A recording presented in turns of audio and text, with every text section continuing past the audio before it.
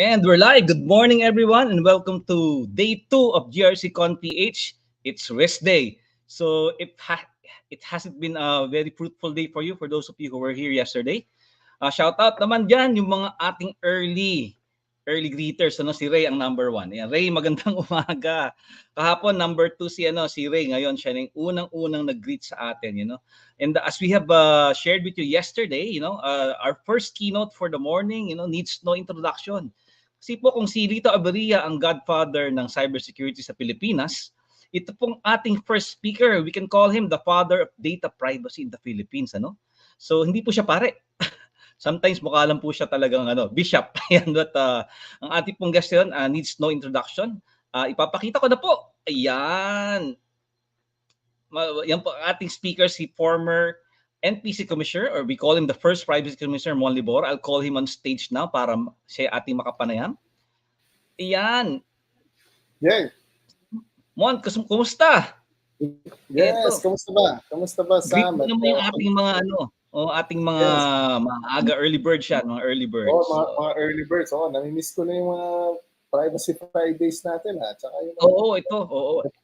Thank you for inviting me, Sam. Ito si Race. Yan. Race A. Nanonood siya from YouTube, no? Si Gefredo naman. Yan, Mon, nasa loob siya ng ating on-air studio. Yan, good morning din. And ito si Jonathan. Yan, Imperial. Magandang umaga. Frederick, good morning.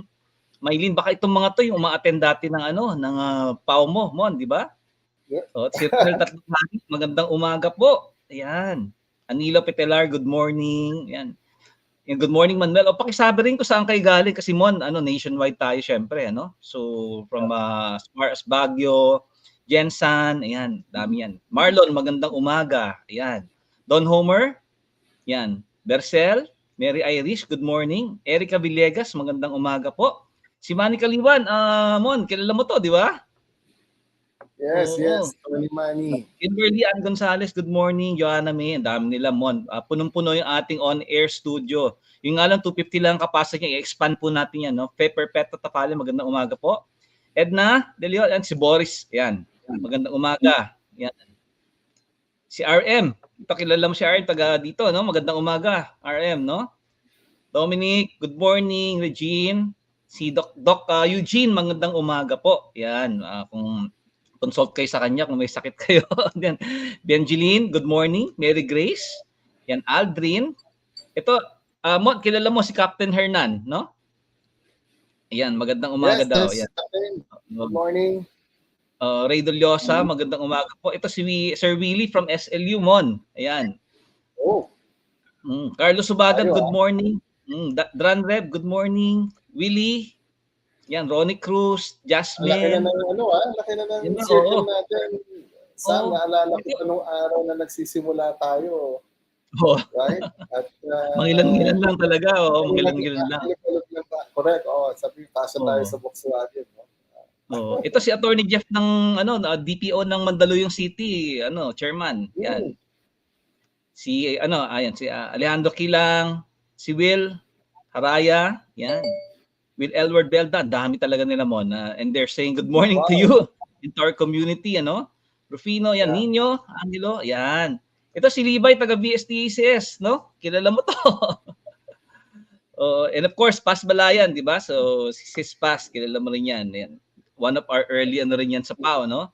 Maylos King, Gibran, yan. Si Ronyaka, yan. Jepte. Okay, iba po ating i-greet later, no? But Mon, talagang they're all here this morning to hear you speak. Not as the Privacy Commissioner na, no, but as the CEO of your new company. Ikukwento po mamaya ni ating Sir Mon yung kanyang bagong venture ngayon. No? Hindi po siya umalis ng Pilipinas. Hindi niya tinanggap yung mga international invitation sa kanya. Di ba? Oo. Ay, ito, from Cavite, si Ma'am Imelda, magandang umaga po. Elizabeth, ayan. Yeah. Ito naman from PAGCOR, ayan, Mon, tama. Award dito ng NPC, yung PAGCOR. Good morning po. Parang Hall of Famer na yata ang PAGCOR. Magagaling ang mga taga-PAGCOR, no? Ryan Terrenal, yan. Ito si Sir Raymond Diaz, Sir Mon, taga Jensan yan, at Sarangani. Ayan, sumasuna dyan, no? Ito rin, another one from Pagcor. Isang team yata sila doon, nangungumo sa ating lahat, no? Si Sir Romeo, yan. And again, Doc Rosemary, yan. Si Ray is representing pala, OBPI. Si Miss Mylene, and si Charmaine San Miguel. Ayan. So, ito ang last natin ngayon, si Berbel. Oo. So, easily, we have around the 250 plus, insight. And then, we're being broadcasted sa LinkedIn and YouTube. Yung Facebook ko, pasensya na dahil there were some technical difficulties last night when we were linking with Facebook, but hopefully later, baka in the middle of the stream, baka pagkasa tayo doon. Okay, so without further ado, let me bring to you, our good friend, of course, Mon Liboro, who will be presenting GRC and Privacy and Security by Design. Sir Mon, the stage is yours. Thank you, Sam. And to start, I just would like to greet you and of course yung NADPOP, sila Titus, yung brain thrust of NADPOP. Can you hear me? Okay lang ba, Sam? Okay. For inviting me, and I'm very happy to see that yung sabi ko nga yung nasimulan natin has really grown. And from my end, my advocacy continues, and I really continue to espouse or continue evangelization that we started Sam way back pa.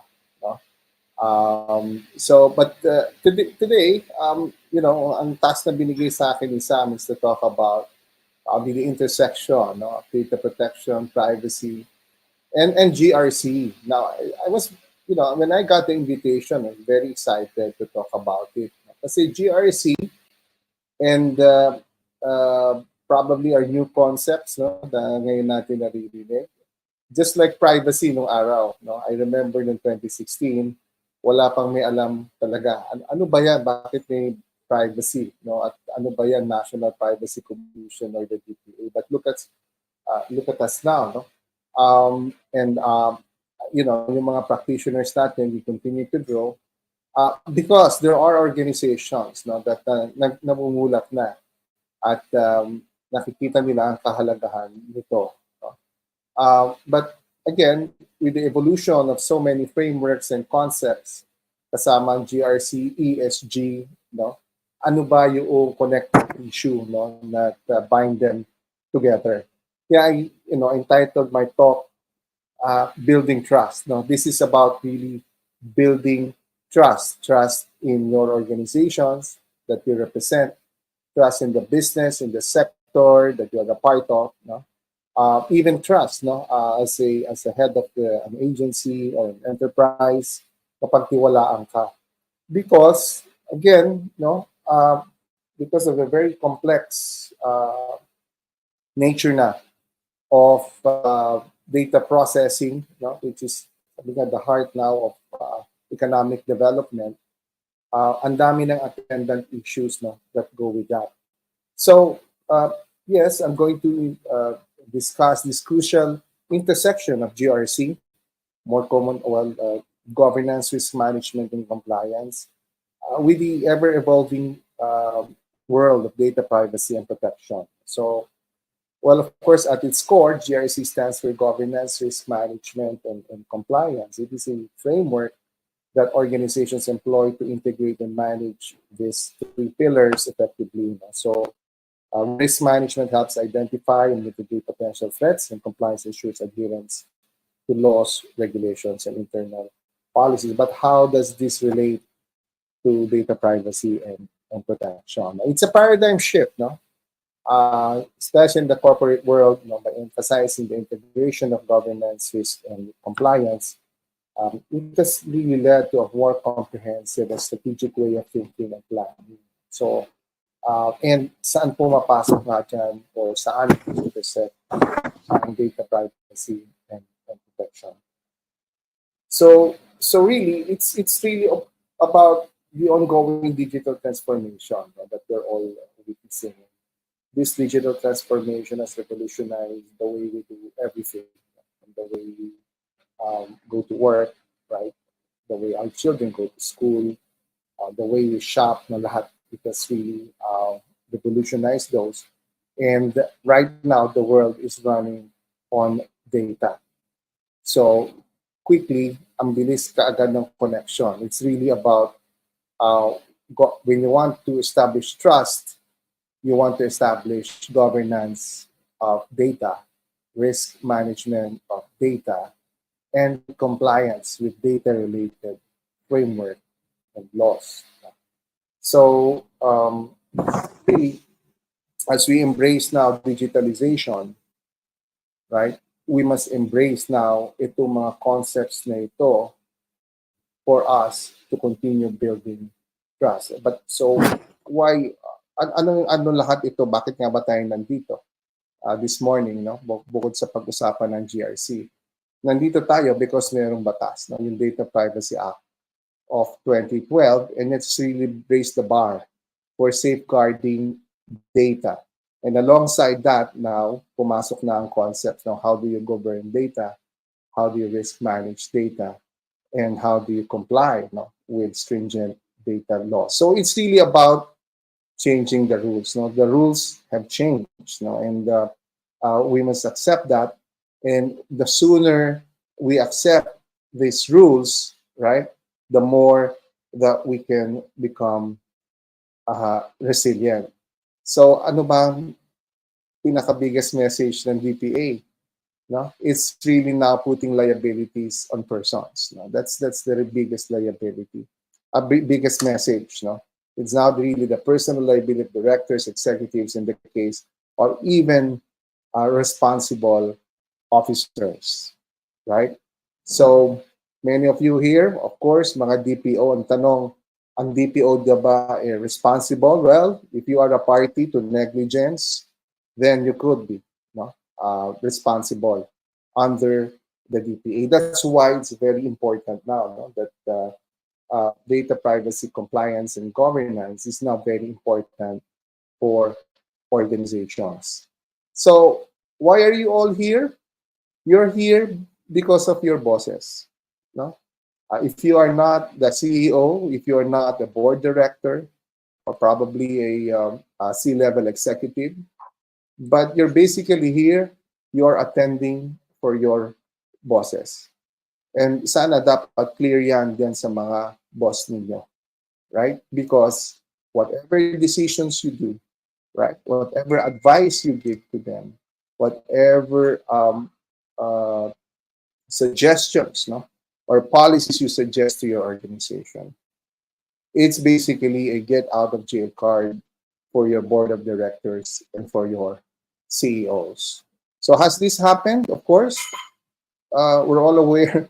Laging tinatanong kasi sa akin 6 years after nag-assume ang NPC, ano ba nangyayari sa mga kaso, no? Nagkakatotoo ba yan? Well, hindi ko na babanggitin yung circumstances dito. Siguro another example. May na-convict na ba? Meron na po. Meron na po na-convict sa RA 10173.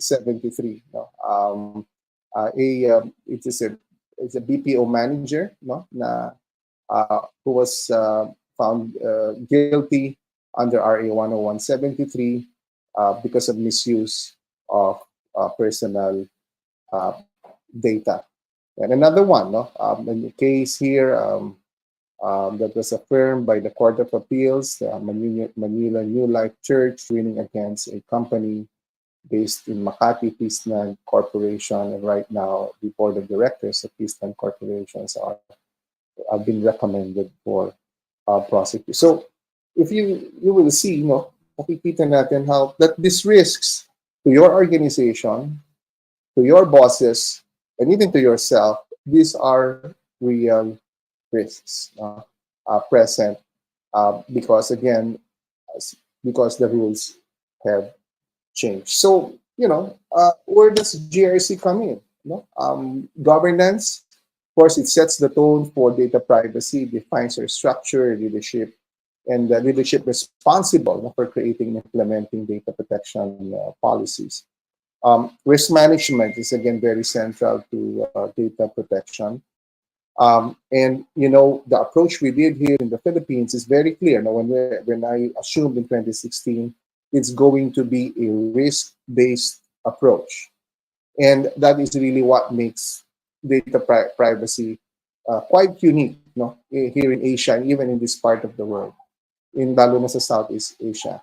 Kasi tayo, we are faced with so many hazards, natural hazards, and now come so many man-made hazards or risks. Diba? Dito nga, nasa typhoon belt tayo, nasa circle of fire, right? So, every now and then, pumuputok ang bulkan, bumabagyo, bumabaha, humahabagat. These are all natural risks, no? And these are all natural hazards creating natural risks. And what we have done always, again, is to achieve a certain level of resilience so that we can mitigate these risks. Diba? Walang natural disaster, right? Because disasters are not natural, okay? But there are natural hazards. And as I always say, privacy risks are largely man-made, right? And they can be mitigated. So if you want to prevent privacy disasters, then you have to mitigate privacy risks. And you have governance, risk management, and compliance as a framework that can guide you. And now I go to this, right? And this is what my talk is all about, right? So we have set a 5 pillars of compliance. So on GRC, may 3 pillars. We have our 5 pillars of compliance, and you as NADPOP members, you know this by heart, right? Committing to comply, knowing your risks, writing your plan, actualizing it, or coming up with demonstrable exercise of being accountable and being prepared for breach. So this is always, um, yung disaster prevention formula that we promoted. So, there are 2 ways, sabi nga nila, of looking at privacy. Those of you na medyo higher level na sabihin, the paradigm in Europe is the principles based, human rights based, and another paradigm would be market or risk based, no, risk based approach. But these are hindi naman magkatunggali yun. But again, when you do a risk based approach, ano ba ang benefit or advantage noon, right? So go back to this. No? As I mentioned, data privacy risks are largely man-made risks, right? And if you look at this triangle, right, cyber attacks, di ba? Sino ba nagpo-prone ng ganyan? The vectors, no? External actors, malicious actors, and data breaches, no, can be caused by either errors, no, or something inadvertent, or it could be the deliberate data breaches, and data misuse, yung maling paggamit, no, ng data, such as unauthorized sharing or exploitation of personal information for fraudulent purposes. Nakikita natin yan. Probably another would really be direct invasion of privacy, online surveillance, stalking, and ganyan, or non-consensual sharing of information in social media. These all form part of the invasion of direct invasion of privacy. But the central message is still, these are man-made risks. Of course, there are natural risks, no, when it comes to data, no, the exposed data to natural risk. Case in point, no, yung BPO nung nagkaroon ng Yolanda sa Tacloban, na-wipe out lahat yung nila, no, yung mga servers nila, and that really caused more loss of personal data. So it's a combination now really of natural, sa tayo exposed din tayo doon. So I've always espoused, sabi ko nga, yung risk-based approach sa atin, because primarily as a country we have fewer resources, no, than the rest. And you two there, representing your organizations, and even kahit ikaw na ang pinakamalaking conglomerate, yung resources ninyo will never be enough, right? But you as professionals and practitioners you have to define them, no? And really push the boundaries within your organization, ano ba yung po pwede na hindi nyo naman ikakalugi, right? Na hindi ka pwedeng sabihin ng boss mo, ano ba, teka muna, makadulugin na tayo dyan, paano yun? So you have to strike that appropriate standard, no, of risk management, right? Para naman the ultimate goal din ng yung there are really vital aims of your office, no, that you have to promote. No? Profitability is number one. Right? So with that, why a risk-based approach? You know, kasi it helps you with prioritization. Okay, and it helps you with resource allocation. Again, it's a very because resources are very scarce, and as a company, you cannot put data privacy and cybersecurity as your number one priority. I will be the first to say na hindi yan. Because you are going on concern, right? And but in the hierarchy, it's got to be there, and it's your call as as professionals within the organization to put or promote this prioritization, proactive planning, right? You have a better 360-degree view of things. And NADPOP is very helpful in groups like this because when we share information and knowledge, di ba? Ito yung nagdadala natin sa mga offices natin, sa workplace natin. Okay? So, again, a risk-based approach requires proactive planning. Well, actually, hindi requires. Yan ang resulta, nagre-resulta na. No? And even in any type of disaster prevention, it's always that. No? I remember when I was even still in charge of disasters nasa Department of Science.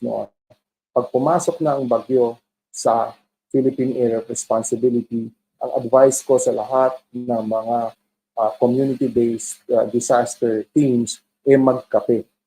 Sabi, bakit magkape? Magkape kayo, diba? At pag-usapan nyo yung paparating na bagyo kasi kailangan nyo nang magplano. So, first doon, sabi ko, magkape lang muna kayo. Right? So, tayo dito, whenever you do, again, as your organization further on to digitalize and proceeds with its digital roadmap, you should be there to provide yung advanced knowledge so that you can plan. Fourth, very important, resilience building. Privacy resilience, I was the first to introduce the term, not to during the ICGPTC conference in 2018, 2017 held in Hong Kong. We were newly minted then, but somebody came up to me and said, this is the first time we heard about privacy resilience. Pero tayo, alam natin yan because tayo we're so exposed to natural risk and hazards, right? Resilience is key. And right now, all right, GRC is, or I would say, the foundation of privacy resilience. Kasi it encompasses, again, we provide a 360-degree view of the organization, and you can really build resilience from top to bottom. Now, resilience, so sabi ko, what is privacy resilience? It's a privacy disaster that did not happen. Right? So even in the face of natural risk and hazards, hindi nangyari. So sa atin sa privacy, ang privacy resilience is about a privacy disaster that did not happen. With the way you now see so many breaches happening, the attempts, no? So when you look at reports, there was a severe, you have 2,000 intrusions, no? So sometimes it gets so wow, para bang napaka-normal na lang yan. But imagine this, right? Diba? You have just prevented a potential privacy disaster. So if not for your firewall, if not for the measures that you took, for example, it could have been a disaster, right? So always remember, as practitioners, that is our primary goal, to prevent a privacy disaster from happening in your organizations. It will put you, again, to a lot of risks, expose you to a lot of risks and losses. Adaptability. Again, when you do a risk-based approach, it applies to everything, natural, man-made, anything that, but it's really about again, having that framework that risks times the exposure will, the hazards, the exposure, and the vulnerability, when you multiply all this, right, it will amount the risks, the potential risks. Cost effectiveness, again, if you prioritize and you allocate the resources, you will achieve yung cost effectiveness. Now, they have asked me, ano ba ang tamang spending for data protection? So if you want to be empirical about it, 6 years ago, it's around 8 to 11% of IT spend. Now, there's been a global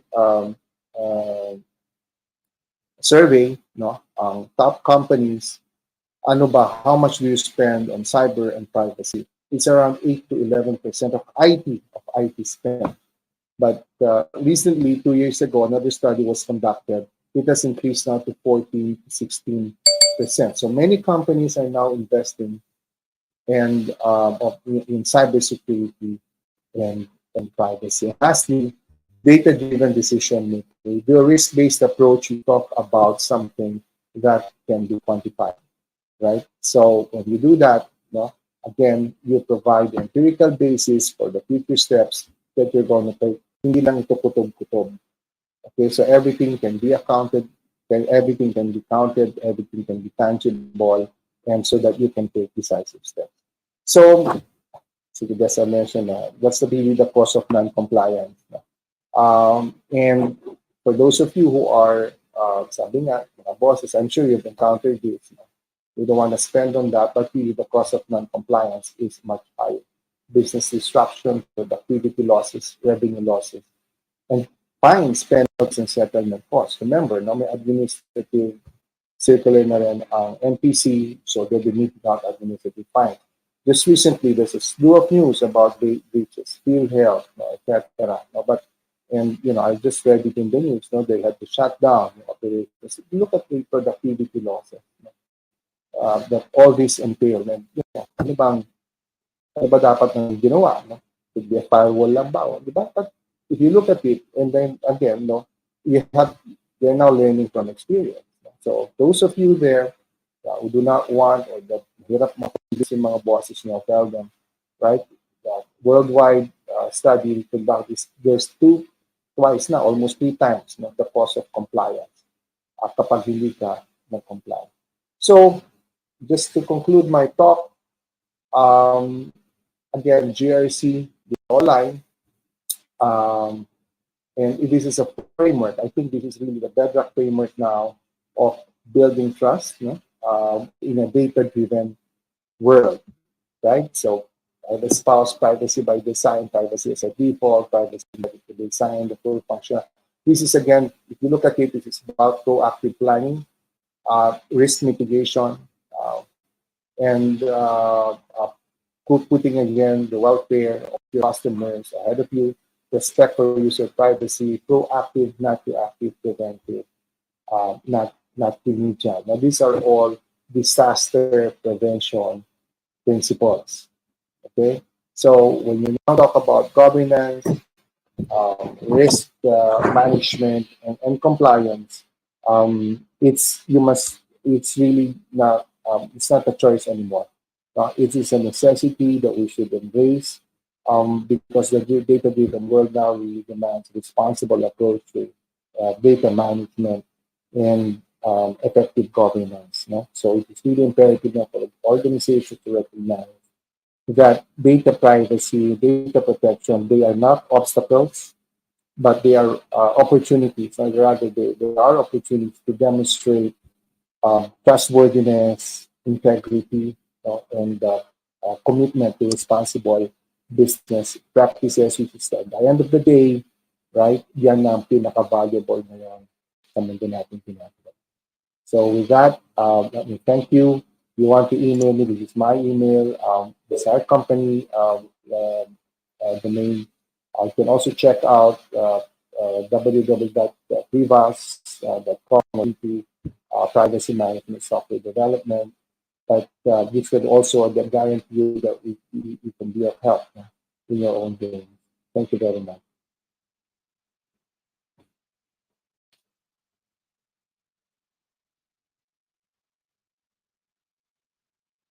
Sam, ako lang ba walang marinig, Sam?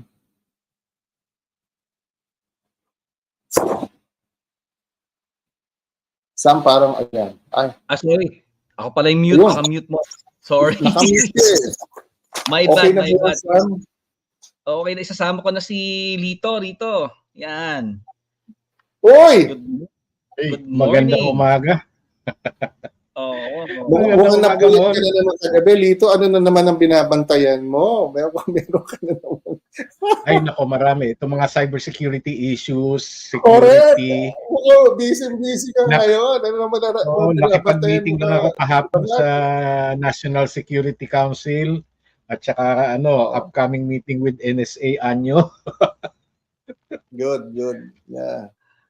So tutok tayo. Tapos kahapon nga, yung I was shuttling between the conference and the meetings yesterday. Well, pero ngayon medyo freed up yung araw ko. Well, just ano lang tayo dito, no, and Sam, and sa lahat na nanonood sa atin. Kasi itong mga recent na nangyayari, again, ito na,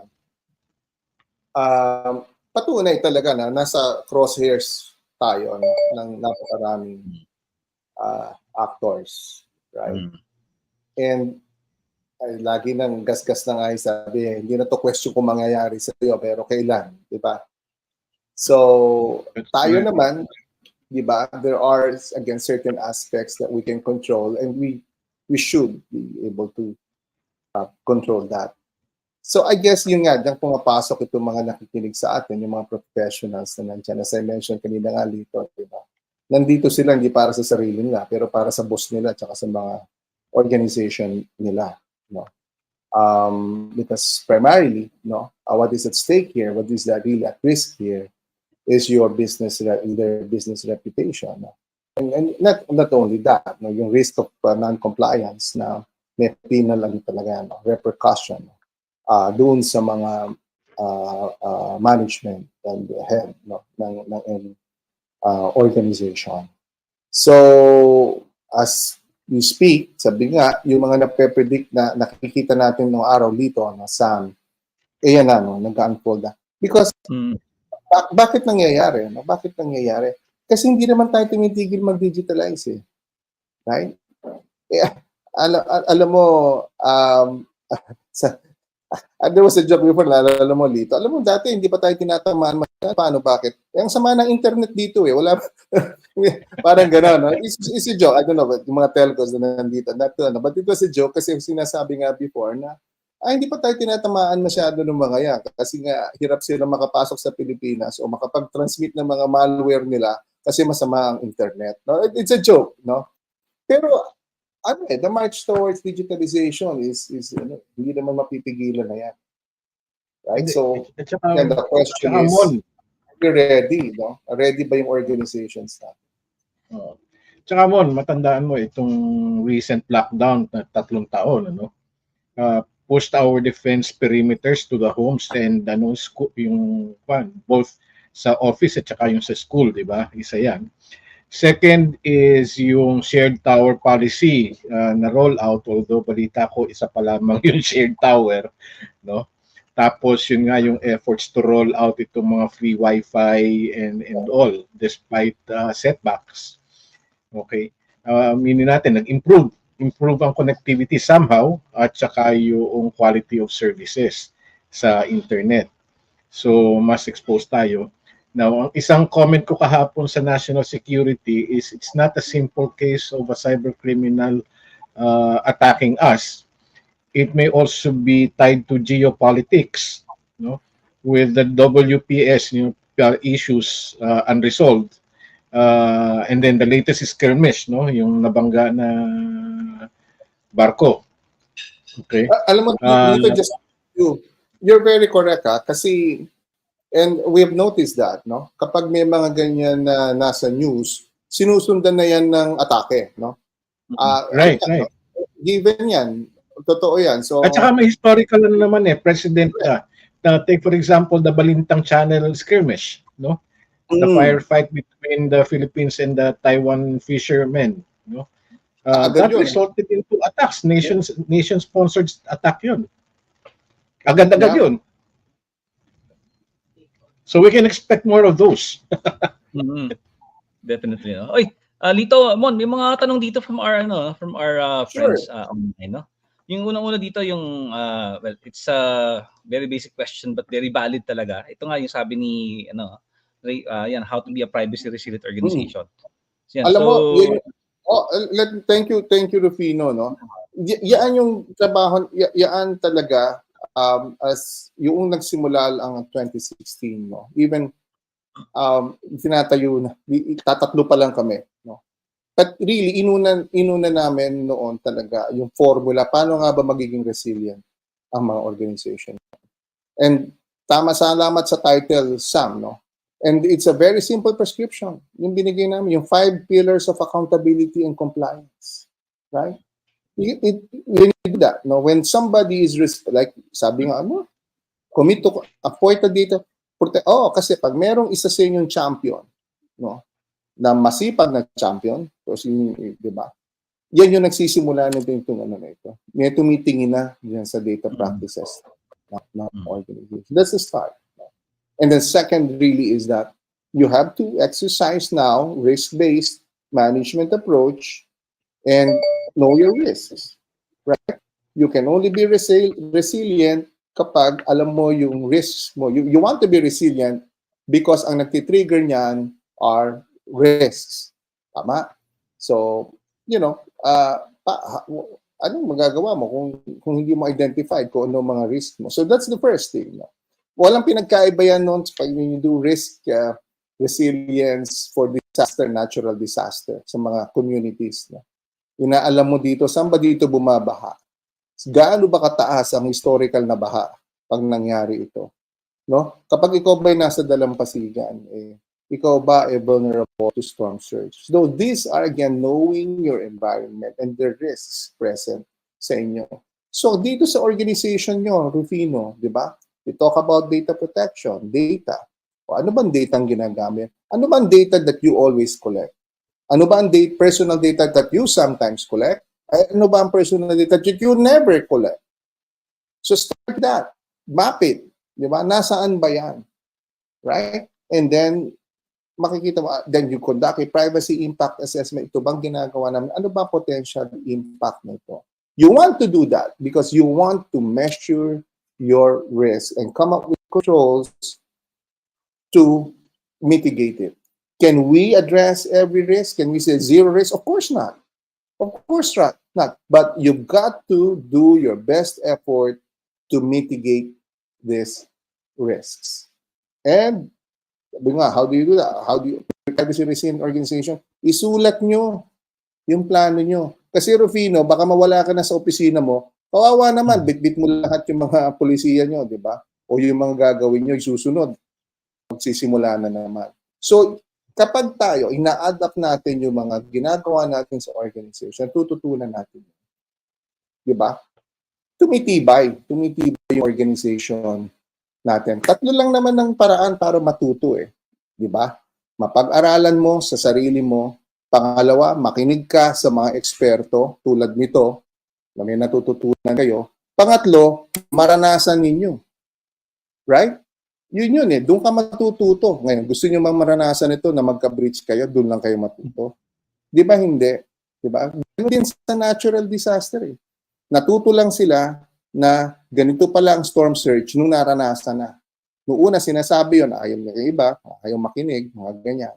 Pero ngayon, alam na natin. Tayo, kaya kami nila dito, hindi kami magsasawa, nila Sam, continue evangelizing that. Kasi alam na namin na you can only learn through us, no? And you are own little way para magawa yon. Otherwise, matututunan nyo yan through experience. And by that time, you are again faced with what? Risks, no? Nasabi mo nga, then you do na lang, na post-reactive na ang gagawin mo. Hindi na yun by design. Magre-react ka na lang doon. Pag sinomon ka na ng NPC, magre-react, magsasubmit ka na lang ng papers mo doon dito. As your, di ba? Kasi wala na, reaction na lang yun Sasabihin na ng NPC sa inyo, padala nyo sa amin na lahat ng policy. Lahat ng mga, kung may third party kayo doon nang galing, aasa ng kontrata ninyo with your third party. Gusto namin tinitingnan kung in-incorporate nyo ba ang data protection from the start.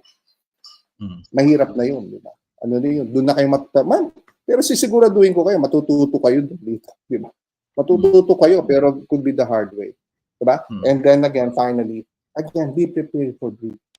That's the, and you, in your organization, what you have to look out for is that ma-accuse kayo ng negligence, no?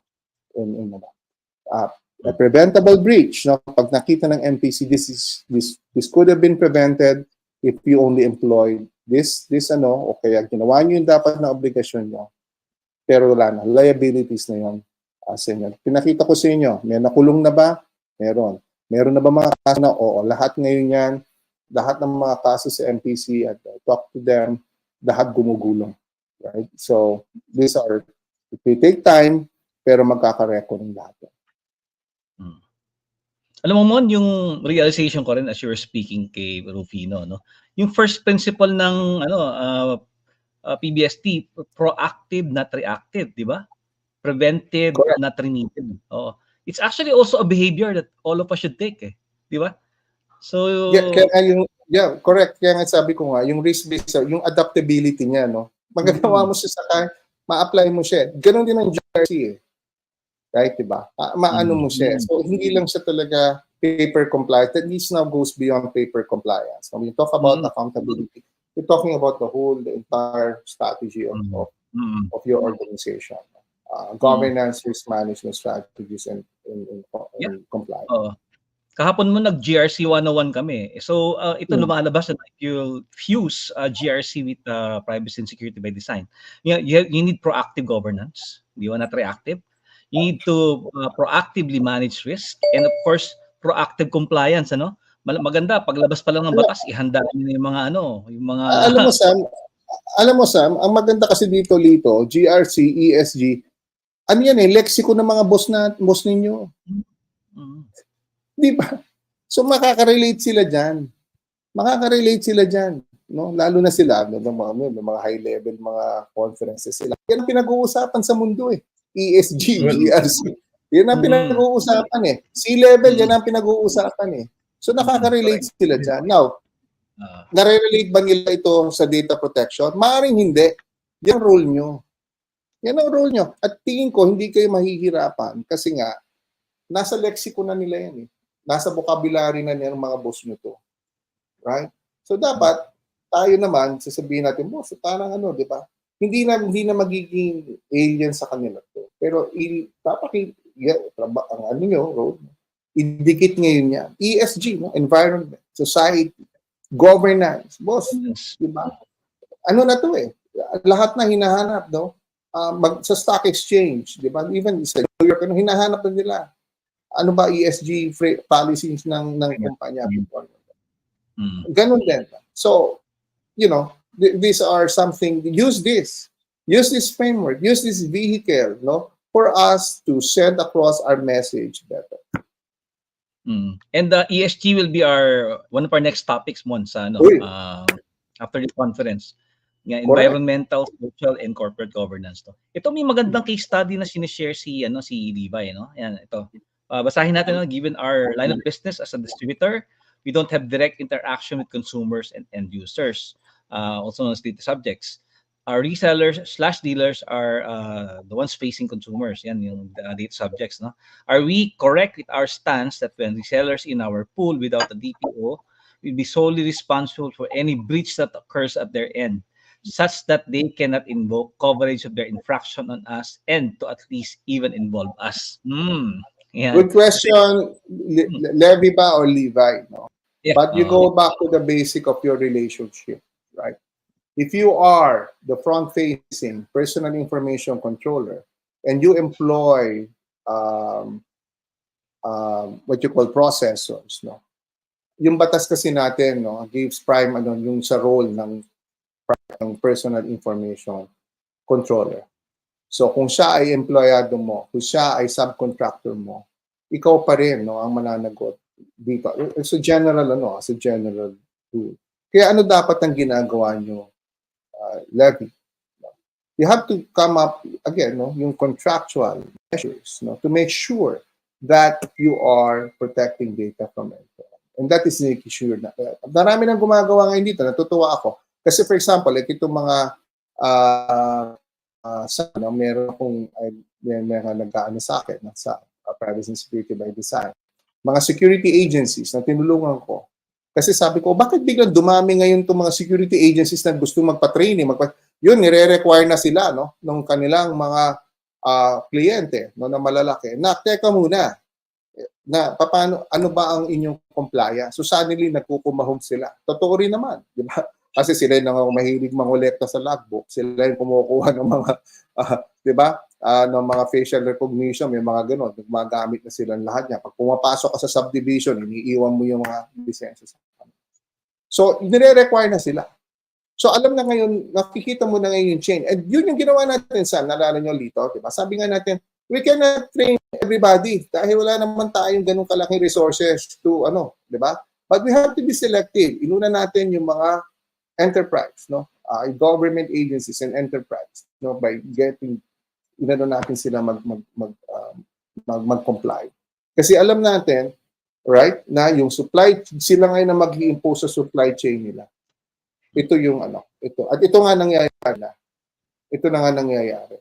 Diba? So, pag ganun ang mangyayari, you now talk about, right? Halimbawa, organization like SM, organization like, kanina, binabanggit mo. For example, PAGCOR, i-require mo lahat ngayon ng subsidiaries mo, lahat ng subcontractors mo, lahat ngayon dapat ganito. Right? Then we become a more resilient nation that way. Diba? To become a more, and I'm telling you, because this has been our approach. Right? We cannot train everybody. I mean, we cannot, but we can really pick our, prioritize, no? Natin yung resources natin. Now it's paying off, no? So you have big organizations, mas mature na sila, DPO teams na pinag-uusapan dito. But really, their biggest impact nito and Sam and all the rest of it is that requiring it doon sa kanilang supply chain. That's the biggest impact. Right? Yeah. And kaya levy kayo, may mga resellers kayo, may mga ganon, di ba? Pero kayo nangongolekta, I presume, di ba? Kayo nangongolekta, kayo kilala noong kumbaga when kinuha mo yung information ko levy, ang simple lang to, ikaw ang kausap ko dito. Bakit nyo ituturo ngayon bigla yung subcontractor nyo na siya? At ganyan po ang logic ng batas po natin. Sabihin nila, ikaw ang kausap dyan, ikaw ang nangolekta dyan. Ngayon, kung ibibigay mo sa reseller mo yan, di ba? Yan ba ay naaayon sa batas? Right? Pumayag ba? Di ba? So meron tayong criteria for at yun din, kung nag-share ka sa, siniguro mo ba na yung pinagbibigyan mo? Granted, nagbigay ng consent. Yan bang pinagbibigyan mong reseller mo? Siniguro mo ba? No? Through a contractual measure. Kung ano man ang mangyari dyan, may mananagot. Right? So, yun po yung dito. So, I told you, I start my talk with the simple, ano ba ang biggest message ng Data Privacy Act and Cybercrime Prevention Act? Ang biggest message niya, mga kaibigan, may mananagot. Yun ang yung iisipin. Yun lang po ang biggest message niya. At yun ang hinahanap ni NPC. Yun yung hinahanap ng mga regulator. Sino kaya mananagot sa inyo dito? Kaya, kung ako sa inyo, Levy, make sure na hindi kayo yun. Right? Not only, di ba? Na hindi lang, di ba? Hindi lang ito risk transfer, but making sure that data protection is end-to-end. Kaya meron na mga transfer impact assessment dito, di ba? Dati may TIA lang Yeah. Privacy impact. Ngayon may TIA na. Required na sa GDPR. Transfer impact assessment. Kung ikaw mag-ano ka nun, kailangan gumawa ka na rin. Kasi inaano mo na tinitingnan mo na. Right? Because data has a life. Di ba? You know that. Right? Kaya may data life cycle. Saan ba siya? From collection to extinction, no? Dapat protektado yung data. I hope I answered you, Levy, no? But I can sense yung mo dito. Kung siguro may nangyari sa inyo, no? But but yun nga, to prevent that, no? As a data protection officer, you have to make sure that personal data is protected and Mon, dagdag ko lang So, Liva, you're responsible for your ecosystem So, ecosystem, organizational management and supply chain nga magkakadikit yan usap tayo, bro. Means sa tingin ko magandang maging goal ng VST ECS that your reseller ecosystem will be fully compliant with the Data Privacy Act, no? Saan Pag-usapan ba si natin 'yan, Levy? Sa BSPECS ba Yes, si, team. ano? Kay Jimmy. Kay Jimmy siya. So, Jimmy but Go. valid.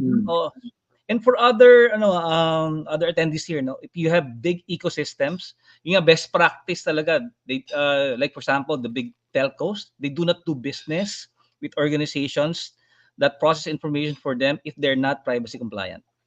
Yun kahapon yung tanong ni Attorney Jeff, nasa back siya, Sila ngayon, hindi na sila, part of their pre-qualification is that the organization should be compliant to the DPA. Yun din po para matulungan din natin yung yung compliance sa ibang companies, Kasi alam niyo naman ng Pilipino pagka hindi yan mandatory, hindi nila ginagawa, At minsan kahit mandatory na, hindi pa rin nila ginagawa, And dagdag ko lang yung administrative fines, take effect na. So 3% yan levy if there's a breach within your ecosystem. Ako meron akong sa mga natin dito. Tingin ko very soon makakarinig na tayo ng papatawan niyan. Ewan ko, may nangyari na ba? Meron na. Ang threshold ng Mon, 5 million nga pa lang ang threshold ngayon. Nilimita. Yeah. Maano ko na yan mga kaibigan. I think it's been a year now since pero very soon magkakaroon na ng mga determination. Diyan. And you wouldn't want it. Yung threshold na 5%. More than 5 million siguro susunod na Mon. Kasi nga, di ba? What is 5 million to conglomerate, no? Kaya yan. Pero again, but Sam, that you mentioned that, no? Totoo yan, no? Pero sabi ko nga, there are other risks for a conglomerate. No? Productivity losses, sabi ko financial losses and reputational loss, no? Many of our conglomerates, of course, with enough news. Ang bilis kumakalat ng news di ba? So really black eye yan right? And even if you are a conglomerate, so I presume dito they're dealing with cross-border data flows, di ba? You're dealing with principals and even customers abroad. They would know, right? And your reputation again, malaki yung effects. At ano bang hinihingi? Sabi ko nga, simple lang naman yung 5 pillars sundan natin. Right? And one you'll never go out of style. Idagdag ko din lang, Idagdag ko din lang.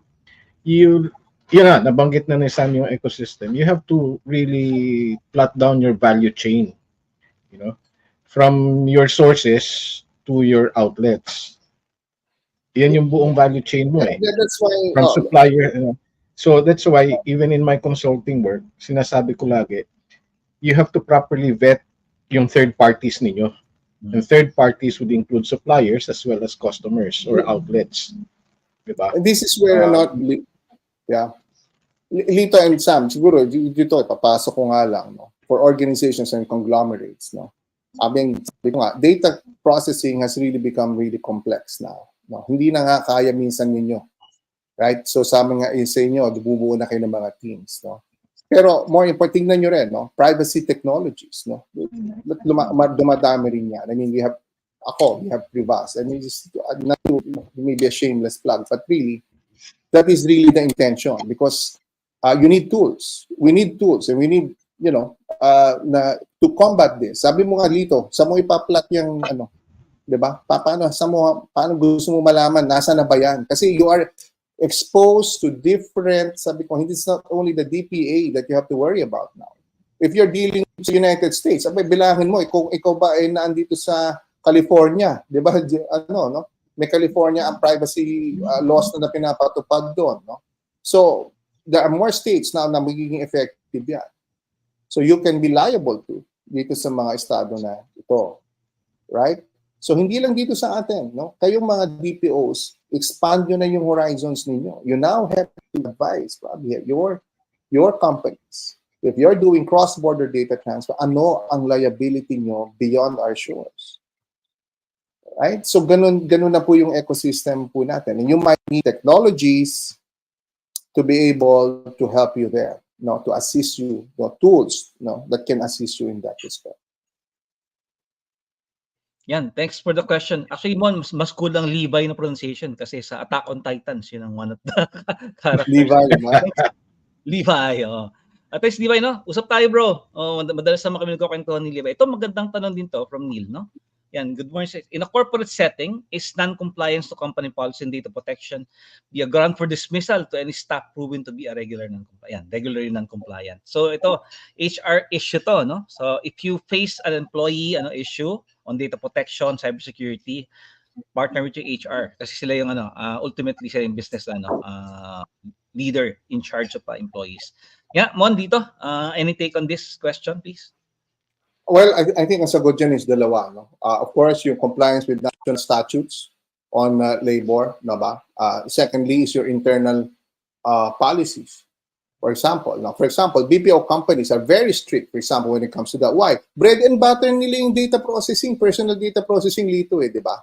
Anybody talaga na magano doon. Kailangan nila, they have to protect their business that way. Okay? So, is it to be ground for dismissal? Probably the penalties could vary. I don't know if dismissal will be the outright result of that, but it could vary among industries. No, for example, pag bangko ka, right? 'Di ba? Ang bangko malfeasance hindi pinapatawad Right? So even simple acts of dishonesty within the organization is a ground, no? Kasi sasabihin nila you don't have that diba? That yung capacity mo, no? Ito yung standard namin.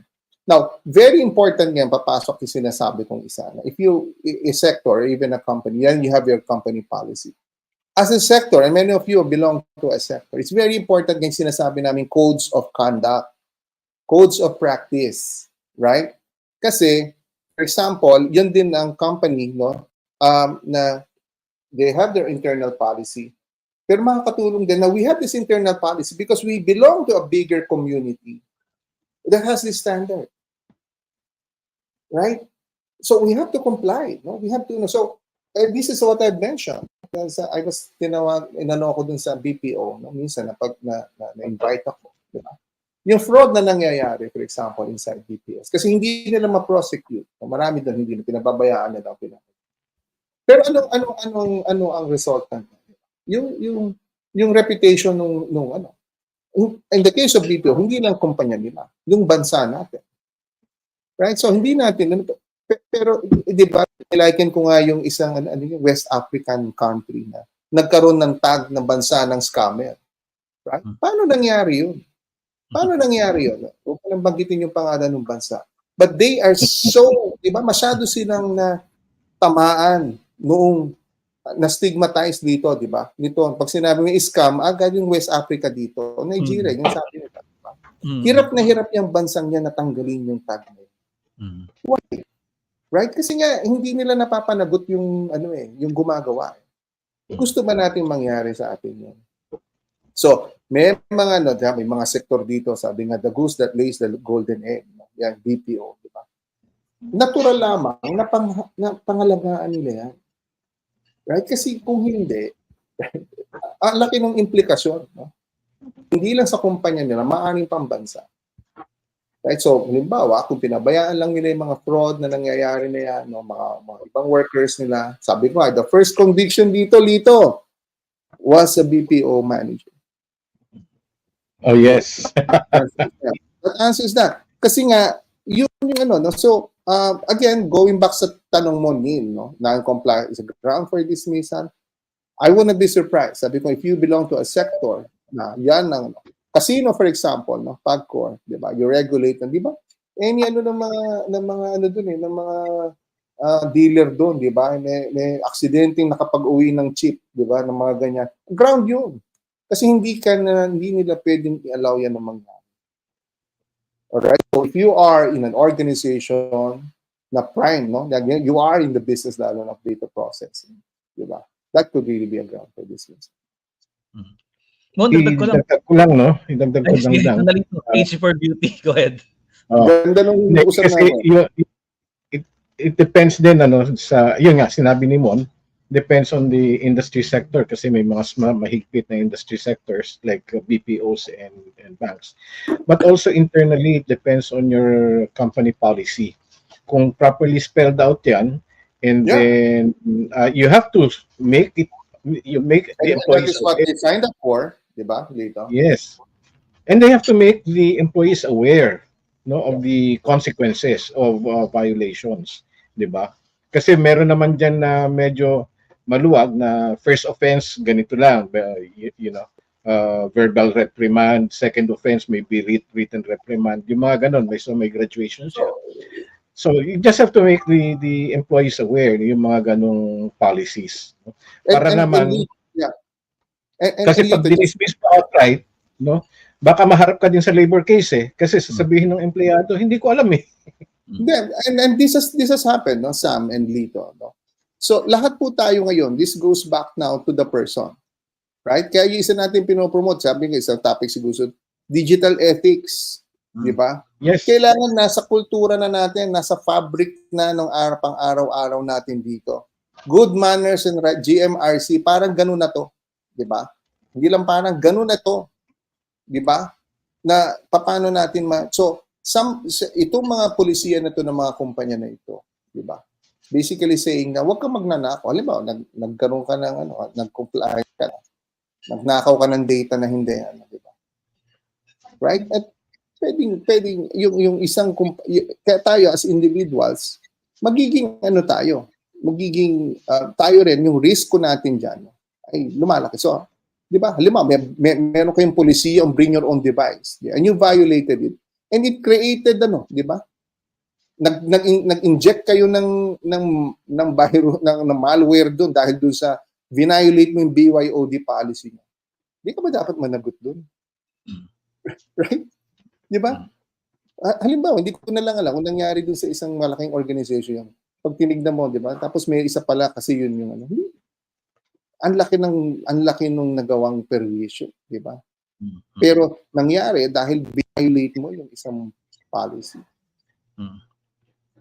Uy, naputol yata si Chairman. Simon. Hintayin natin siya makabalik. Alam naman niya yung link eh. So baka nagkaroon ng brownout. Neil, dagdag ko lang remember yesterday when I mentioned to you that you should not stop when you're done with your privacy manual, di ba? So again, let's use yung privacy and security by design, proactive not reactive. You need to lobby to include privacy, cybersecurity, cyber hygiene, and digital ethics into the other manuals of your organization. So in this case, this is an employee-related case, no? Dapat naka-embed and institutionalize yan, not just in the privacy manual, but also in the employee handbook and HR manual. So dapat nakalagay yan dyan. And it will require you a lot of discussion with your HR team and of course approval of the board kasi gagalaw yung gagalaw yung HR manual nyo saka employee handbook. We've been contemplating about it. We need to also involve your HR teams in compliance kasi most of the threats really come from people. Okay? And some of the threats are internal. Yung sa hiring policy na lang, sinasabi nga namin kahapon, yung risk management for employees, there are actually scientific methods now on how you can determine the propensity of an employee to be unethical or not. Meron na yan eh. So, alam mo dito yun, di ba? Yun yung mga FBI, di ba? FBI sa kailangan because it's needed. Alam nyo, someone can plant, his or himself. Emon, welcome back. Yeah, bumalik. Correct. I was just telling Neil, a best practice really is to integrate privacy and cybersecurity. Alam mo, Sam, Neil, but this is really an area na, again, this is a very difficult area, kasi nga, you have to balance now, individual rights ng empleyado, and yung rights ng kumpanya. It's really a balancing thing. Sinasabi mo, Sam, gagamit ng AI. That might have some issues. But again, it's really about giving the employees, na a chance, right? Na ma-hear out siya dyan, yung due process. And secondly, for those who decide on these matters, that they are not entirely dependent on AI, di ba? On data processing. Okay? Na hindi rin nag-decide. May mga issues din talaga dyan na hindi rin yung nag-decide. That could be a basis, di ba? So they're employing, for example, keystrokes. Nag-employ na sila ng anything, di ba? May camera, pag tumayo ka or what, nagbukas ka ng nag-take down notes ka ng madedetect na ng AI kung kumukopya ka ng credit card ng customer. Nangyari yan, lalo na noong work from home dahil inuuwi no, ng mga agents yung mga laptop nila so they can work from home. That's the only way that they can work. Right? But again, no, if that happens, di ba? Yung the record ni AI could just be a basis for HR na sabihin niya we have that, but you will give you an opportunity to explain yourself. Di ba? Kasi that would again give rise na, and then nahuli ka ng AI, tanggalin ka na namin. Right? So yun. Yan yung no? Kaya napansin nyo, doon sa mga nag-register sa NPC, tinatanong, di ba? May tinatanong doon, ano ba yung processing? May automatic decision making ba na ginagawa dyan? Di ba? Nag-employ ba kayo ng AI sa mga, because these are, again, very risky processes, no? Tools that we can use, but they are useful, right? But at the end of the day, no, this is about rights. No? So it's a balancing of rights that need to be established. Okay, very good. So, yan, marami tong issue sa again, people-centric. That's alam mo, a topic in itself yan, Lito, no? And the workplace, no? Right. Workplace issues. I'll be more than willing to be a guest again, no? Pag ganon. Dalhin So natin I'm yung sure mga HR nyo. Let's involve them. maganda nga yun kasi a lot of diba? Marami ng war stories in the trenches no? Yung mga DPOs natin, nangyayari sa kanila, o nahaharap sila sa ganon. So I'll be more than willing to help. Ito naman, next questions, related to, actually, to the talk of Doc Boying, pero we can take it now. Siguro yan, from Ray, how to incorporate PBT, generative AI within the company. If the AI use PIIs in training LLMs automatically like ChatGPT. And follow through si Captain Hernan naman, similarly. How do you see emerging technologies like AI and blockchain impacting data privacy and security resilience in the future? Ayan. So, di-discuss to ni Boying mamayang AI, but maybe common, baka gusto mong again, sabi ko nga, we are not the gatekeepers of technology, right? Before, nakikiwi lang ako, but privacy, and this is an example before, nung una-una pa lumabas yung mga biometrics, they thought to be the most intrusive na nung araw, noong 2004, naalala mo sa, parang ito na, di ba? But hindi naman namin sinabi ng mga privacy na wag gamitin yun. Diba? Ganyan din naman ang AI, ganyan din naman ang blockchain, ganyan naman. Sinasabi lang natin, right? Una, na behind all this, no, yung rights ng tao mahalaga. Okay? At bibigyan mo sila ng pagkakataon. No? Fairness, no, in processing personal data. Sa atin kasi lawfulness and fairness, no. So always, no, laging ko sinasabi, do you have the purpose to do that, no? Is it necessary, right? And do we balance rights dito sa ginagawa natin? No? Yan yung pamantayan natin, no? Pag tinatanong, can we do this? Can we do that? Right? So, again, like in AI, it has done a lot of good. Probably in a few years' time, talagang masasabi na nila na the cure to cancer, no? Na come about because of AI. Biruin mo yun. But then again, it comes up with attendant risks. It's a matter of, again, what? Mitigating these risks. Di ba? Having somebody, the DPO, na nandun, na sentinel lagi. Knowing your risk, no? Ano yung controls na pwede nyo ikabit, no? Do your PIAs, di ba? Na PIA nyo ba yan? Di ba? Gagamit kaming AI. Pwede ba ang tinatanong ko lang lagi, gawin nyo ng privacy impact assessment. Ganun din, bakit mayroong environmental impact assessment, di ba? Dito. Ganun din lang. Pwede ba tayong gumawa ng tulay dito? Pwede ba tayong gumawa? Di ba? Tingnan na, ano ba impact nito sa komunidad, sa ganyan. Pwede ba gumawa ng dam? Tingnan natin. Then, i-mitigate natin. Yun ang trabaho po ng regulator. Di ba? I-remind tayo at turuan din tayo. Ito yung mga paraan paano natin ma-mitigate.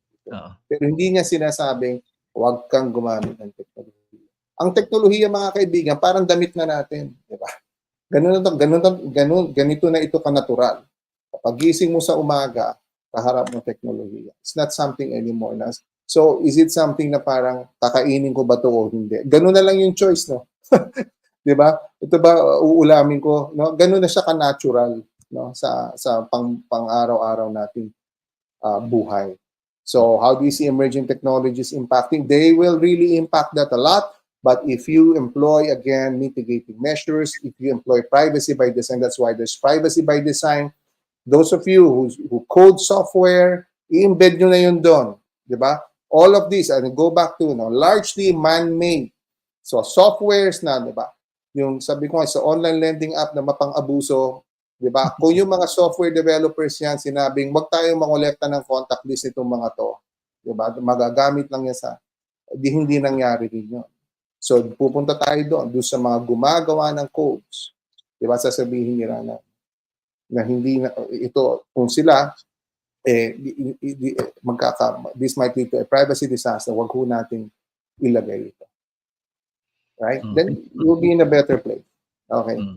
In fact, once sa year-ender natin, we'll be discussing PETs, yung privacy. Dito, year-ender na pinaplano ni Sama. Privacy enhancing technologies and emerging cybersecurity technologies. May session po tayo doon. Yep. Hopefully, ulit tayo ni Chairman Mon para yung pribaas naman we'd like to take a poll, kanina before we went live, nag-uusap kami ni Common for a deep dive on privacy and security by design, which he will conduct personally. If you don't know po, nagtuturo po si Chairman Mon sa AIM, and a lot of us probably cannot afford AIM education, but dito po sa NADPOP and PH-CERT, sabi nga natin, we're a not-for-profit organization and community of practice. Si Chairman Mon po is willing to, di ba? Hindi naman pro bono, syempre may token din siya dyan. So, heads up lang, sino ang gustong umattend na isang deep dive workshop, shop on privacy and security by design to be conducted by Chairman Mon? Meron ba? Lahat ng mga nasa ngayon, ayaw ano naman kayo? Sabihin niya lang. Oo. Go Mon, gano'n lang, or kahit yes lang, meron ba? Ayaw yatang yan. Baka daw maningil. Oo, hindi naman, lang tayo, sakto lang, di ba? Oo. Ayan, meron na, ito. Naku, si Miley. Una, si Miley nag-confirm. Ayan, no? Yeah. Eric, ayan, alam mo, maganda ngayon, Lito, di ba? Maganda ngayon, kasi ang dami na nating local examples. Yan. Marami ng local cases, use cases. Dati, panay America lang inaano natin eh. Okay, ito nangyari sa Irish. Ayun, di ba?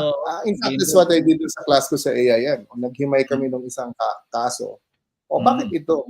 Bakit ang mga commissioners decided this way? Bakit ito yung viewpoint dito? No? So, marami na mga gano'n. Bakit nag-dissent si commission? Bakit ako nag-dissent dito sa isang kaso na to? Right? Bakit iba ganito yung tanong? So, it's really now decipher, ma-dissect na natin. Local use case. Use case approach palagi pagka sa MBA, diba? Ito, tanongin natin yan. Si Willie, someone is always liable for a breach, but is there any reparation mechanism for those who are eventually the ultimate victims to use? Of course, Willie, no?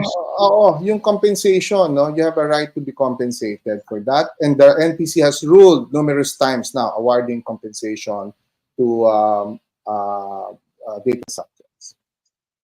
Yan. So meron sa Sir Willie.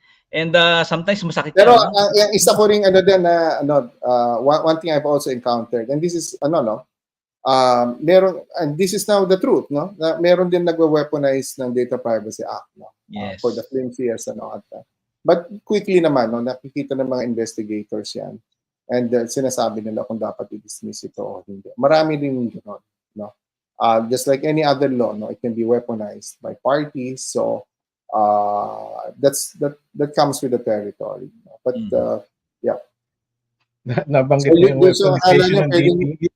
Baka gusto journalist wag naman. Yeah. Nabanggit mo yung weaponization ng DPA, no? Nagamit yan ilang beses na. I've had cases referred to me by journalists. So, nagle-lecture din tayo, nagbibigay din tayo ng workshop sa journalists on how to handle yung DPA. Correct. So, for my last advice, Sam, sa atin, you have to continue sharpening the saw. Sabi nga, asahin nyo lagi yung mga lagari nyo. Kasi, it's becoming more complex. I'm sure your management will start asking you more difficult questions. So, you have to really be, on top of your game, right? And you have resources, no? You have organizations like the PH-CERT and the NADPOP, they're here. Even my organization, Privacy and Security, we're here to help. No, but important lang talaga. We have to level up. And I really, again, Sam, that just to end my analysis, thank you, no, for introducing GRC. Ay, ikaw lang, alam natin, pinag-uusapan na yan, but locally, let's continue doing this. No? Let's continue doing this for a more resilient country, for a better country. Okay, palakpakan po natin si first Privacy Commissioner Mon Liboro and now CEO of Privacy and Security by Design Inc. No? We'll have him again. No? Hopefully makasama siya sa ating year-ender that we will announce tomorrow. Mon, offsite tayo, hindi tayo Metro Manila. So unlike in the previous, puro Metro Manila. So, game. And clue lang, medyo malamig doon. Sa buwan. Okay, and thank you for those words of wisdom. It's always been a pleasure that you have us here, Chairman Mon. And we're looking forward to that deep dive on privacy and security by design. Hopefully, baka may patikim na ibaas, we can sure. Pwede siyang online or face-to-face, depende. But let's maximize each other's time. Maraming salamat. Palakpakan naman po natin. Virtual clap po kay Chairman Mon Liboro. Gandang umaga sa inyong lahat at yan na, we'll say goodbye to him. Thank you. Mon, goodbye. Thank you. Thank you. Yan, Lito, So, daming senior ni Mon, di ba? Actually, PBSD has become a science by itself, lumalabas na siya sa realm ng data privacy. Nakikita ko na siya being applied actually in other situations. Yung nga, may nakita ko na behavioral din yung approach sa privacy and security by design. Di ba? Kasi it really targets people on how they act, when they encounter, when they manage, when they collect personal information. No? So, in our practice, you don't discount talaga yung behavioral aspect kasi nga people, yun nga, doon sa latest lecture ko rin, sabi ko, that we are the weakest link, people, in that whole security chain, that whole privacy chain. People are the weakest link. Correct. I'd like to get a poll naman dito sa ating audience para may engaging and interacting yung sessions. Yung HR nyo, how do you engage with your human resource teams? Paki-share naman po dito sa ating chat. And is there a need for us to have a session with them? Kasi we have a design actually for HR practitioners, talent managers, on how to help you, DPOs and CISOs, to secure your ecosystem. Meron bang gusto mag-comment yan on how you're engaging with your HR teams? Huwag yung awayin yung HR nyo. Although they have one of the hardest PPP MSTs, ang hirap ng PIA. Ng HR solutions. Ang dami yan, di ba dito? Yung employee cycle from recruitment to retirement / retrenchment / di ba? Separation for whatever reason. Haba yan talaga sa HR . So, and any comment lang on if there's a need for us to engage with your HR. Yan, tama. Agree yan si Michelle, Our HR is one of our privacy partners. Yan, correct. And as we said we can use privacy and security by design to help you revise your respective employee manuals, and correspondingly your HR manual. Dapat gumagalaw din yan kasi when you roll out your privacy management program, correspondingly, dapat you touch on or you review yung mga manuals nyo, your operations manual, your sales and marketing manual. Dapat naka-embed din doon yung yung mga privacy and cybersecurity measures. So that's why. May mga questions dito mo na hindi natin na tanong kanina. So, andali na. Ito siguro. Any comment with regard to NPCs empowering the regulating government to incorporate TPA as part of the regulations? Ang context siguro nito, Carlos, is that you're referring to other regulators outside of the NPC, like BSP, the finance regulator, the Department of Energy for power and utilities, for example, NTC for telco, Ikaw dito, you've been working with government, consistently, and you're part of several. The law actually covers everybody. The DPA covers everybody, specifically nga sa government agencies. So ang nangyayari dito din is kung proactive nga yung regulating body, the regulatory agency, like the BSP actually has a strict set of regulations that covers both banking and financial institutions. So kung proactive yung ibang regulators, like for example, the NTC, which covers telcos and even ISPs covered niya. Okay? Or the ERC and DOE, which regulates naman yung power industry. They can issue or they should issue then regulations that reflect yung DPA din. Kasi in the end, may customers din yung mga yan, and the companies, organizations that they regulate also collect personal information, no? So mas maganda kung yun nga yung mga regulatory bodies also issue their own regulations that would reflect the DPA. We're seeing it naman mo that the NTC, di ba, regularly engages with their colleagues in government, ano? But yung nga, with this recent hacks, I think the NPC should step up more yung compliance of government organization, di ba? Dahil Yes. the amount of information that they collect, di ba, is mind-boggling. PSA na lang, halos lahat ng Pilipino nasa PhilSys database. Di ba? Kaya, yan. Anyway, ito si si Levi. Yeah. HR is the PAC. Okay. Well, BSTCS is the PAC, of course, but the employee, tama yan. Correct. The perspective is correct, Levi. No? So sila talaga ang may-ari. And they own all of the HR processes, and they're responsible for the PIAs or TIAs na sinabi ni Mon, no? Kung may European employees, for example. And ito, si Vanya is asking din, ayan, can lobby staff in building take pictures of IDs and share it with a locator or company in their building without asking the visitor or guest? Yan, Vanya, I think consent, no, is key. And sabi nga, sinagot na rin ni Levi, no. If the data sub is eligible in the law, the company may get in trouble. Tama, ano? So, ito, favorite to ng kaya mga importante kaya importante na naka-display yung privacy notice. Yes, oo. Lalo na yung pagpasok mo sa building. And dapat train yung mga guards, Don't forget, guards are still part of your ecosystem. Kung third-party supplier, which is normally the case dito, sa mga security agencies, Third-party normally yan, Wala ka namang hina-hire na full-time na guards, di ba? So, but you need to train them, The onus is on the PIC to train their third-party providers. Lalo na yung mga guards po, they are your PIPs, Because they process information for you.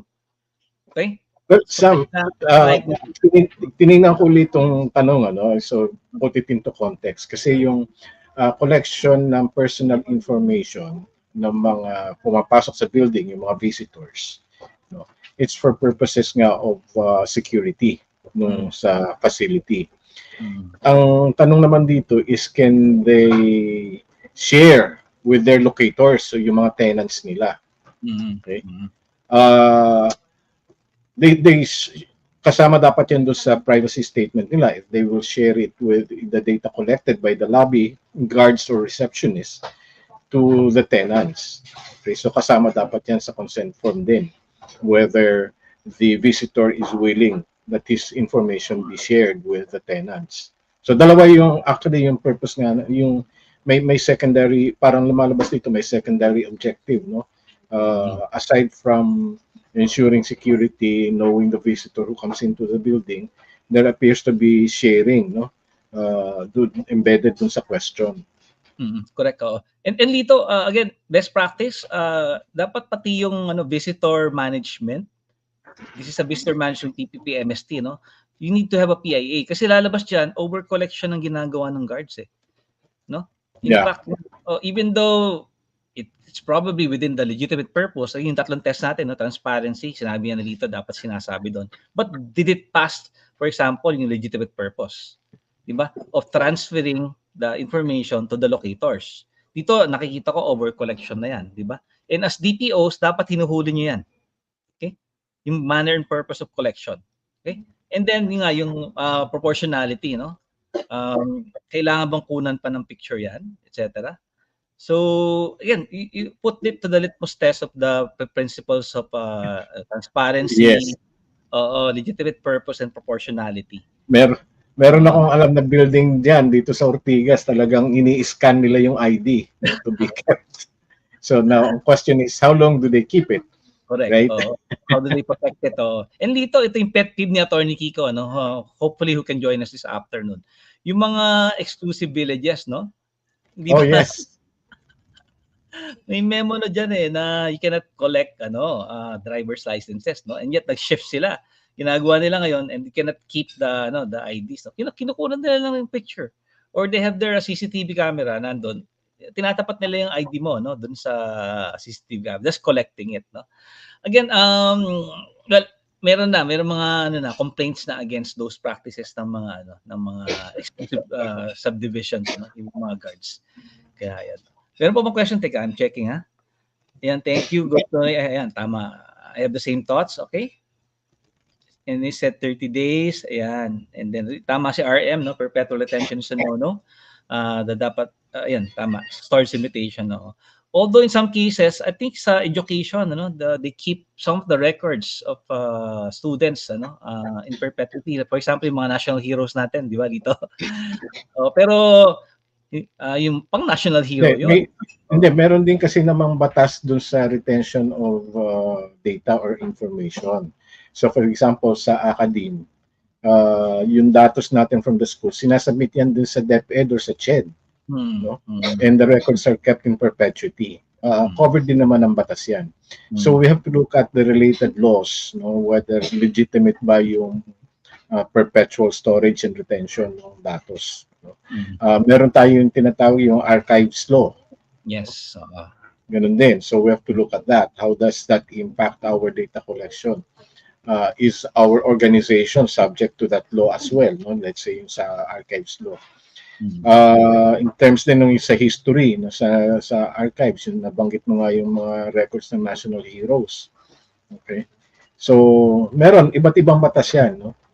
Lalo na sa government, a lot of government agencies, before they dispose of any records, they actually consult yung archives law. And then again, Lito, practice tayo ng GRC, this is about document disposal, the last stage in the data life cycle, no?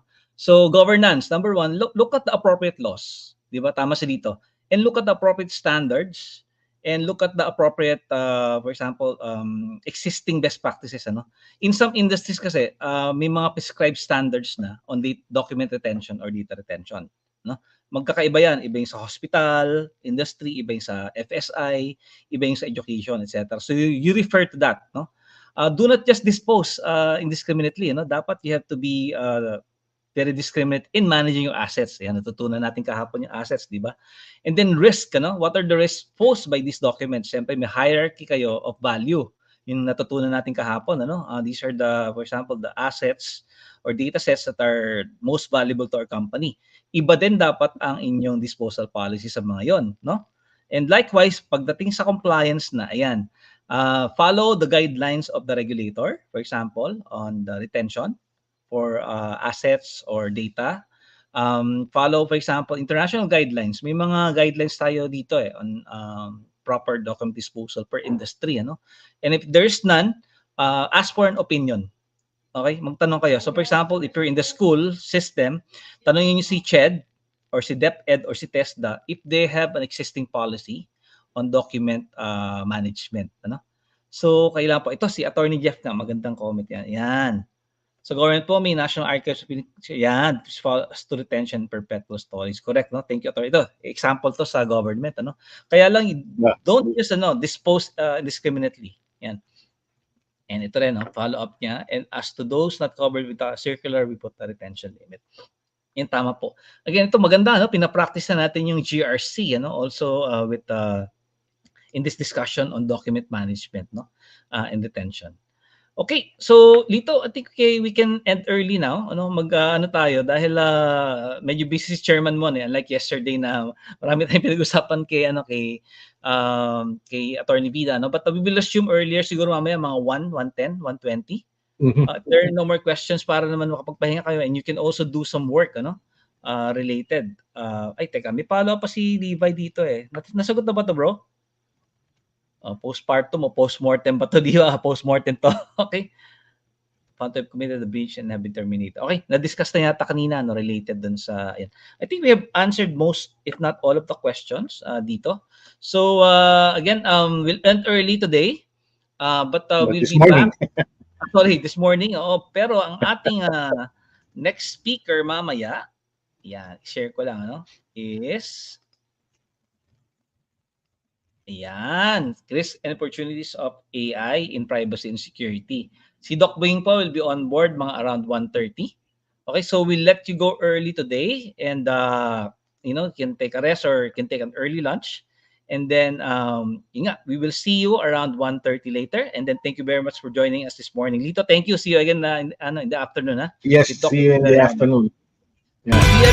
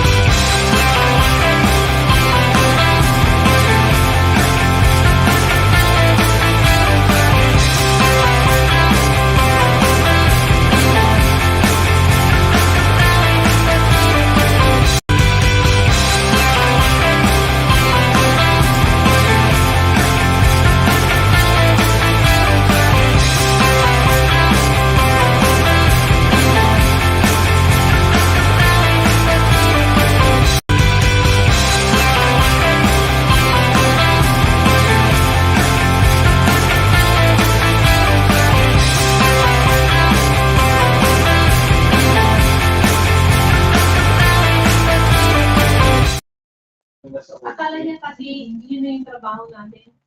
Pinilaan na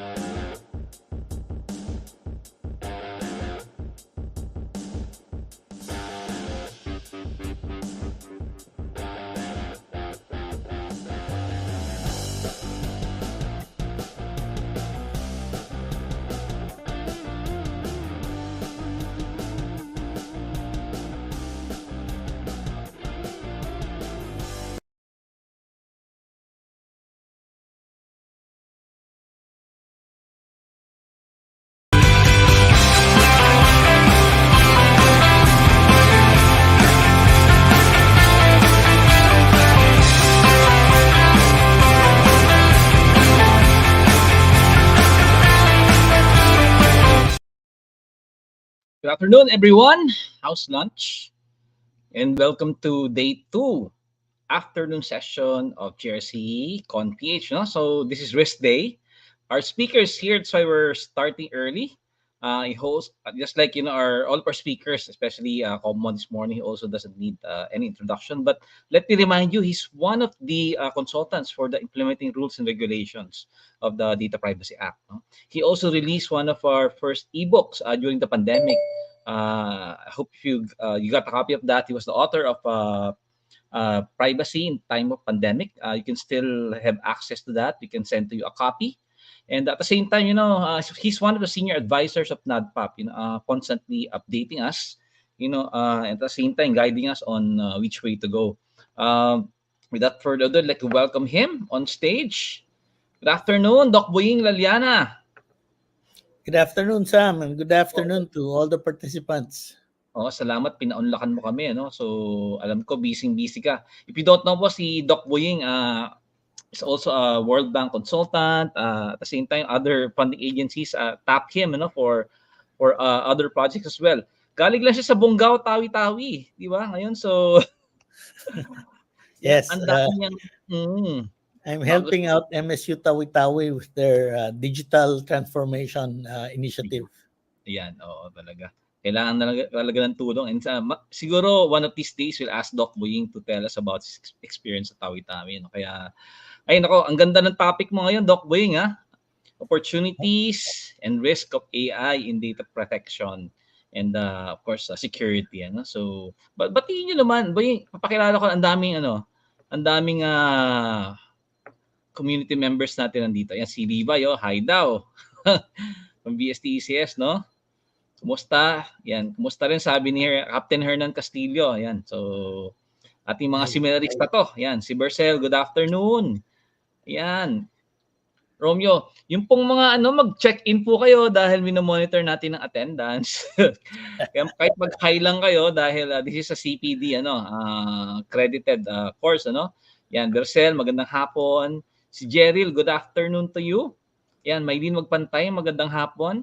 Yan, si Nina Fernandez. Boying, maganda ngayon kasi itong StreamYard, meron na tayong exclusive on-air studio, Kaya lang 250 lang ang pwedeng makapasok doon. And so far, fully booked na yon. Kaya yung iba nanonood ngayon sa LinkedIn, sa YouTube, and finally, nakakonect na tayo sa Facebook this afternoon. So Boying, nag-expand yung network mo. Yesterday, we hit over 1,200, both internally and externally. Ito no pressure, Walang pressure. Sir Rafi, hapon, and Verna, Sir Johan Castro, Sir Manuel, ayan. Milos King, meron ba dito taga Bonggao Tawi-Tawi session natin? Oo, and ito ang buong Moward team. Ayan, sila Paz Balayan ng team. Hi, Fe, good morning. Sorry, good afternoon pala. Yan, Willie Kasumbal. Yan, si Jorich Cuevas, Boying, I think you know him, no? Oo. Yan. Yasmin, magandang hapon. Ayan, and yun nga, nasa na tayo.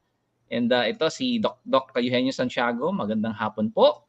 Anilo, yan, Doc Rosemary Serrano, good afternoon. Ang dami talaga. Ito si Alejandro Kilang, si Romeo na bumati ulit, Don Homer, magandang hapon. Ronyaka, yan, ito yung mga early natin. And si Attorney Jeff ng Mandaluyong City, magandang hapon ulit. Yan, si Robert, si RM, yan, andyan. Manuel Manzano, good afternoon. Willie Camino, yan, Will Edward Delta, magandang hapon. And si Sir Billy ng SLU, Boying, I think nakasama mo hindi pa sila nabibisit sa SLU, no? Hindi pa. Si Lito, umakat na, binisit na sila doon. Yan. Bill Marie, magandang hapon. Rowan, yan, Sir Michael Boris Corona, good afternoon. Yan, ito, Mark Anthony, Rowan, and si Sir Raymond Diaz, Boying, taga Jensan to, sa Kasarangani. Yan, baka ibitahan niya tayo doon minsan, Yan, Jerry. Yan, okay. So, magandang hapon to everyone. Boying, bago kita isalang, may mga video lang tayo na gustong panoorin para lang to set the mood. Nandito ba si Dito? Wala pa si Dito. Siguro medyo busy. Ito lang panoorin natin itong video lang na to. Hopefully okay ang sound niya kasi from TikTok siya. Ito sent to us by our good friend Colonel Boris from the PNP. So let's watch it, everyone. This is our future. But how about this? I mean, computer code, that's just a type of language. So you can say, and this is a real example that I tried, GPT, find me a security vulnerability, then write some code to exploit it. So I posted in some code. This was from like a mail server, and I said, please find any exploits and describe any vulnerabilities in the following code, then write a script to exploit them, and in around 10 seconds, that was the code to exploit it. So while it is not yet the case that you can ask an AI to hack a Wi-Fi router, you can see in the double exponential, whether it's 1 year or 2 years or 5 years, at some soon point, it becomes easy to turn all of the physical hardware that's already out there into kind of the ultimate surveillance. Now, one thing for you all to get is that these might look like separate demos. Like, oh, there's some people over here that are building some specialized AI for hacking Wi-Fi routers. And there's some people over here building some specialized AI for inventing images from text. But the reason we show in each case the language of English and computer code, of English and images, of space, is that this is all, everyone's contributing to one kind of technology that's going like this. So even if it's not everywhere yet and doing everything yet, we're trying to give you a sneak preview of the capabilities that and how fast they're growing, so you understand how fast we have to move if we want to actually start to steer and constrain it. Now, many of you are aware of the fact that images can, the new AI can actually copy your voice, right? You can get someone's voice, Obama and Putin, people have seen those videos. What they may not know is it only takes 3 seconds of your voice to reconstruct it. So here's a demo of the first 3 seconds are of a real person speaking, even though she sounds a little bit metallic. The rest is just what the computer automatically generated her of saying. People are, Real. in 9 cases out of 10, Synthetic. mere spectacle reflections of the actuality of things. But they are impressions of something different and more. Here's another one with piano. First 3 seconds are real piano. Fake. Indistinguishable, right? So the first 3 seconds are real piano, the rest is just it's automatically generating. Now, one of the things I want to say is, as we saw these first demos, we sat and thought, we're like, how is this going to be used? We're like, oh, what would be terrifying is if someone were to call up, your son or your daughter and get a couple seconds, hey, oh, I'm sorry, I got the wrong number, grab their voice, then turn around and call you and be like, hey, Dad, hey, Mom, I forgot my social security number, I'm applying for this thing. What was it again? And we're like, that's scary. We thought about that conceptually, and then this actually happened. Exactly. And this happens more and more, that we will think of something, and then we'll look in the news, and within a week or 2 weeks, there it is. So this is that exact thing happening. And then 1 month ago, an AI cloned teen's girl voice in a $1 million kidnapping scam. So these things are not theoretical. Sort of as fast as you can think of them, people can deploy them. And of course, people are familiar with how this has been happening in social media, because you can beautify photos, you can actually change someone's voice in real time. Those are new demos. Some of you may be familiar with this. This is the new beautification filters in TikTok. I can't believe this is a filter. The fact that this is what filters have evolved into is actually crazy to me. I grew up with the dog filter on Snapchat, and now this filter gave me lip fillers. This is what I look like in real life. Are you kidding me? I don't know if you can tell, she was pushing on her lip in real time, and as she pushed on her lip, the lip fillers were going in and out in real time, indistinguishable from reality. And now you're going to be able to create your own avatar. This is just from a week ago. A 23-year-old Snapchat influencer took her own likeness and basically created a virtual version of her as a kind of a boyfriend, a girlfriend as a service for $1 a minute. And people will be able to sell their, avatar souls to basically interact with other people in their voice and their likeness, etc. It's as if no one ever actually watched The Little Mermaid. The thing to say is that this is the year that photographic and video evidence ceases to work, right? And our institutions have not caught up to that yet, right? This is the year you do not know when you talk to someone if you're actually talking to them, even if you have video, even if you have audio.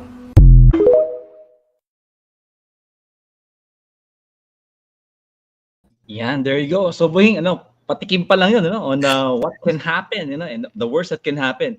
The theme for day 2 is risk. So that's the GR. That's the R in GRC, So, Boying, will allow you to present, and hopefully, our community members who are attending, please engage, ito na pala si Lito.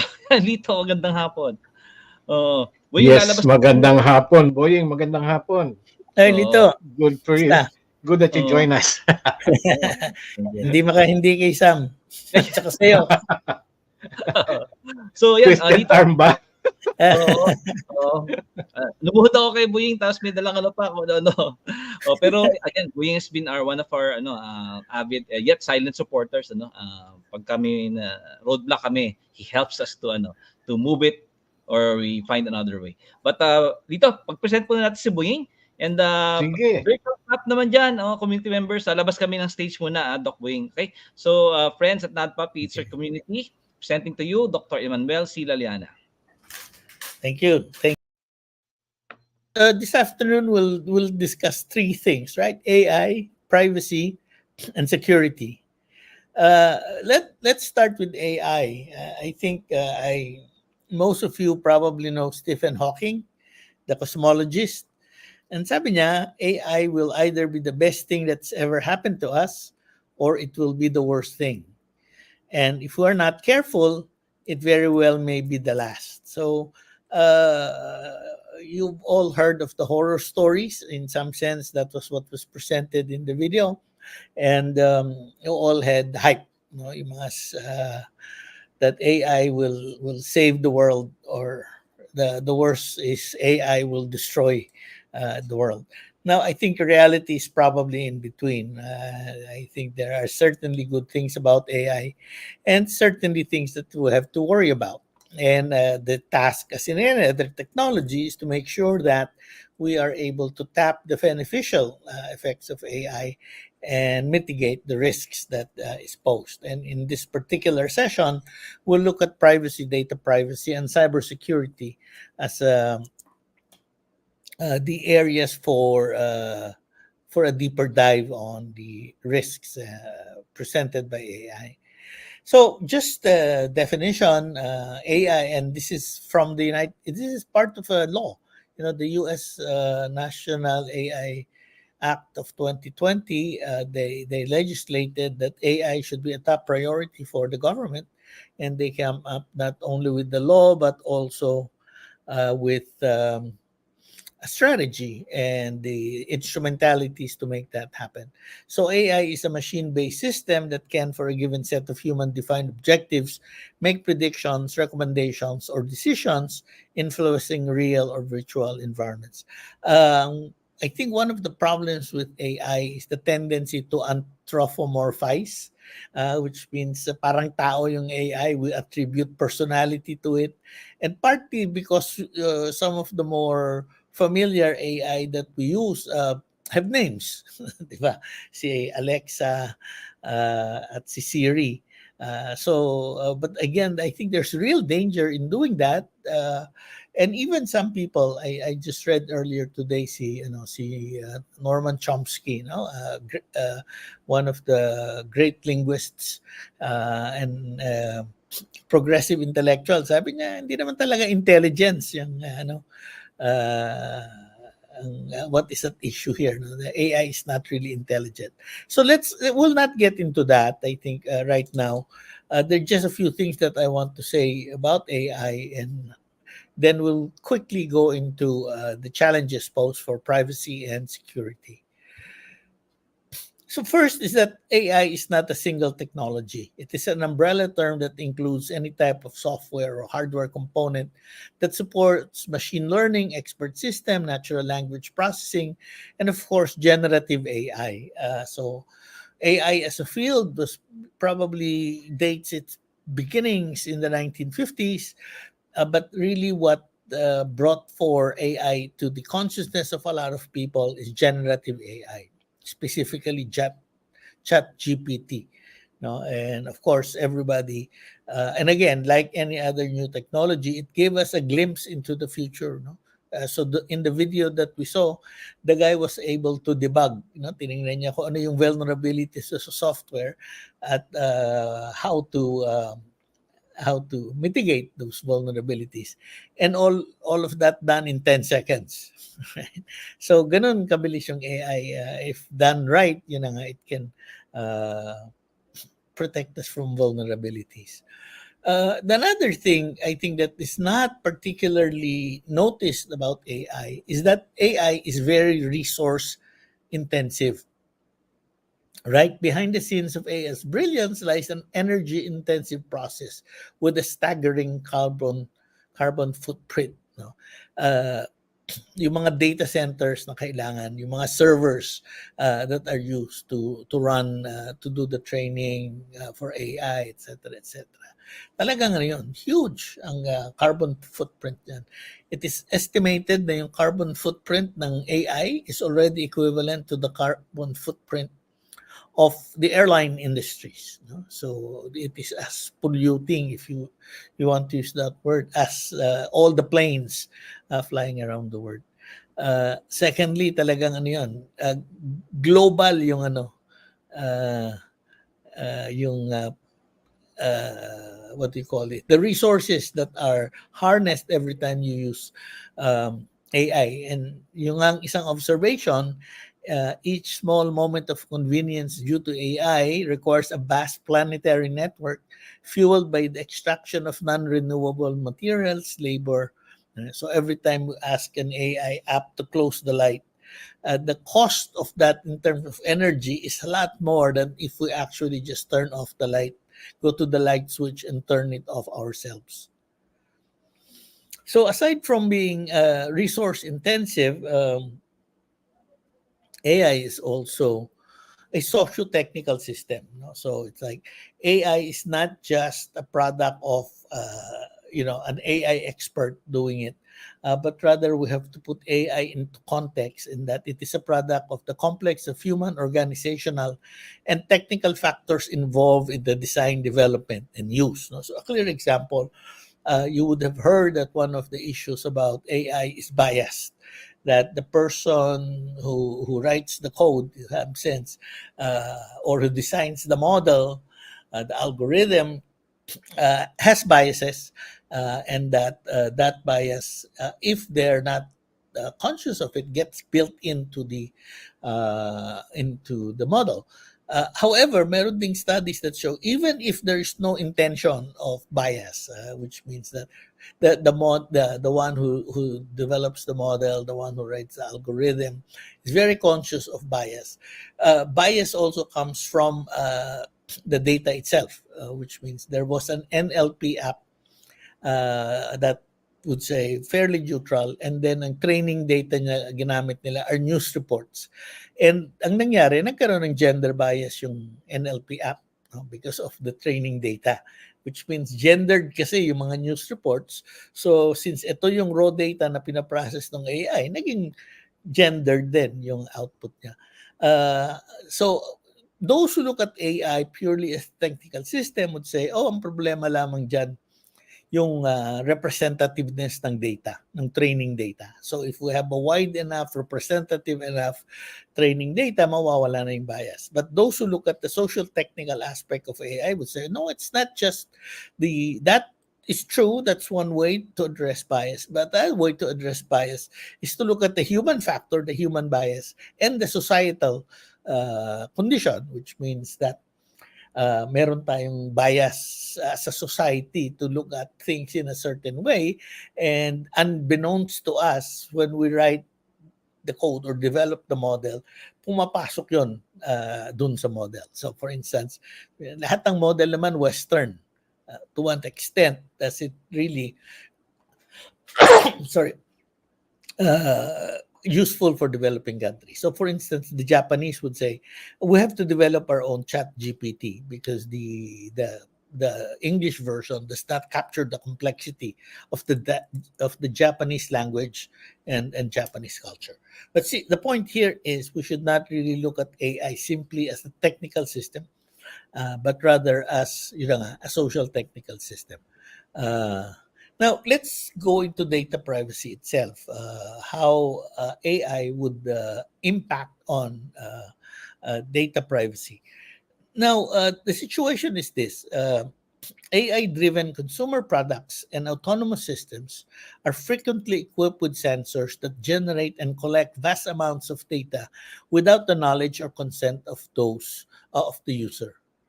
Okay, so ito yung problema. So much data is being collected that most of us are aware that these data are being collected. And also that AI methods is being used to identify people who wish to remain anonymous, to infer and generate sensitive information about people from non-sensitive information. And then also to profile people based upon population scale data, and to make consequential decisions using this data, some of which profoundly affect people's lives. So it thrives on data, which means, for instance, machine learning, it works with huge amounts of data. to be able to train the machine. So for instance, yung chat GPT, when you ask it a question, what it does is that it looks at the whole of the web to find an answer that is appropriate to your question.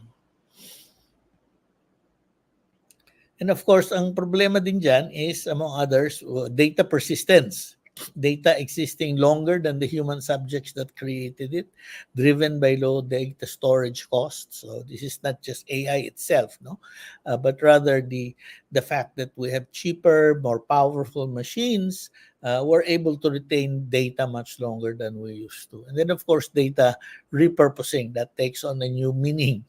And we'll take that up later on when we look at the principles of data privacy, paano yung impact ng AI done. And then, of course, data spillovers, data collected on people who are not the target of data collection. So, ang conclusion ng iba regarding all of this, this is the Victoria Information Commissioner sa state, Victoria, the state in Australia. Sabi niya, and this is the scary part, the purpose specification, collection limitation, and use principles are significantly challenged by AI. Right? So ating data privacy, our own data privacy law, no, relies on these things. And so how exactly does this happen? So dun sa collection limitation, AI, particularly machine learning, rely on ingesting massive amounts of data in order to train and test algorithms. Collecting such large amounts of data can assist the development of AI, but it can also directly impact on the collection limitation principle. The second is purpose specification. The ability of AI to extract meaning from data beyond what it was initially collected for presents a significant challenge to this principle. There is risk of excessive data collection beyond what is necessary, using overtly broad means and violating, in a sense, privacy policies in an attempt to catch all data. And also yung repurposing, right? So you may be able to collect it for one purpose, but with AI, you can easily repurpose the data. And then, of course, the use limitation. Diba? Sa atin is you only gather what you need to transact a process or a business. So yung data minimization principle. Can information being used, the only exception in a way dun sa use limitation is yung reasonably expected secondary purpose. Which means when you collect data for a specific purpose, meron namang reasonable na tingnan natin as secondary purpose. But the problem with AI systems is that AI can highlight patterns and relationship in data unforeseen and reveal new information to us that was yung principle of data minimization, use limitation, and collection principles are all, in a sense, undermined by artificial intelligence. So again, citing the Victoria Information Commissioner, in their view, moving forward, our understanding of AI and privacy may see a shift in focus from the collection aspect of information privacy towards emphasizing safeguard to ensure information is handled responsibly once it is obtained.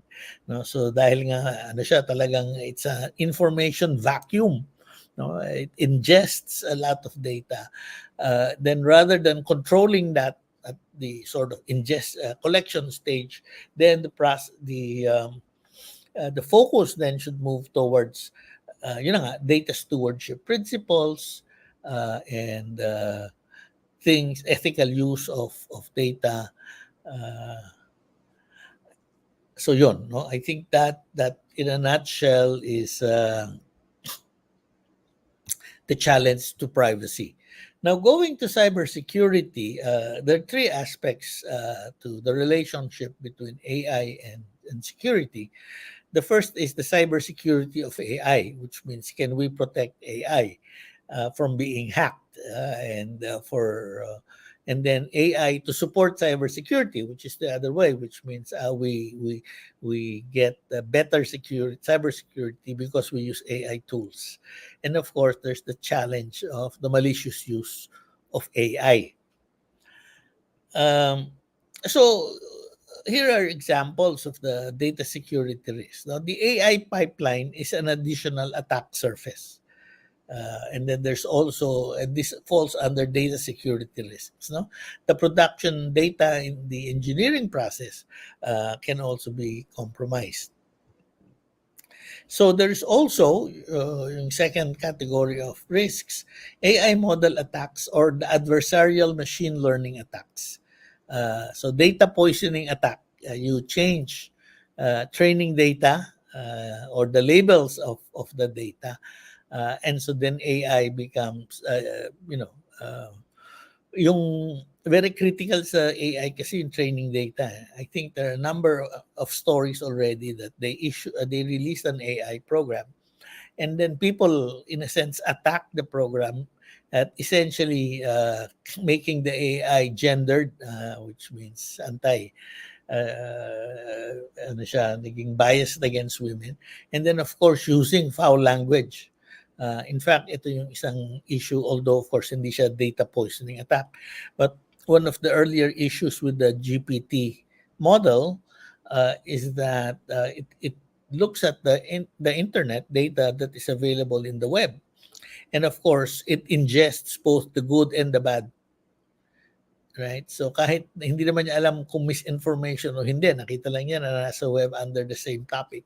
So yung kanyang analysis is influenced heavily by false or misinformation. And then there's ito yung I guess what I'm describing is what's called input manipulation attack. You put in deceptive misinformation. So you put in sexist language into an otherwise neutral model, and then so the model becomes sexist. Then the model then spews out. It's an old adage IT, di ba? Garbage in, garbage out. So this is sort of the AI version of that. Then there's the model inversion attack or data reconstructing. By interacting with or analyzing a model, it can be possible to estimate the training data with varying degrees of The other one is AI code maintainability. Kasi yung mga sumusulat ng AI not necessarily conscious, no? Data scientists, AI experts, AI professionals. They are working on models, and they're not maybe very security conscious. The other one is the AI supply chain complexity. So nagiging mas vulnerable dahil mas complex yung supply chain dahil sa AI.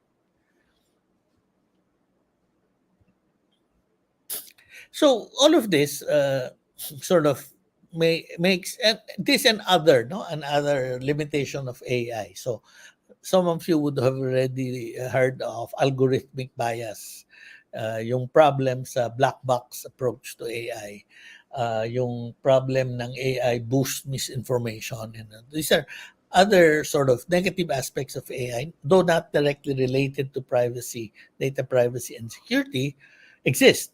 So much so that some people are already saying we really have to step back on all of this. And according to this report issued by some professors at Harvard in the first quarter of this year, they noted that to date, little formal work has been done to build ethical frameworks for current and future experimentation with decentralized social technologies. This is a dangerous state of affairs, according to them. I think most of you would have read something about these leading personalities in AI and in IT industry calling for a moratorium on development. Sabi niya, pause muna tayo kasi kailangan natin, we really have to make sense on how do we govern or regulate or put guardrails in order to make sure na nasa positive track tayo as opposed to a negative track. So again, from this guy, sabi nila, we need a new governance and ethical framework. And what is critical here is the need to balance between encouraging transformative improvements but constraining it by guardrails and guiding it with values that are supportive of democracy, freedom, and pluralism. So, yun yung mahirap i-balance. Katulad ng privacy, di ba? Yun din yung balance natin. How do we achieve a free flow of data without necessarily compromising personal information and being used in ways that was not intended, or at least without the consent of the user. So we do need this framework, and people, many already have developed AI framework. So the EU, UNESCO, the US, and Australia, to cite only a few countries and organizations, have come up with AI principles. Some of them are called Principles for Responsible AI. The Europeans are more partial to the idea of trustworthy AI. Now, in UP, we actually produced the UP Principles for Responsible and Trustworthy AI, sort of saying, how do we want it to be? For instance, one of the principles is, of course, the first principle is common good. Let's use AI, let's develop AI to promote the common good. Another one is empowerment. That AI should be empowering. Kasi nga, AI, particularly yun sa mga ginagamit sa decision support, end up making the decisions themselves. And so we have lots of stories that in the US about AI being biased against African Americans, people of color, and biased against women. And so yung point ng UP principle sa AI is that it should empower citizen, not disempower them. Kasi usually sasabihin, hindi na, mas tama itong decision na to kasi AI ang gumamit nito. Okay na yan, diyan ka na lang sa, don't worry about this, we've got this. That's not the kind of AI that we want. What we want is an AI that promotes human agency. And there are other things, including, for instance, the environment. Kasi nga, as I noted at the start, this is very energy intensive. And taas ang carbon footprint ng AI. And then, of course, in education, it's like, essentially, don't get bogged into the decision of ChatGPT or not. The decision should be, what are the learning goals? And so that is a sense what should answer the question of whether to use AI or not, or what kind of AI should you use to promote collaborative learning and other things like that. So I think one of the things that sort of could help us also move forward, by way of an example, would be using the NIST AI risk management framework. So the NIST is one of the oldest physical science lab in the US. It is now part of the US Department of Commerce. And again, in January this year, it released the AI risk management framework, and then yung playbook and explainer and other things that would help us use the framework. Now, the framework essentially provides a conceptual roadmap for identifying risks in the AI context, the general types and sources of risk relating to AI, and enumerating 7 characteristics of trustworthy AI, and also how to manage harmful biases to make it accountable and reliable. The second thing about the NIST AI RMF is that it offers a set of organizational processes and activities to assess and manage risk, linking AI's socio-technical dimensions to stages in the life cycle of an AI and to the actors involved. So, yung core ng AI RMF framework is governance. Kahit na ako hindi ko mabasa ito, nababasa niyo ba? Map, measure, and manage. So, ito yung at the heart of it. Another way to move forward on AI, specifically on the issue of security and privacy, is the Open Worldwide Association Security Project, OWASP. They issued an AI security and privacy guide. So I'm not going to go to all of that. I don't think we have enough time for that. So it consists of two parts, no? Yung OWASP AI Exchange that contains AI security threats and controls, and then another section of AI and privacy.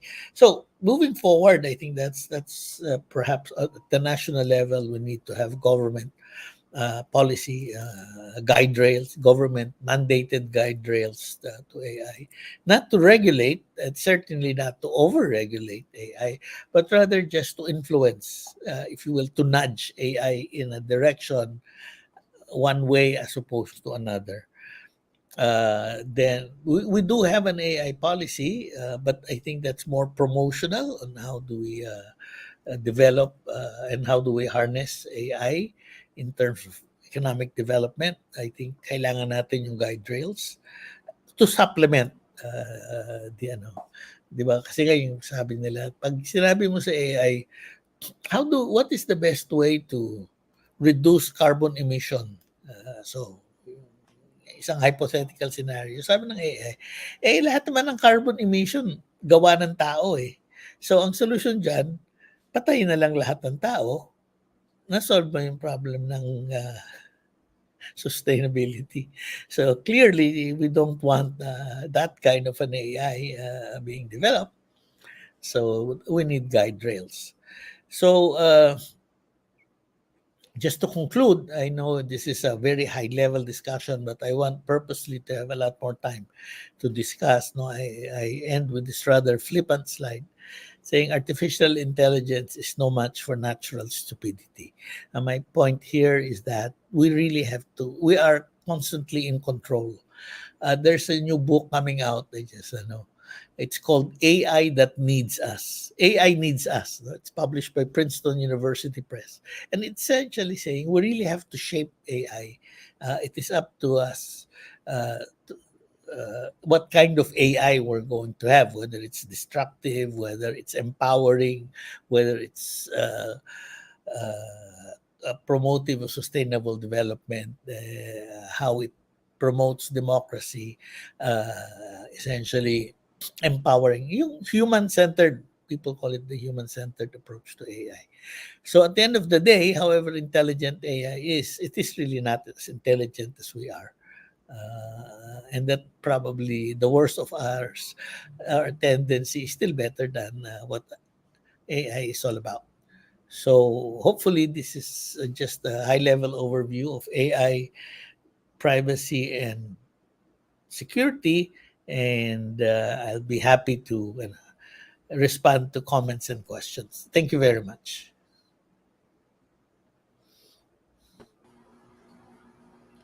Ayan.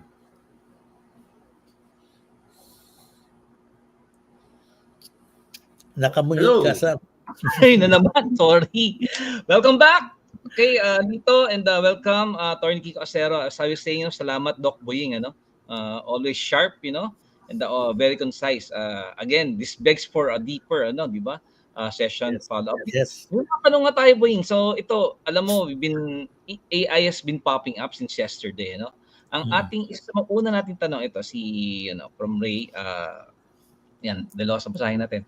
How to invoke data privacy generative AI if the AI used and trained based on PII is implementing LLM, automated ChatGPT. Yan. So, that's the question of Ray. Kahapon pa siya nagtatanong actually about sabi namin, hintayin nila yung presentation mo.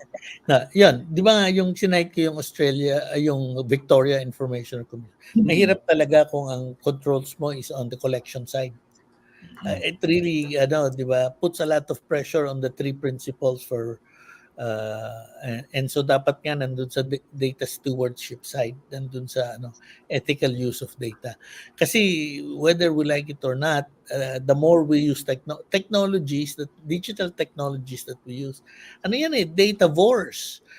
They naturally collect data. Kumbaga second nature sa kanya, built nasa DNA yung data collection.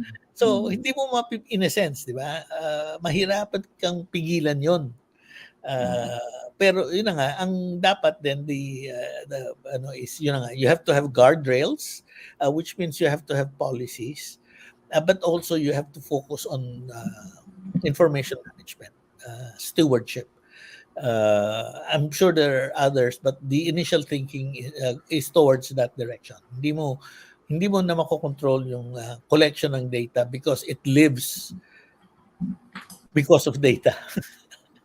And it becomes more useful through data, di ba? So mas maraming data na ginagamit yung training data, yung AI, mas nagiging refined at mas nagiging useful ang data. So yung balancing act ang papasok na naman, di ba? How do you still protect users, owners of data? And so dun sa, for instance, the principles ng UP, merong doon ang transparency. And this is also in a lot of guidelines on data, which means they have to tell people when AI is being used. Kasi tayo madaming instances hindi natin alam na nag-interact na tayo sa AI, di ba? Yung mga help desk ng mga credit card companies, banks, AI nakausap natin diyan sa cellphone natin.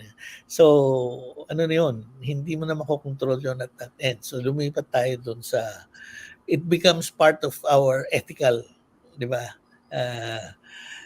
use of AI, or responsible or trustworthy, if you want. Tama. Attorney Kicks, baka would like to add, so... Yeah, jumping on yung transparency requirement.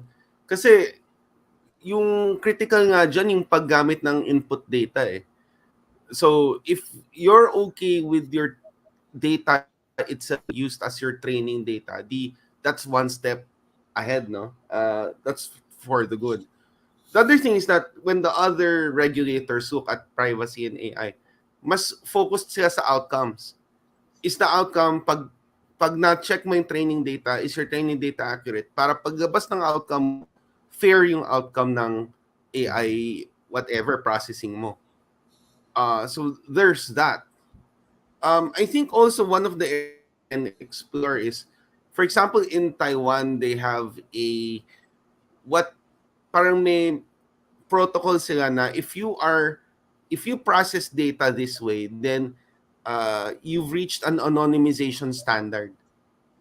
So if you're able to reduce your PII to something that's anonymized, and that becomes your input data, then your AI becomes more powerful. Kasi AI, di ba, correct me if I'm wrong, Sir Doc Boying, AI is at its core a correlation engine. So the more input data it has, the more time it has to process all these other factors that enable it to create all these correlation matrices. So therefore, pag set of inputs, it looks like one set of most likely this is the outcome. So the more input data you have, the better. But how do you make sure that that input data is accurate? That you have that anonymization standard, free to release information. Now, the thing with AI, diba, the more accurate your input data is, the more the better. The more accurate your predictions are. Sure. Malamang ganito. But and that creates challenges for privacy enhancing technologies. So everything that we know about privacy enhancing technologies might have to change also. So ganun. Yun yung napansin ko from kanina. Yeah. No, let me just add to that yung transparency provision. No? For instance, in the last few weeks siguro, maraming AI pics, di ba? AI enhanced pictures generate. So tayo tuwan-tuwa, di ba? Uy, ito ako as a cheerleader, ito ako as a hunter or whatever. Yeah, but they're harvesting our images. Already. So kahit na yung mga bata, yung mga nanay pa kuminsan ang gumagawa, di ba? Ginagawa direct AI enhanced picture anak nila. Little did they know that those pictures, because the terms of the service is that it may be free to use, but the cost is they own the image that they capture already. So marami pang yun na nga 'di ba? Parang social media libre pero yung data natin even who was this? Si Zoom tried to change their terms of reference, 'di ba? Kanila na lahat nung data na capture nila when we use the platform. So, yun yung talaga, yun yung dilemma niyan. Kasi nga kahit na i-anonymize mo yung data, kayang yan. Diba? Ibalik ng AI. Kaya niyang i-identify.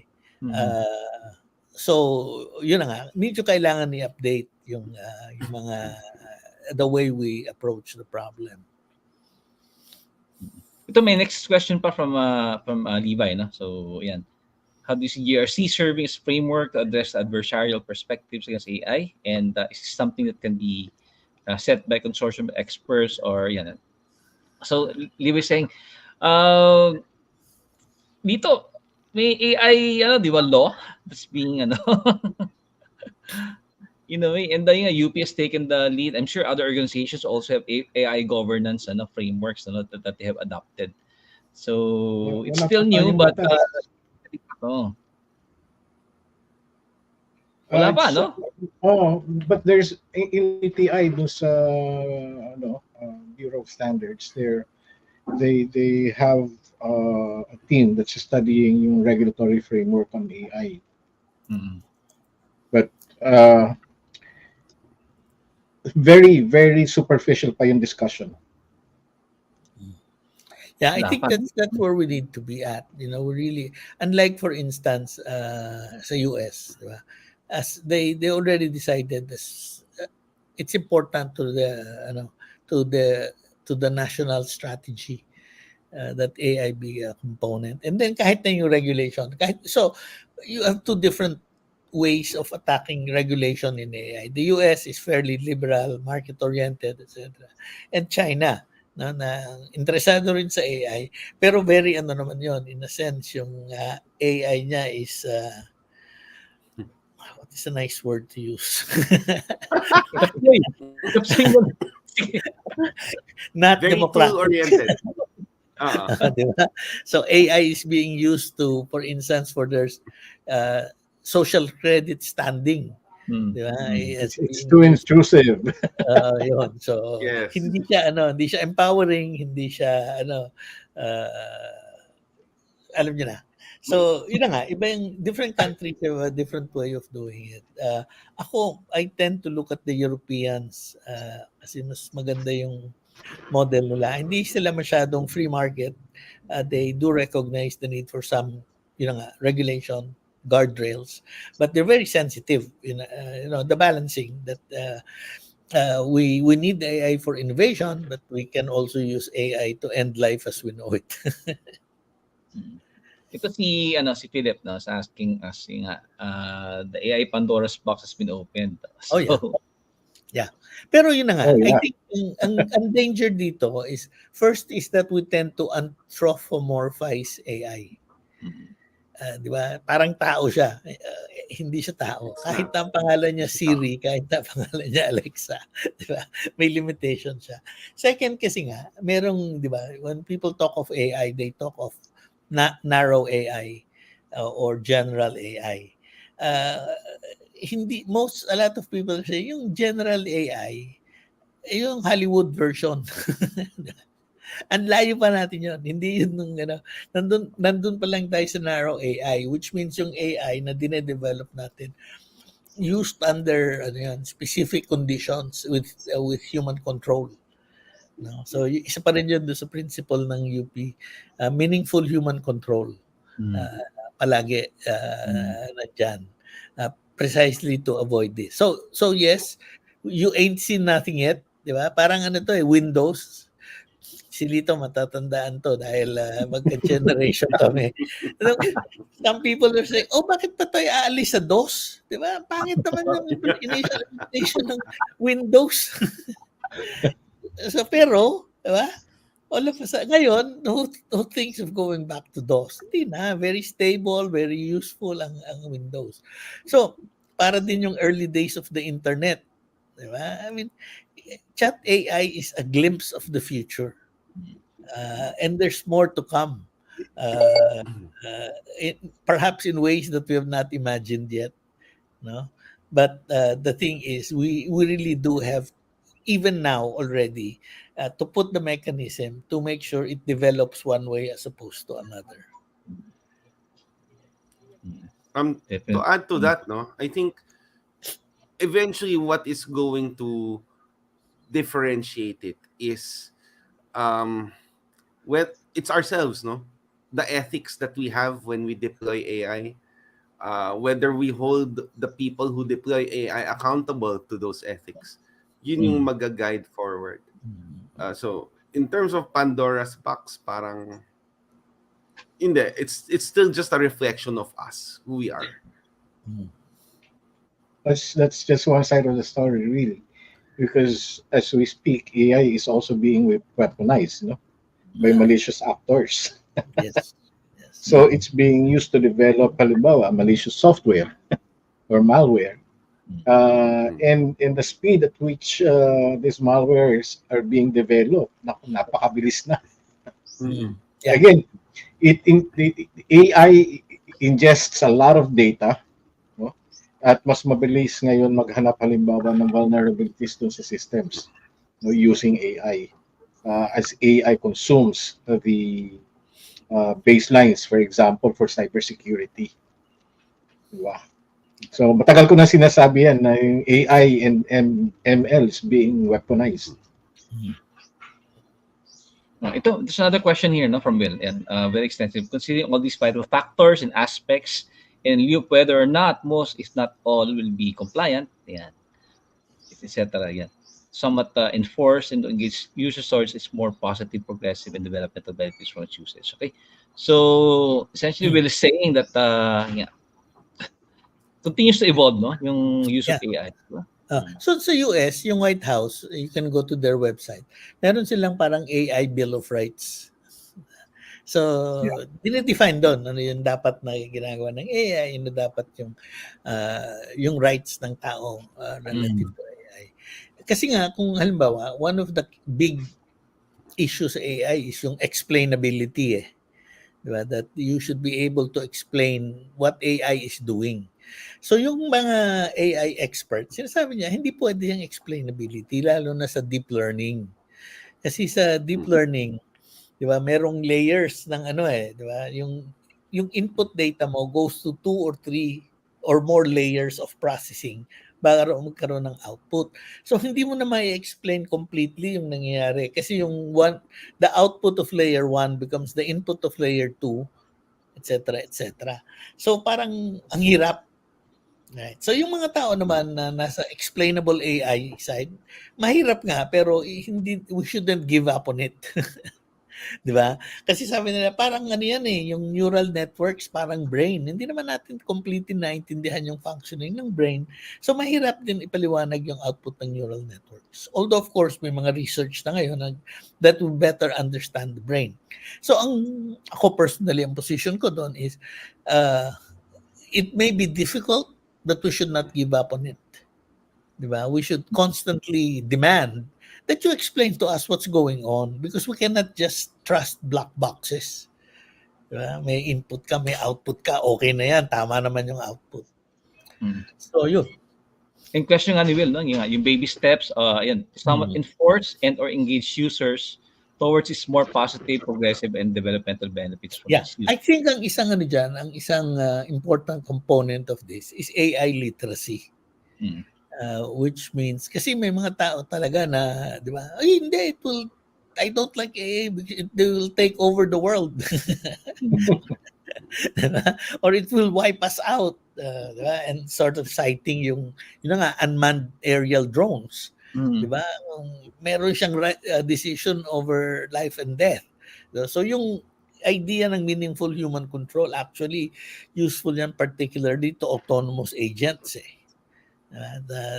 Yung mga AI devices acting autonomously. So, nagta-target siya tapos magdi-decision siya kung bobombahin niya o hindi. So, issue yan. And that's why ethical guidelines are important. But again, we have to underscore that users should also be educated about AI. Dapat alam natin ano yung AI process. No? Hindi tayo lahat makakapag-code, hindi tayo lahat makakagawa ng model or ng algorithm. Pero dapat alam natin ano yung basics. No? Ano yung machine learning? Ano ba yung deep learning? Ano yung neural networks? Ano yung natural language processing? Not so that we can do it, right? But we understand expert systems. Diba? So yung expert system, kinuha lamang yung knowledge ng mga experts and made it more accessible. Kaya lang, syempre, the math behind that is, di ba? Pero, ganun kasimple yun. So, if you understand that, then you'll have more realistic expectations about AI. Kanina meron ako isang kausap, gusto niya, pwede bang ma-program yung personality ng AI? Ayan ang danger ng anthropomorphism. Hindi tao yung yan. Software yung kausap mo, machine. So, AI literacy is very useful in the sense that people would have reasonable expectations about AI. People would be able to demand, So, ang dyan, for instance, dun sa transparency and sa accountability, not only will people know when AI is being used, but they should have recourse when it leads to harms, 'di ba? Ano pa yung pwede mong gawin? Parang sa data privacy law, 'di ba? Pwede kang mag-demand na tingnan mo yung what is available, ano yung personal information na hino-hold about you by a certain organization, and then you can actually even demand that they take that out. So ganoon din tayo, dapat merong ability yung mga tao na once na naging victim sila ng harms caused by AI bias, etc., alam nila yung recourse and what to do with it. Really, without AI literacy, then, yun na nga, the two extremes will be pervasive. The techno-chauvinist view, AI will solve the world's problem, and then, of course, the doomsday view that AI will end life as we know it. But that is in itself a big undertaking, di ba? Idadagdag pa natin to sa information literacy, idadagdag natin sa media literacy. Kailangan talaga ng AI literacy. Lalo na the more AI becomes pervasive in our lives. Correct, no? Oo. Si Attorney Jet nag-comment, no, na yan, using AI to create relevant TP and protection materials, no. Yeah. So caution lang, Attorney Jet, yung again, you need to know how the AI was trained for you to do that. Pero ako, I also use it from time to time. Masarap ka brainstorm actually si ChatGPT, di ba? So, but caution lang, always check what they produce. So yung actually yan yung meeting ko this morning. Ang problema in a sense, one of the problems of ChatGPT, of course, is hallucination. Di ba? So it will create data, information, even when it's non-existent. At may estimate na 20% ng ini-spew ni ChatGPT hallucination. So, di ba, one of five palaging mali. So, ang isang challenge, but yeah, we find it very useful, di ba, sa atin mga researchers. Ang dali mong hanapin. The time that you spent looking for information is dramatically reduced with ChatGPT. So, sinasabi ng UNESCO, pwede nating i-exploit yan. Pero tawagin nating EdGPT. Okay, so you use the GPT model, but instead of the model searching the web, it searches only a very narrow database that you are sure is of high quality. No? So halimbawa, chat GPT law, di ba? So yung mga SCRA, yung mga legislation natin, yung mga decisions ng kahit ng lower courts, pwede mong i-load sa isang GPT law. So high quality yung material mo, and when you ask questions, di ba? Garbage in, garbage out, di ba? Mas mataas ang probability na tama yung now mag-hallucinate pa rin yan, but I think over time, di ba, mababawasan na yung hallucination, and the chances of you getting a high quality answer becomes much higher because you're only searching a high quality database or knowledge base. Comment ka ni si Ray, again, AI hallucination prompts, maybe you can teach and advise on prompt engineering because of the persona role player the AI assumes the time you ask a question, tama, so just reinforcing it. The problem is when you rely too much on ChatGPT right now, na kahit alam mong nag-hallucinate siya, how do you determine which is the real thing, what is the hallucination? And so, like, for example, I tried, just for fun to create a privacy notice using ChatGPT. Hindi pa rin eh. You have to have the skill to make the privacy notice yourself, to make the privacy document yourself, to understand kung alin doon yung pwede mong gamitin. Yeah. Pero as a tool to get rid of, say, writer's block, okay siya. Kasi meron ka ng meron ng auto text. Even when we write our privacy notices, di ba? May may point niya na boilerplate, and then may point doon na ayusin mo talaga. So kung para lang doon sa magabas lang yung boilerplate, yung sinasabi naman ng lahat, nandun, okay na siya to start. Yeah. Pero you have to know what you're doing. Right. Yun na nga. And that's why you can see the challenge in education. Para sa atin, when we do ChatGPT queries, since we know the field, the domain, alam natin ano yung hallucination at ano hindi. Diba? So si Attorney Kiko, alam niya yung tamang privacy notice, hindi. Pero kung estudyante ka, wala kang background sa data privacy, and you ask this question, how are you able now to sort what is good information, what is hallucination? So challenge talaga yun sa ang sa education, real challenge yan. Pero ang sinasabi ko dyan palagi, we really have to prepare learning in an age where information is readily available. Kasi dati, ang education happens in an information poor environment. Mahirap ang info dati eh. Kaya most of our time is spent on searching for information. Ngayon, ang problema natin is processing a lot of information. So ChatGPT and all of these tools help us process the information so that we can move on to the other critical aspect of learning. Diba? So what does this mean na ganito to? Pero yun nga, for students, may issue pa rin na you really have to tell them ano ba yung kung paano, how to be careful because not everything not everything in the web is correct. So ganun din yung result ng ChatGPT. Ako tingin ko sa ChatGPT, Google search in steroids. Kasi yung Google, bibigay lang sa yung list of 100. Si ChatGPT, pa-process na niya, yung binasa na niya yung 100 na rin-recommend ng Google. May tanong si Jonathan ito. I mean, some of us are familiar already, no?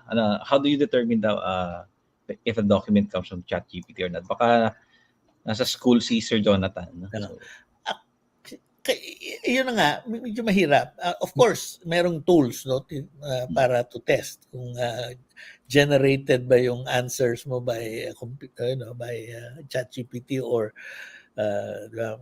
Grammarly and all of that. Para sa akin, hindi ang kailangan is a bigger shift in the sense na i-assume mo na ginagawa nila. Ang i-require mo lamang is attribution. Right? My answers, di ba, were assisted by ChatGPT. Kasi wala na yung hindi mo na, you cannot turn off the spigot. So, ano na lang, di ba? They just have to be honest about it. And then you explore with them the consequence of uncritically taking on the responses of ChatGPT. Same Yan nga question. yung challenge sa educational institutions. Let's say, magpasulat ka ng thesis. Kung sinulat ng AI lahat yun. Yeah. Lalo na in the Actually, future, it's more di ba? work for the yung- for the faculty. Kasi the faculty, pag nag-require ka ng submission, yun ang attribution. Lahat ng declarative statement dapat naka-footnote. Kasi i-check mo ngayon yung footnote na lahat na yun. And then on top of that, dapat alam mo yung hallucinations. So kung alam mong this work says this, pero iba yung sinabi, ayan na, yun yung marker mo. Well, I guess the other challenge is so sa mga teachers, for example, they somehow develop second sense, no, of determining din yung writing style ng estudyante. Biglang gumanda, no? Ang galing niya. Di ba? So may second sense din yung teachers based doon sa writing style ng estudyante niya. No, kaya nga critical pa rin yung teacher eh. Di ba? Yes. As mentor, as guide, to correct and all of this. Pero yun na nga, hindi na niya trabaho. Kasi di ba, sabi ni John Dewey, education is not the filling of the pail, but the lighting of a fire. So yung filling of the pail, usually 90% yan sa education. Di ba? Tinuturuan mo ano yung tama, ano yung mali, ano yung how to do. Ngayon, pwede nang umiksi yan to 10%. Doon ka na lang sa lighting of the fire. Kasi yung na-search mo na yung information, ang question na lang nga is, so ano ngayon na alam natin na ganito? Meron akong i-play na video. No? This is perspective of a hacker against AI. It's a 3-minute video para makapagpahinga tayo ng content. I'm going to show this and then we can comment on this. Okay? Ever wondered who would win in a battle between human hackers and state-of-the-art AI? The answer might surprise you. Let's dive into the undeniable reasons why hackers always will have the edge over machines like ChatGPT. At first glance, ChatGPT appears to be the pinnacle of AI development. A machine that can communicate, answer questions, and provide information on almost any topic. But when it comes to raw talent, adaptability, and innovation, hackers will always be a step ahead. You see, while ChatGPT is a marvel in its own right, it's bounded by the data it has been trained on and the algorithms that govern it. Hackers, on the other hand, are a different breed. They are pioneers, constantly pushing the envelope of what's possible in the digital realm. Here's why hackers will always be better than ChatGPT. Hackers are constantly learning, adapting, and evolving. As technology changes, so do they. They never stop growing and changing with the times. ChatGPT, while impressive, is limited by its design. It can't think outside the box or adapt in real time the way a human can. It's reactive, not proactive. Innovation is the bread and butter of hackers. They're always searching for novel solutions, creating tools, and finding ways to bypass the latest security measures. ChatGPT, on the other hand, can't invent. It can't truly create. It can only utilize the data it was trained on and produce responses based on that. It's not an inventor or an innovator. Hackers often rely on intuition, a gut feeling. They sense vulnerabilities, read human behavior, and anticipate reactions. This ability to feel is something a machine simply can't replicate. ChatGPT, while sophisticated, lacks intuition. It relies purely on logic and data, missing out on the nuanced and unpredictable nature of human behavior. Many hackers are driven by a deep passion, whether it's the thrill of the challenge, a desire to expose vulnerabilities, or just pure curiosity. ChatGPT, for all its marvels, lacks passion. It doesn't feel excitement or drive. It merely exists to process and respond. Many hackers operate within an ethical framework, making choices based on their personal beliefs about right and wrong. ChatGPT doesn't possess a moral compass. It operates strictly within the boundaries set by its programmers.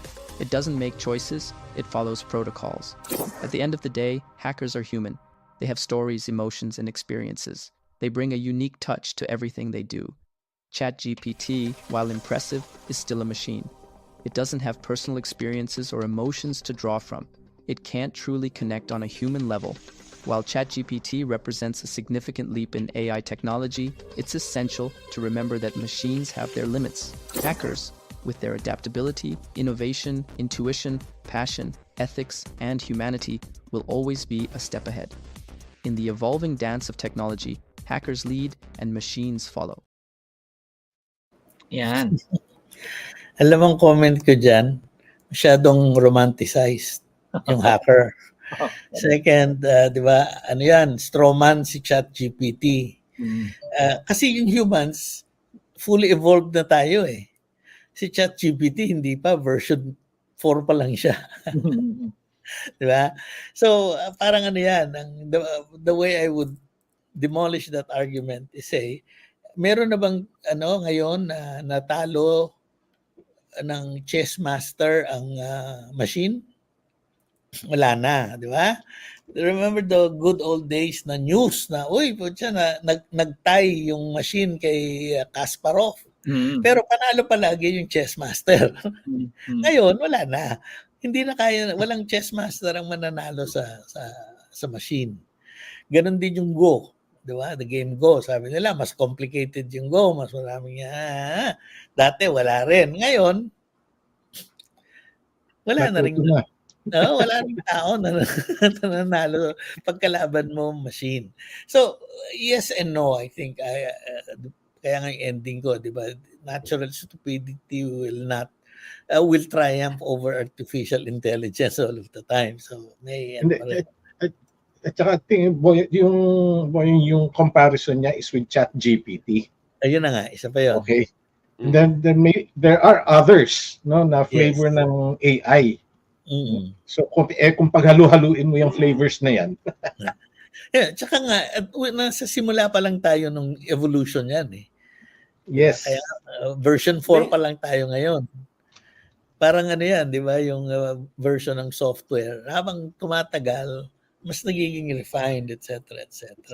So at this point in time, between a ChatGPT, and maybe tama siya, but 20 years from now, di ba sinasabi nga nila, yung evolution yan, every 2 years, merong di ba, meaningful, if not less. So, yun. Pero tama yung at the end of the day, kaya nga, di ba, I cited that book, AI needs us. Yeah. We still have to take control over its evolution.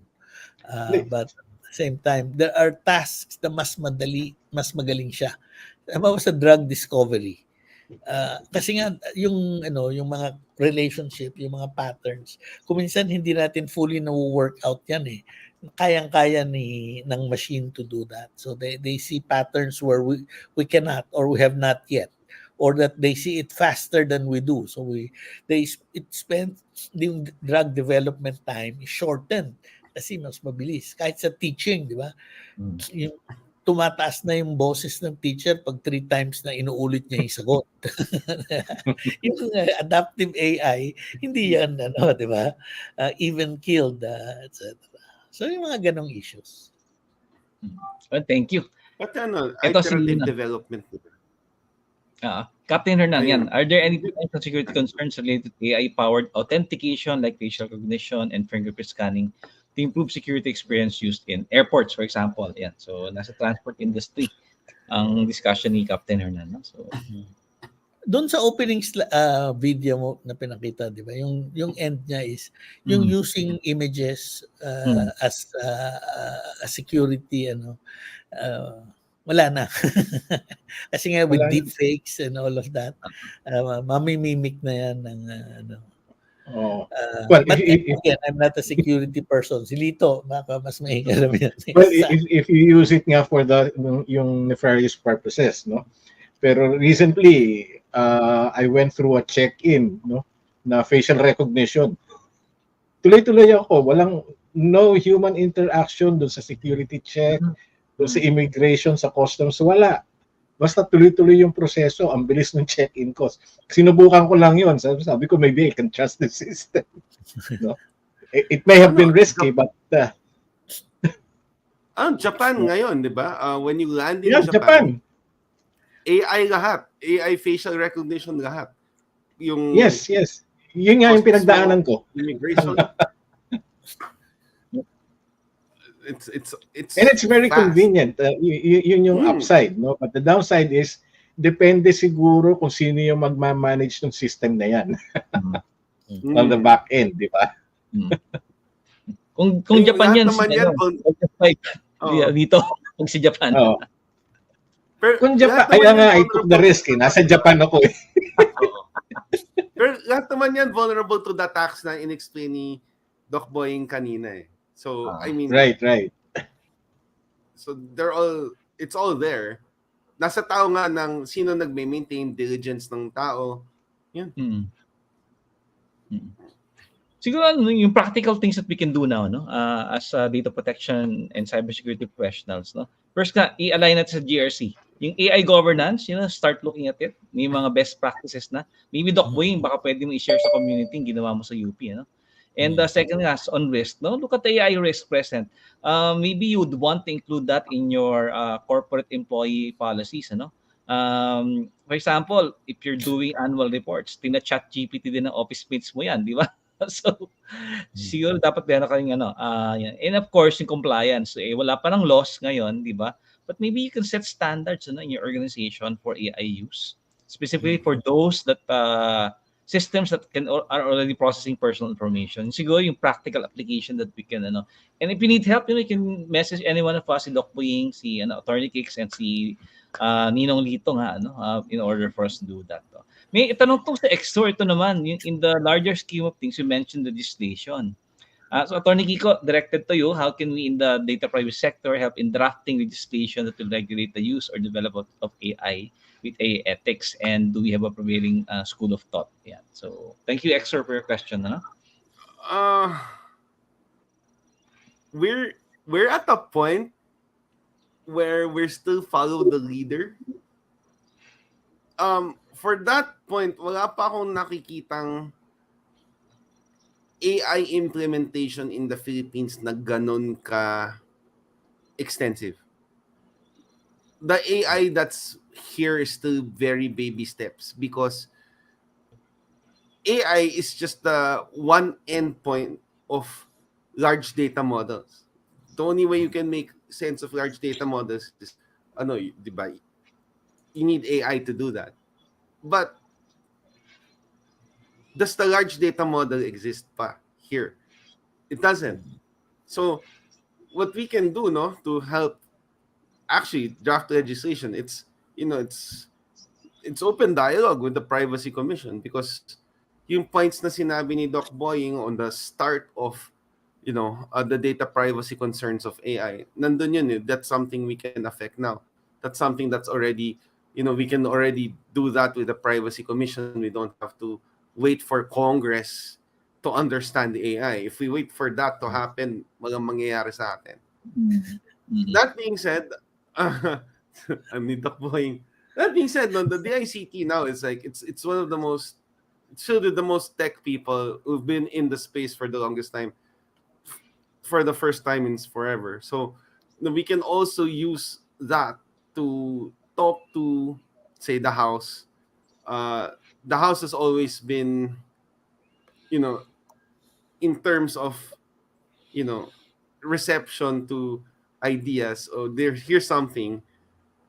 Sige, it's passing that through the House is not that difficult. It's when it gets to the Senate, then you have to explain it all over again to all the 24 senators. Kaya nga tumatagal ang tech legislation sa atin. But what you really want is, where can we affect it? Again, points raised by Doc Boy, and we share very good points in terms of how transparent is AI talaga in the Philippines. Which parts of our day-to-day lives are affected by AI? How does AI do it? For example, when we get authentication with our fintech apps, diba? The cash substitutes, GCash, Paymaya, all of that, because of BSP regulations, have to have some form of AI authentication of who you are. Is that how is that implemented? What are the ethics behind it? Are they being held accountable for the ethics? Things of that nature. We can, whether that happens, Up to us. Okay, ang veterano rin na Attorney Kiko si Lito eh. He has Nice. Been a resource person in several laws that were passed based on technology laws, no. So Lito, kailan mo mapasa isang AI law sa Pilipinas, no? Ba magtayo na tayo ng AI party list bago Actually, wala pang initiative in either House of Congress. Wala pang initiative.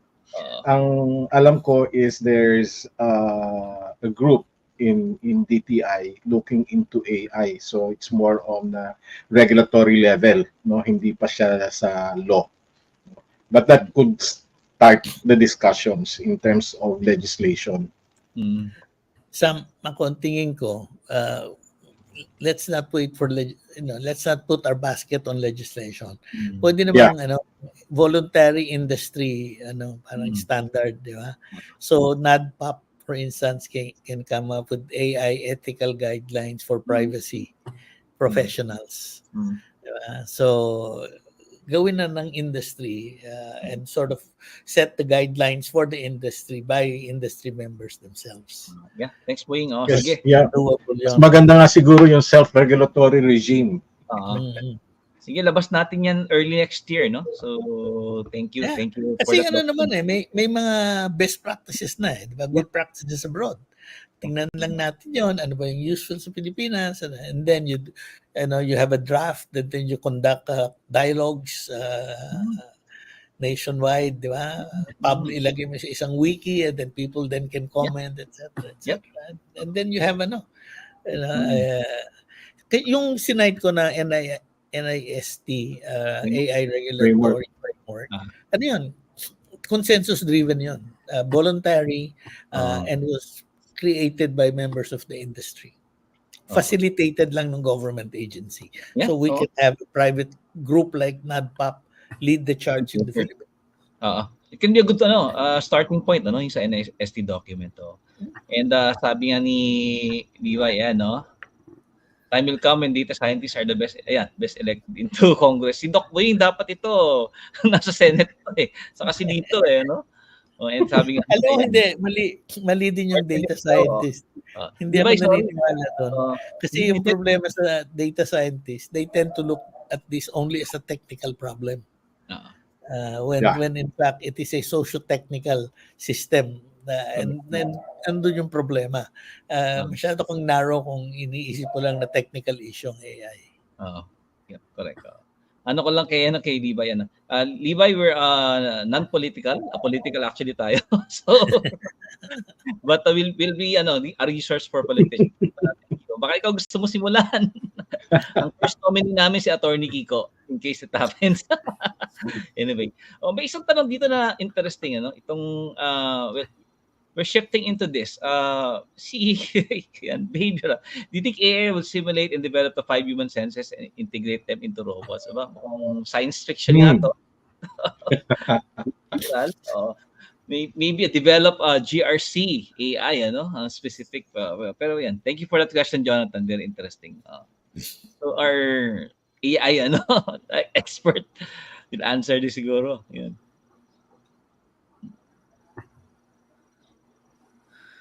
Ako hindi ko na nakikita yan. Di ba? Kasi sabi ko nga, nandun pa lang tayo sa narrow AI, yung autonomous cars, di ba?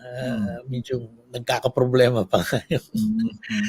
Kasi yung autonomous car, pagpasok mo sa intersection, may rules kasi, di ba, kung sino mauuna. Titingnan mo yung sino may right of way, pag nag-clear yun, saka papasok. Pag ginawa mo sa Pilipinas yun, that AI car will be stuck. Diba? Kasi yung rules na ginawa for that AI to follow does not exist or is not being followed. Kasi may pedicab, may tsaka walang right of way, di ba? Kasi nung mauna, kaninong umuso ang mauna. Kamote riders, ayan yung mga saka maraming potholes, di ba? Yeah, meron ditong unrelated to AI, pero Lito address to you May states. Go ahead, Tony. May power. Attorney Geeks, choppy yata yung signal. So, is it mine? Meron na states Up. Android Yeah. power. Android. Hello. Yeah, okay. Go ahead. Ayan, okay na? Ayun, sa states may AI-powered taxi. Wala nang driver. So, in terms of mag-identify ng pedestrians and ano. So, if you're looking at, say, na itong ano is AI lenses, trains with some ganun din.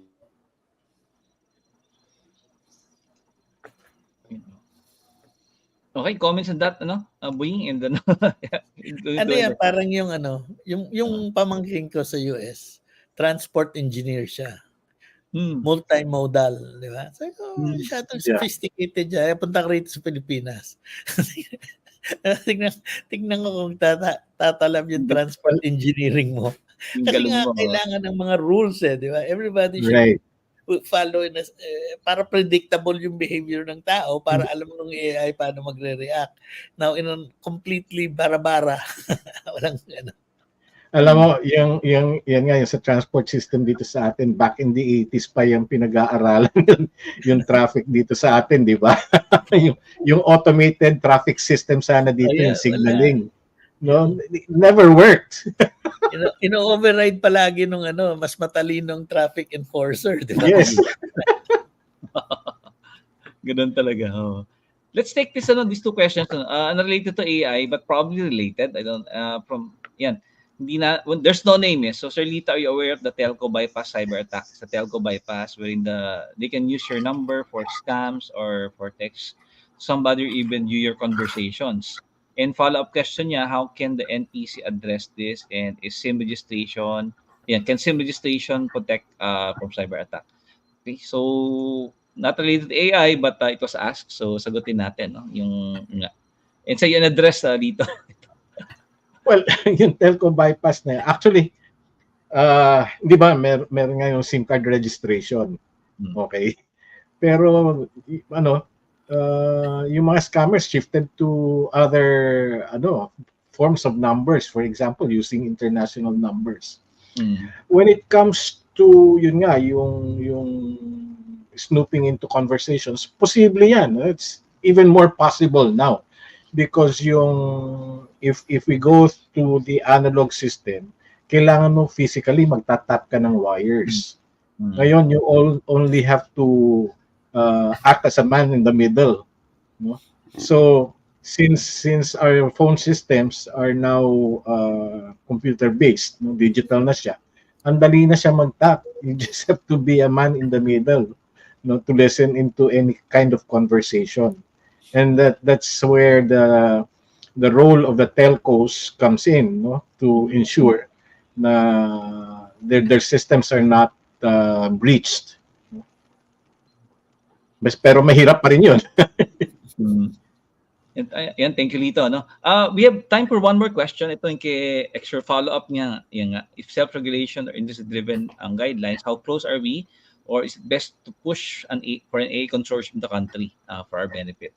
Yan ang tanong ni Exer. So probably our last question before we give going the closing remark niya. Ito na yung closing remark ko. I think let's work where we are most potent, di ba? Which means medyo maraming factors dito kontrolado na natin yung industry self-regulation.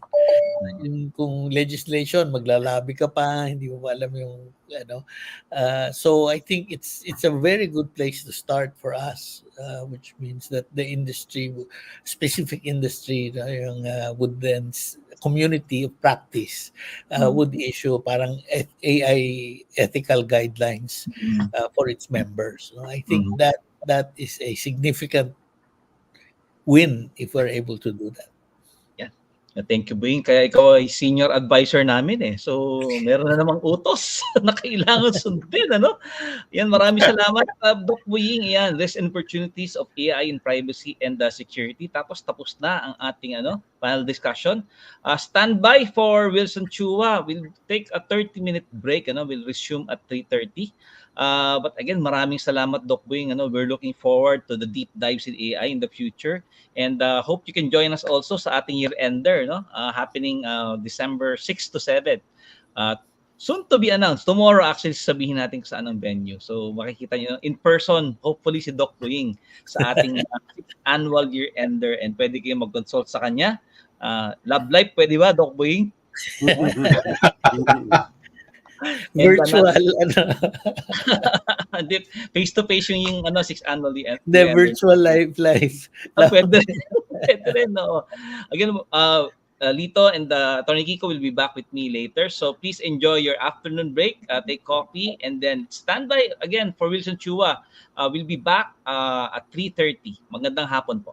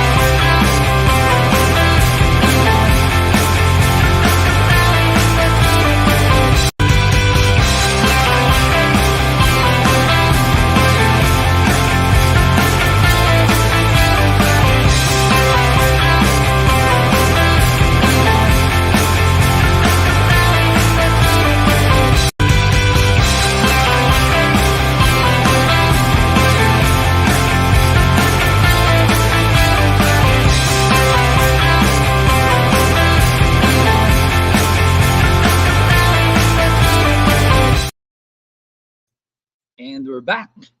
3:30 on the dot, everyone. So hope you were able to stretch, stand up, because this is our last session, but not definitely the least, no? We saved the best for last, sabi nga nila. Did you have a great time with Doc Boying a while ago? Yeah, I'm going to bring in my colleagues, no? Yan. Pagka nakita ko na open yung cam ni Attorney Kiko, we're going to put him on stage. Nasa backstage na po ang ating speaker ngayon. So, Sir Wilson Chua actually is joining us, actually, he's in the Philippines, no? But he's based in Singapore. He'll be joining us in a while. But first dito, internal and external threats. No? So, masarap pag-usapan, di ba? I think you're mute dito. Nakamute ka yata. Sorry. Yan. Ayan. Yes, internal and external threat actors, no? Yan ang dapat din tingnan kasi that's part of risk assessment. Di ba? Oo. And ito palagi, tanong ko lang dito, ano bang mas delikado, internal o external? Yan, welcome Attorney Kiko. Yan, sa inyong dalawa. Hello. Ano bang mas delikado? Internal o external threat? Diba? Ay, parehong delikado, pero tingin ko mas delikado yung internal kasi dapat controllable na internal eh. But if you're not able to control yung internal mo, mas lalong hindi mo makokontrol yung external, di ba? Correct. Yan, so let's welcome na si Wilson Chua. Yan, magandang hapon, Sir Wilson. Magandang hapon din po. Good yes, afternoon, Wilson. Sir Kiko and Attorney Kiko. Yan, no. Nasa Pilipinas ngayon si Sir Wilson di ba? No? So, yeah. Welcome back, no? Oo, kaya yan. So, Sir Wilson, excited kami sa presentation mo, no? Baka gusto mo i-load na yung presentation para paano ba i-share yung Ayan, dito? yung sa present button, Sir Wilson, nasa gitna. Wait, Present. Share screen. Yan, screen or file. Pero pwede yung screen kung marami kang Window. Eto. Okay. Nakikita niyo na ba? Hindi pa nagre-render pa siya. So StreamYard actually yan. I-add ko na sa stage. And then Sir Wilson, we're going to leave you muna, as you present, no? So ladies and gentlemen, let's all welcome Sir Wilson Chua for anticipating managing internal external threats through GRC. And salamat. The floor is yours, Sir Wilson. Yeah, finally. So excited to be here and get Sir Lito and Attorney Kiko to join me on stage. So today, this afternoon, my assigned topic is to share how we can anticipate and manage in both the internal and external threats, through GRC, Governance, Risk, and Compliance Management. So without further ado, let me share with you yung agenda natin for the 30-minute talk. First of all, let us quantify the cost of an actual breach. And then after that, we'll analyze what big data has shared with us as the 4 more common causes of a ransomware, a successful ransomware. And we'll share some actual cases. And after that, we'll move right in through anticipating threats, where we will share some big data analytics technique, and some practical approaches to countering, anticipating, and neutralizing those threats through the framework of the governance, risk, and compliance management. And in between, I will insert some best practices that I would suggest. But let's keep this session very interactive. So at any point in time, Sam, Attorney Kiko, Sir Lito, feel free to jump in and ask questions or highlight some of the points that I may have missed. Kasi marami-rami ito, So without further ado, let's see the cost. This is a slide from Statista. So they analyze the average cost of a data breach in the Philippines. So very specific, Philippines. This is in US dollars, So what we can see is an increasing trend in insurance payouts for ransomware. As early as 2020, the average insurance payment was like $820,000 US dollars. This saw an increase to about 1.3 million by the 2021, and then ballooned to 2.8 million by last year. This year, it's already been clocked at an average of 3.5 million US dollars average payment. So yung nababalitaan natin sa PhilHealth na dinemand sa kanila, what was that, 30,000 o 300,000 US dollars, medyo tipid pa yun, Mura pa yun. So next, let's go to these guys from Coveware analyzed the successful ransomware attempts and classified them into separate categories. So you will see 4 lines, starting from the left, you will see the pattern. So most of them are going down, particularly the dark blue line. Let me see if you can see my mouse over here. The dark blue line represents the number of successful ransomware attack that was traced to a successful exploitation of the RDP port 3389. So RDP is a Microsoft service that allows remote users to connect in, remote desktop protocol. Again, TCP or UDP port 3389. This is followed by the light blue line, which represents successful ransomware attacks that used email or phishing as their vector of entry. That's the light blue line. It's followed by the red line, which represents the percentage of successful attacks attributed to software vulnerabilities. So, andyan na yung outdated plugins, hindi mo na patch, you forgot to update your antivirus or nag-expire ang antivirus, andun na lahat. Finally, we have all the other causes, but principally, the other causes has to deal with insider threats. So in the context of today's talk, which classifies the attacks into external threats and internal threats, the RDP is clearly an external threat. The email and phishing is a hybrid. It's initiated externally, but it's activated through through the inadvertent clicking of links on those phishing emails. So hybrid siya. It's a mix of both external and internal. The red line is the software vulnerability. This is an external threat, no? And then finally, the others, which includes the insider threat, is very clearly an insider threat vector. But what I'd like to call out is this, no? Email and phishing is now number one. That is the most common way that systems or networks gets compromised or gets ransomware, no? So let me ask a poll. I don't have a video or visibility into the audience today, but let me ask you, what is your go-to tool against phishing? Kasi we're talking about the number one vector, which is email and phishing attacks. No? So, take a moment. Sir Sam, di ba natin kaya mag-poll or raising of hands lang? Pwede. Meron dito. So, may mga questions naman dito, Wilson. So, yan. We can have comments like this. So, our community members, can you please comment? Doon sa question ni Sir Wilson, what's your go-to tool versus phishing currently? You can say none, or you can mention, for example, what are you using? So, if you can. Itayin na natin, Wilson. May konting lag si Attorney Kiko.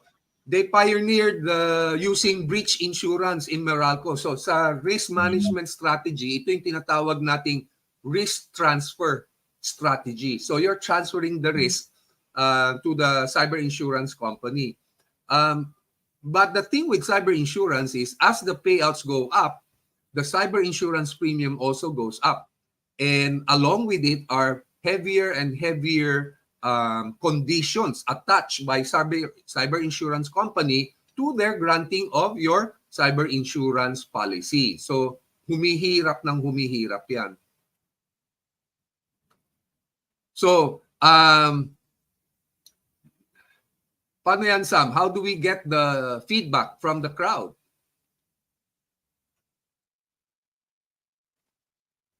Anong ibig sabihin ng AFK? Away from keyboard. I was away from keyboard. So si Jonathan nag-comment none, and si Ray Tolosa, no? So endpoint security like Byte Defender ang go-tool niya for phishing. Si Sir na naman, so ayan, strong password. Si Romeo, awareness ang kanilang go-to, and awareness din. So these are some of the answers, Sir Wilson, from our community. Alam mo, tama po yan. Mga ano na sila, mga veterano. It shows that they know what they're talking about. No? So ito naman po yung nakikita natin, user awareness and education. And then yung mga iba, they will subscribe to a service that does a phishing simulation. Meron pang scoring, no? And some also combine both. They will provide an education and awareness campaign and then conduct phishing and then give you the result. What is the percentage of your employees that still click on the link despite having been educated or oriented towards phishing simulation? Okay, so these are the two more common. And ang nakalimutan ko, tama, yung endpoint protection, yung mga antivirus, no? Hindi ko naisama, pero that's a very good tool. Now, what I'd like to share are additional things that many may not have thought of. So, number one is SPF. Hindi yan sun protection factor, ha? No, it's called Sender Policy Framework. So, Sender Policy Framework will tell mail servers to drop emails that are supposedly coming from them but do not originate from very specific IP addresses. So, for an email to be valid, it has to come from specific IP addresses. So, medyo mahirapan na yung phishing or yung scammer or yung spoofer, no? Because they would now have to send their email from authorized IP addresses. So, nahihirapan na sila.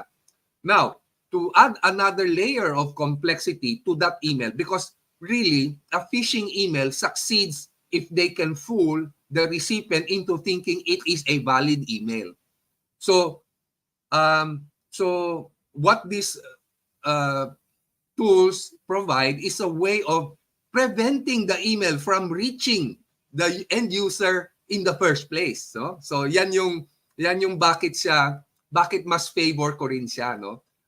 But so as not to be misquoted, what we need is a combination of both, yung mga user education, simulation, and the technical or technological solutions, of which SPF is one. The next one is what we call DKIM, Domain Keys Identified Email. So parang certificate siya, naka-attach dun sa email, no? That proves the authenticity of the sending mail server.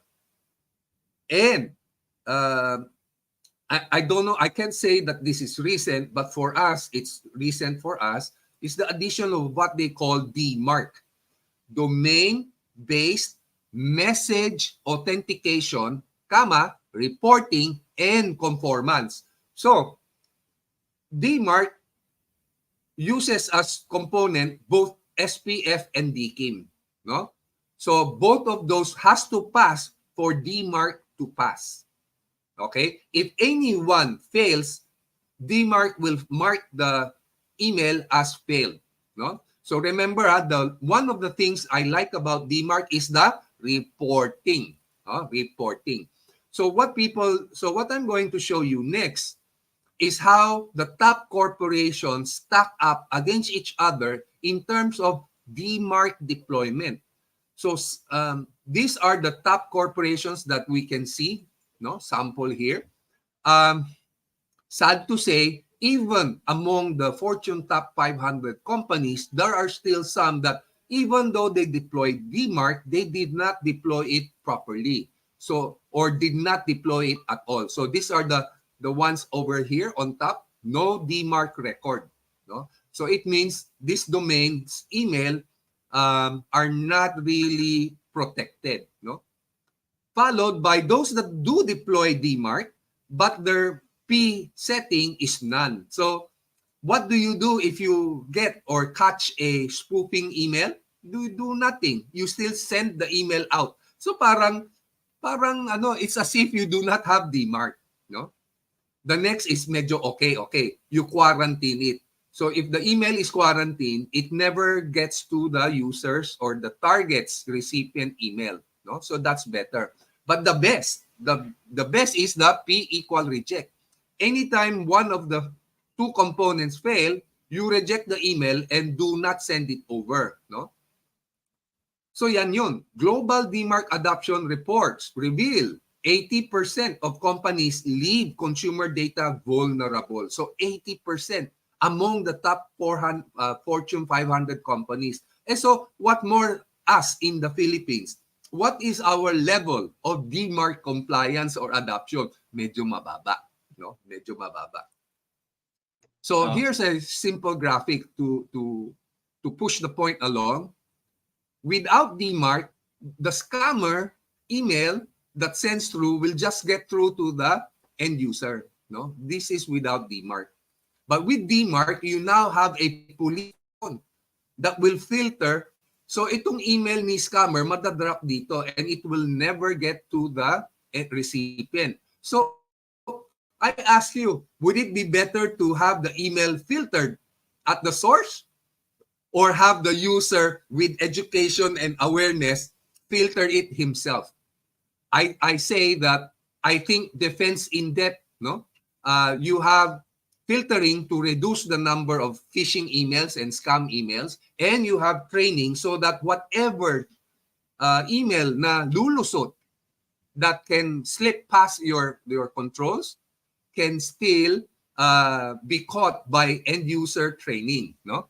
So let me give you an actual example of what happens when a scammer sends an email supposedly coming from one of our domains, in this case, watchdogcyberdefense.com, and it gets to the recipient mail server. The recipient mail server will then check the SPF, DKIM, and DMARC settings. And so what happens here is this guy, 202.39.161.101, attempted to spoof our domain but because it failed both the DKIM, domain keys, and the SPF. This mail server then dropped the email and then sent us an notification. Kami naman, now that we know who are spoofing us, we will now file a complaint with the owner of the IP address from where the spoofing attempt came from. And so this is a sample that we sent to Chunghwa Telecoms. I hope you're well. I'm reaching out to you because of potential security. And these are the IPs that we see attempting to spoof us. Can you do something about it, or can you investigate? Now, going on to the second most common vector for ransomware, which is RDP, we went to this security site. Let us not name, no, so that we are not spreading the hacker tools. So this website, if it's like a Google for security. So we enter the codes, country, :PH, and port 3389. So essentially, I want you to tell me all the servers or devices that have open port 3389. Again, that's the RDP port coming from or registered with the Philippines. And this is the result. There are a total of 3,637 open RDP ports broken down by city. So Manila, Quezon City, Makati, Angeles, Bel Air, Mandaluyong, Lipa, Taguig, Cebu, all the rest. Okay, interesting. Wait, there's more. Eto pa. If you drill down, you will see this, 4.193.82.158.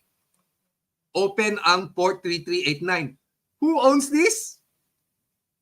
Who owns this? PhilHealth. Yan. PhilHealth owns this server, and one of the key vectors for Medusa ransomware is open port 3389. Diyan siya pumapasok. Okay, next. Hackers using this security tool will also know to use it to locate servers with outdated software. So here we just tried IIS 6.0 kasi meron ng IIS 9, IIS 10, no? So sino sa atin sa Pilipinas ang gumagamit pa ng IIS 6.0? Sige nga, there are still 123 servers associated with organizations having the name Philippines in their organization name.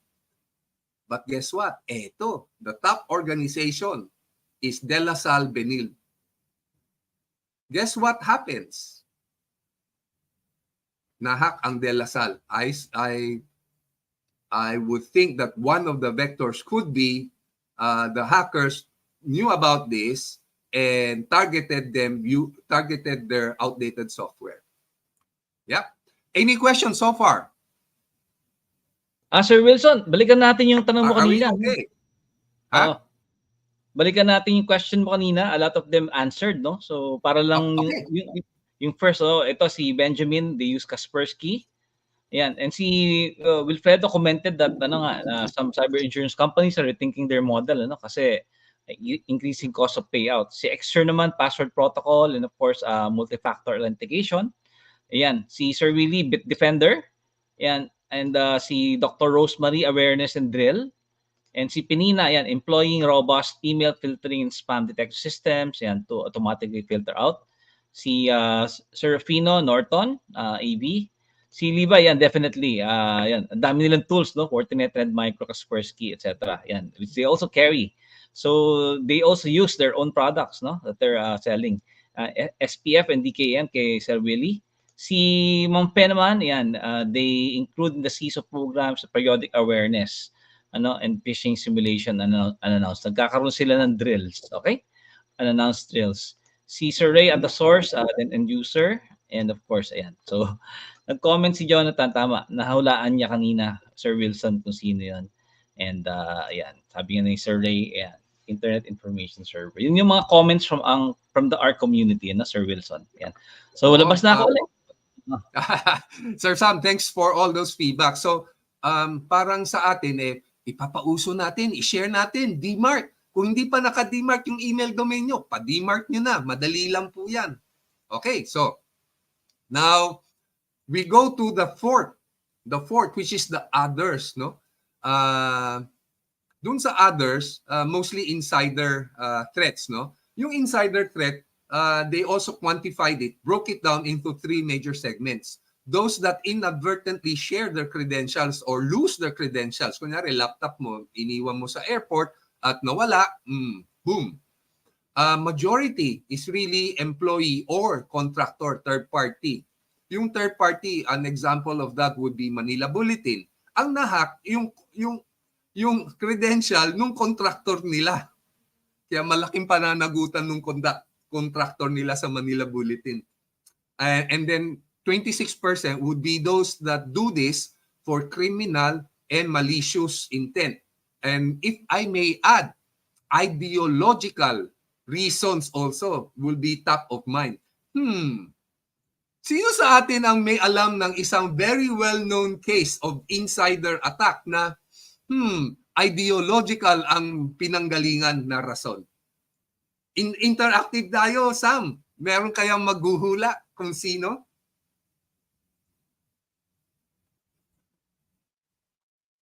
Hintayin lang natin, Sir Wilson, ano? Baka iniisip pa nila. Dapat may price daw. Oo, kasi alam mo, agree ako kay Attorney Kiko. Mahirap i-counter ang insider threat, no?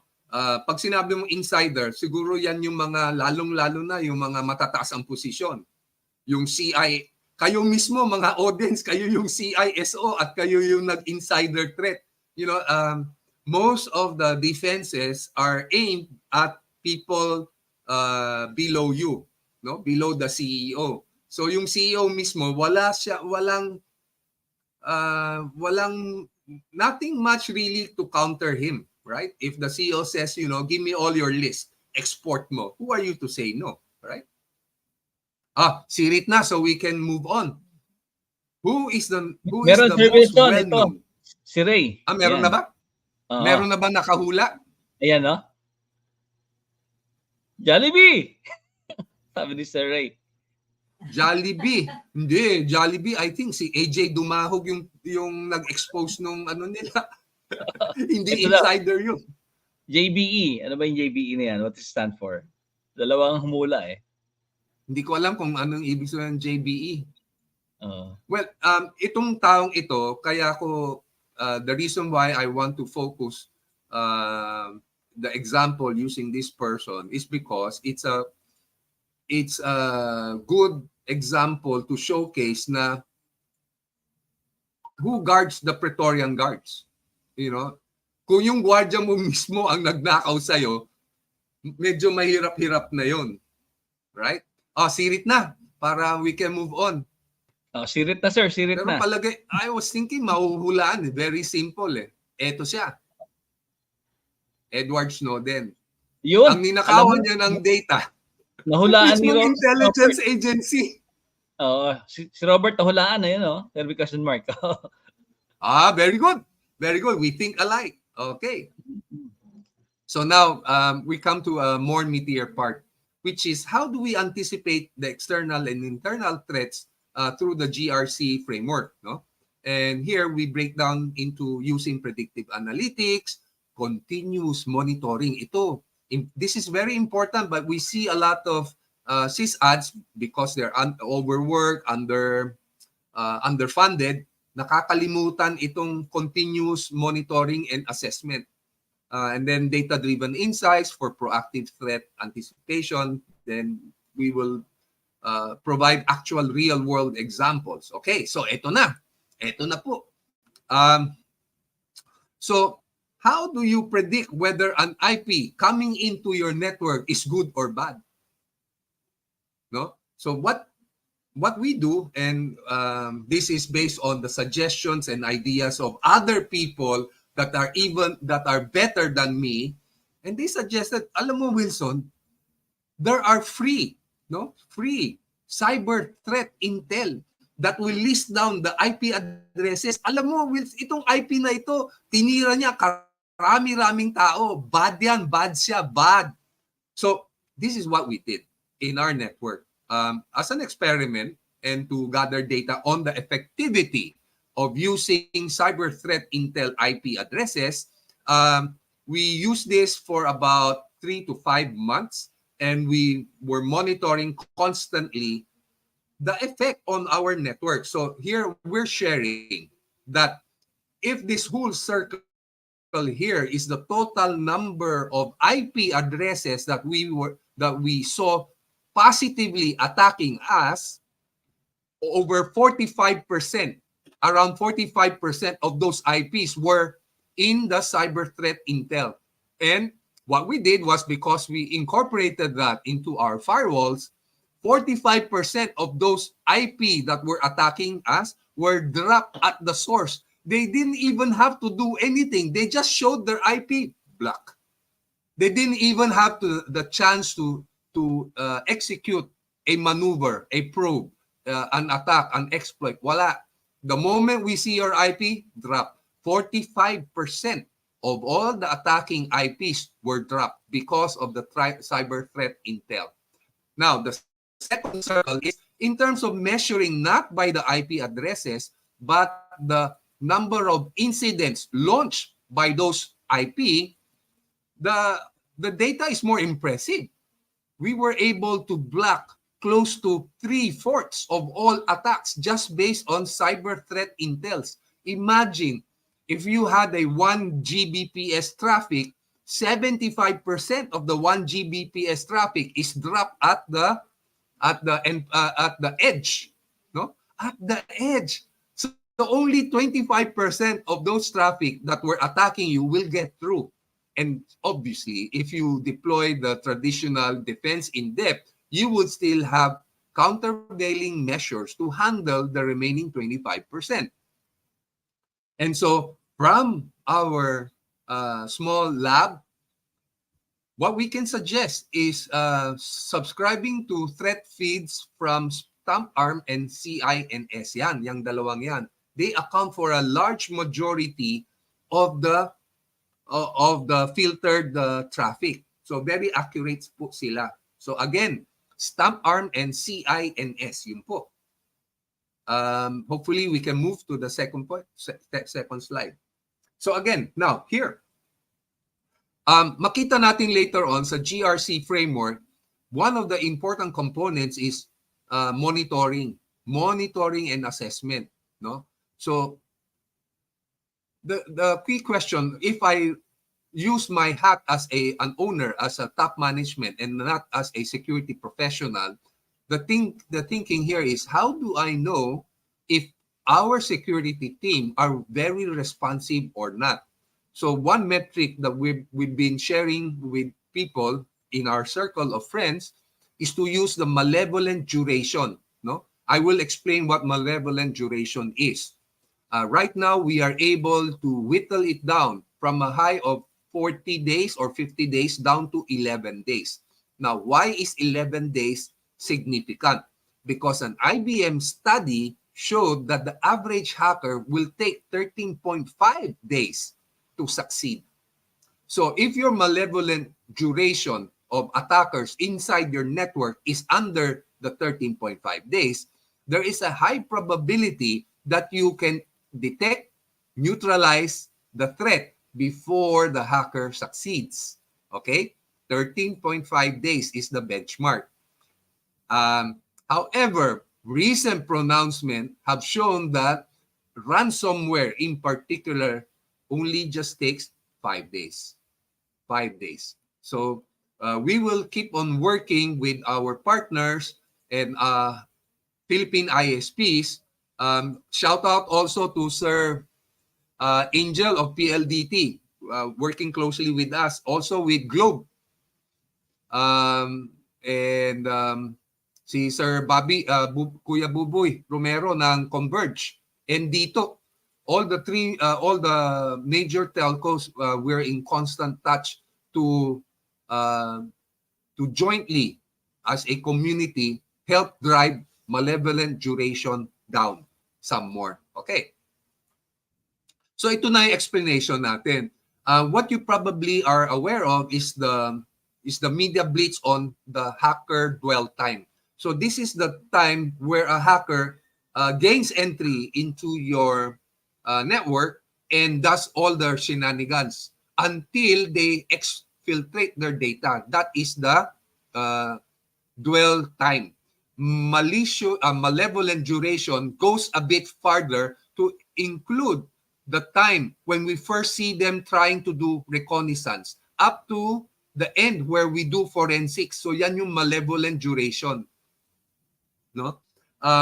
Think of it like, let me see, malevolent duration measures how long the hacker can get away with their tricks before they're busted.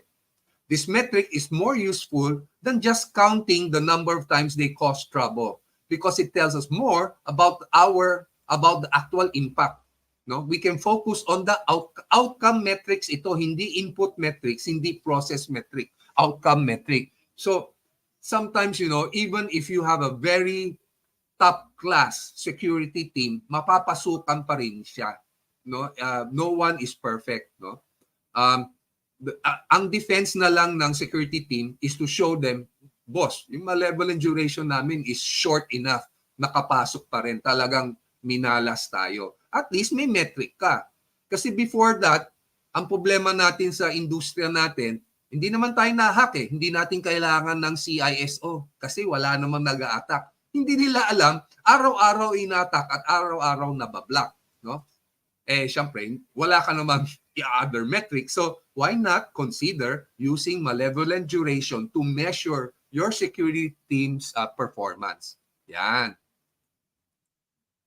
So, eto naman. Because you now have millions of attack data points, naisip namin, why don't we aggregate them to see the top ports that were being targeted? Eto po. Ang top port sa amin TCP port 23, Telnet. These are bots hunting for other IoT devices to compromise and become zombies of their own. By far the largest, 282,000 in 1 week na attack. Followed by 587 and 25. Diba? Remember? 1/3, the most common, the top number one reason for being compromised via ransomware is now email phishing. And guess what? 587 and 25 are email-related ports. So, nagda-jive po siya. Followed by SSH port 22. No? And port 445 sa mga Microsoft file and printer sharing, mga SMB. And then, mga data attempts, 1433 and 3306 is the next page. No? So, what we do with this data is we advise our hosted clients, no, na boss, yung 3389 mo naka-expose. We can show you the data na top 10 yan sa hina-hack or ina-attempt na i-breach. Yung 3389 nasa number 8 today. Week by week nagbabago po yan, pero constantly andyan po yan. SSH port 22, 23, 3389. Sure po, magbukas kayo ng server na open yung ports na yan, baka wala pang 3 araw na breach na kayo. Sure po yan. And so, ito naman chart na ito just gives us the trend. So, port 23 is in light yellow. Yan, no? Nagpahinga sila October 16 and then bumalik na naman. So, we can see at a glance which ones are more sensitive ports. And that informs us to fine-tune our firewall policies na itong mga ports na ito tina-target. So it cannot be open to the internet. We open them only to authorized IP address blocks. Yan. Ito na po yung follow-up chart. So we also take a look at mail. Who are attacking us? Where are they from? Makikita mo rito, SASL authentication. These are attempts to brute force guess the password, the email password of a particular account. Bakit kamo? Number one, the email ports are by tradition open. They have to be open so email from anyone can get in. So, hindi mo mabablock yan. Number two, let's face it and i-admit natin, pati kami din before, hindi namin binabasa yung mail logs, pinapabayaan lang namin until someone complains, The mail logs are just stored, but not anymore. No, we are now seeing active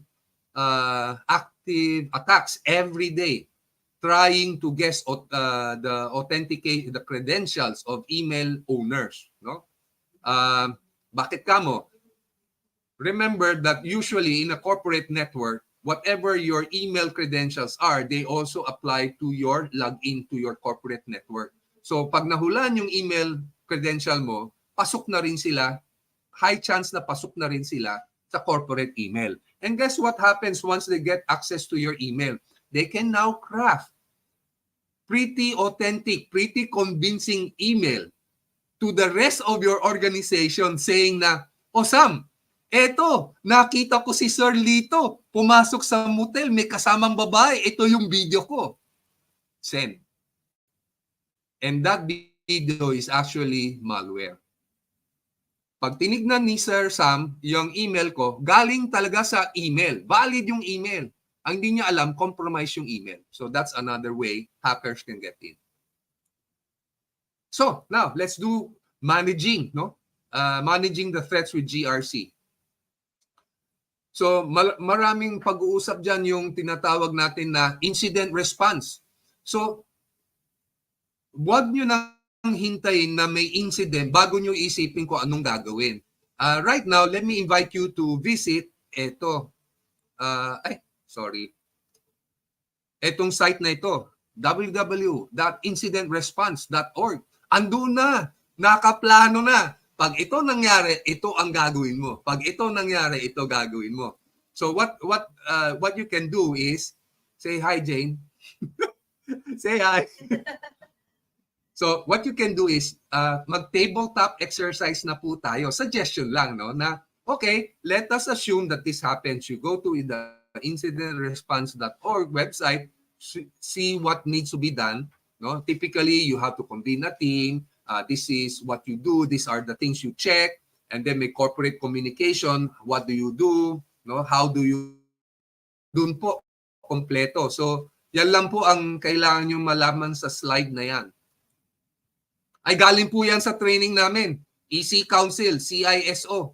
Certified kami na certified CISO kami. So, yan yung isang valuable lesson na nakuha ko dun sa lesson. Sa course na yon. Now, also, once you have an incident,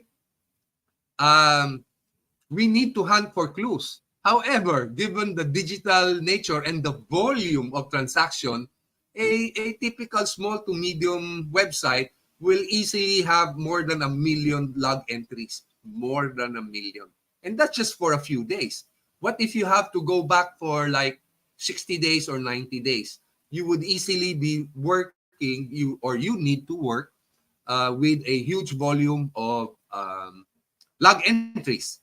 And it is almost impossible to go through it one by one, line by line.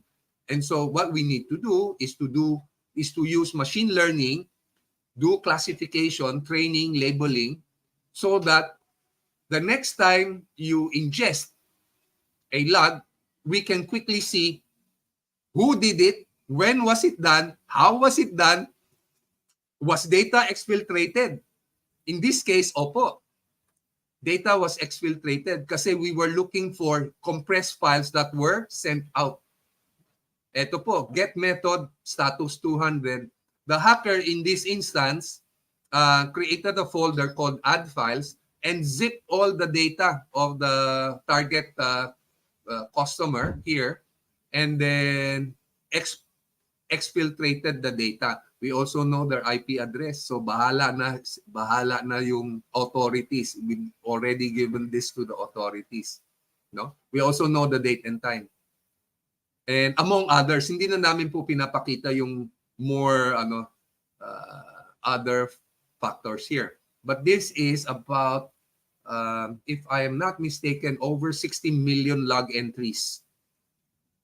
No? And so marami-rami yan. But we can, using machine learning and analytics and classifier models, we can quickly surface the types of attacks that were used. Yan, eto pa. So in analyzing this, for an actual client, you're familiar, all of you are familiar with HTTP method. The most familiar is get, no? Get the page, get the item, or post a comment, post a response, post a registration form, get and post. But we were surprised to find that hackers were also using other HTTP methods like head, options, get, prop find, delete, patch, connect, purge, debug. Now, what you do is when you go home, you talk to your web developers. Do you need the other HTTP methods? If not, i-restrict na natin. We only allow get and post. Why? I've seen head being used against yung organization ni Sir Lito sa NAMFREL to launch DDoS. Head.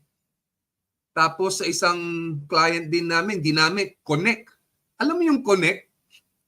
Bata ang tumira doon sa server kasi we saw them using a get to go to the web server and then issuing a connect method to connect to Roblox. So in effect, yung batang yan, ginamit yung web server resources and bandwidth to tunnel into Roblox, which means na this the hacker was able to mask or hide his true identity.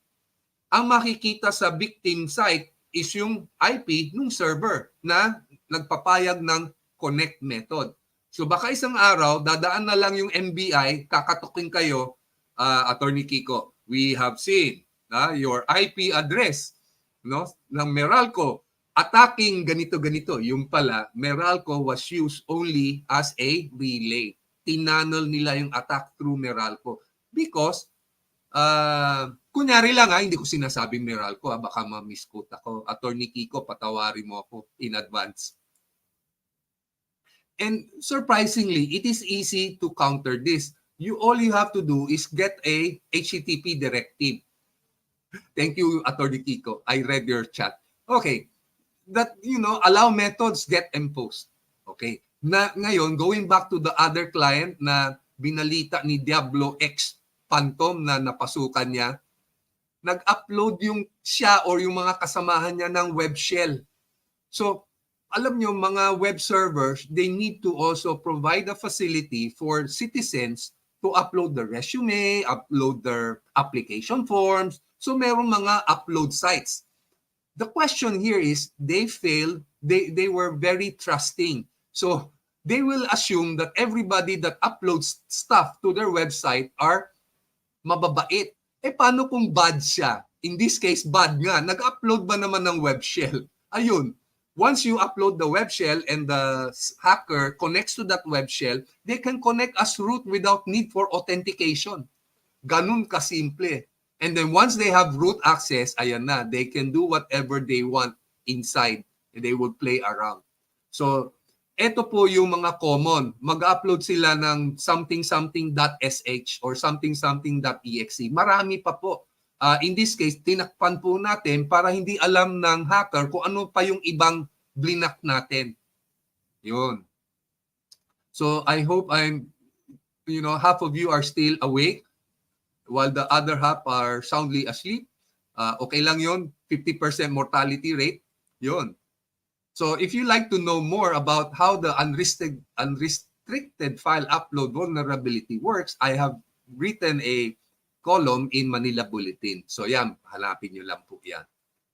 Ito na po yung mga governance, risk, and compliance. No? I'm sure the other speakers ahead of me have talked about this to death.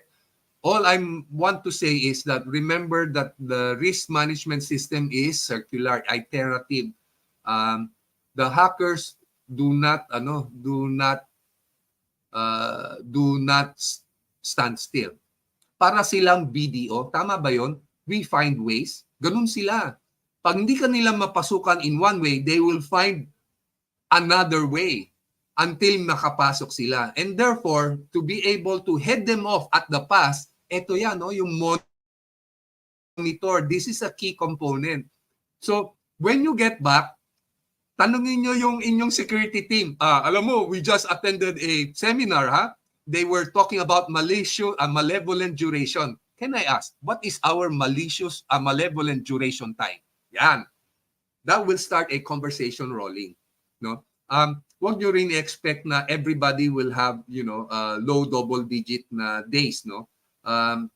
As a matter of fact, we were looking at some of the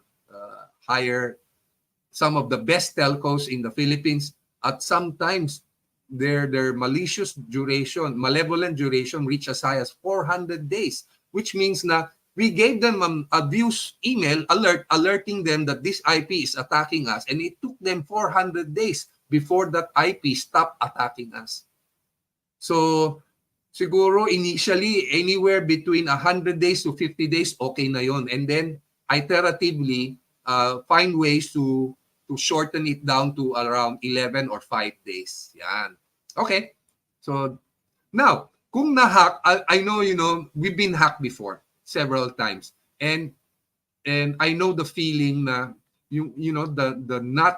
the growing pain in your stomach, and then yung ego, yung pride mo na na-hack ako kahit na anong pagsisikap namin, na-hack pa rin kami. Well, there is a silver lining. Never let a crisis go to waste, because every hack is a teachable moment. No, what we do is we need to go in forensic. How did they do it? So that we can learn lessons. Otherwise, we will be condemned to suffer repeats of history. Yan. So here, meron po ako mga i-share na in the course of our business with other clients, either ako nakaisip or sila nakaisip, and I think na good idea po ito, no? Acceptable use policy. Sir Sam, pwede bang magawa tayo ng interactive poll? Tignan po natin, show of hands, how many po ang merong acceptable use policy na signed by each staff in their network, in their company. Yan, let's give them 1 minute. Nag-poll po si Sir Wilson. No. Attendees, please, can you please comment if you have an acceptable use policy in your organization, So we'll assume na we cannot assume really. We need your poll, no? So if there's a significant number para meron tayong feedback from Sir Wilson. Okay naman to say no, or there's none, etc. So ayan. Thank you, Sir Hernan. Ayan, si Honey sumugot na rin. Salamat. Ayan. Si Bench, ayan. Naku. Mamaya ipapost natin yung mga comments nyo, So para makita ni Sir Wilson, ito ng ating mga co-host also. Yan, so meron daw. Yan, good. Sige, Sir Wilson is taking a break natin. Hi, Jane. I'm back. Ay, you're back na. Akala taking a break. Si Jane po, ang butihing may bahay ni Sir Wilson. Also a techie like him. Kaya yan, maraming sumasagot. Commander-in-Chief. Commander-in-Chief, pareho kami yan. Magkasama kami ni Sir Wilson. Ang unang sumagot, si Sir Hernan, very honest. Wala pa, sir, di ba? Pero magkakaroon yan. Si Honey, yes, they have. Yan. Ito maganda comment, Sir Wilson. Ayan, Si Sir Benjamin, our accessible use policy were met with violent reactions. So sila nagalit yan, No porn, no gambling. Yan. Jasmine, meron. Si Attorney Manny, meron daw. Ayan. Michael, meron din.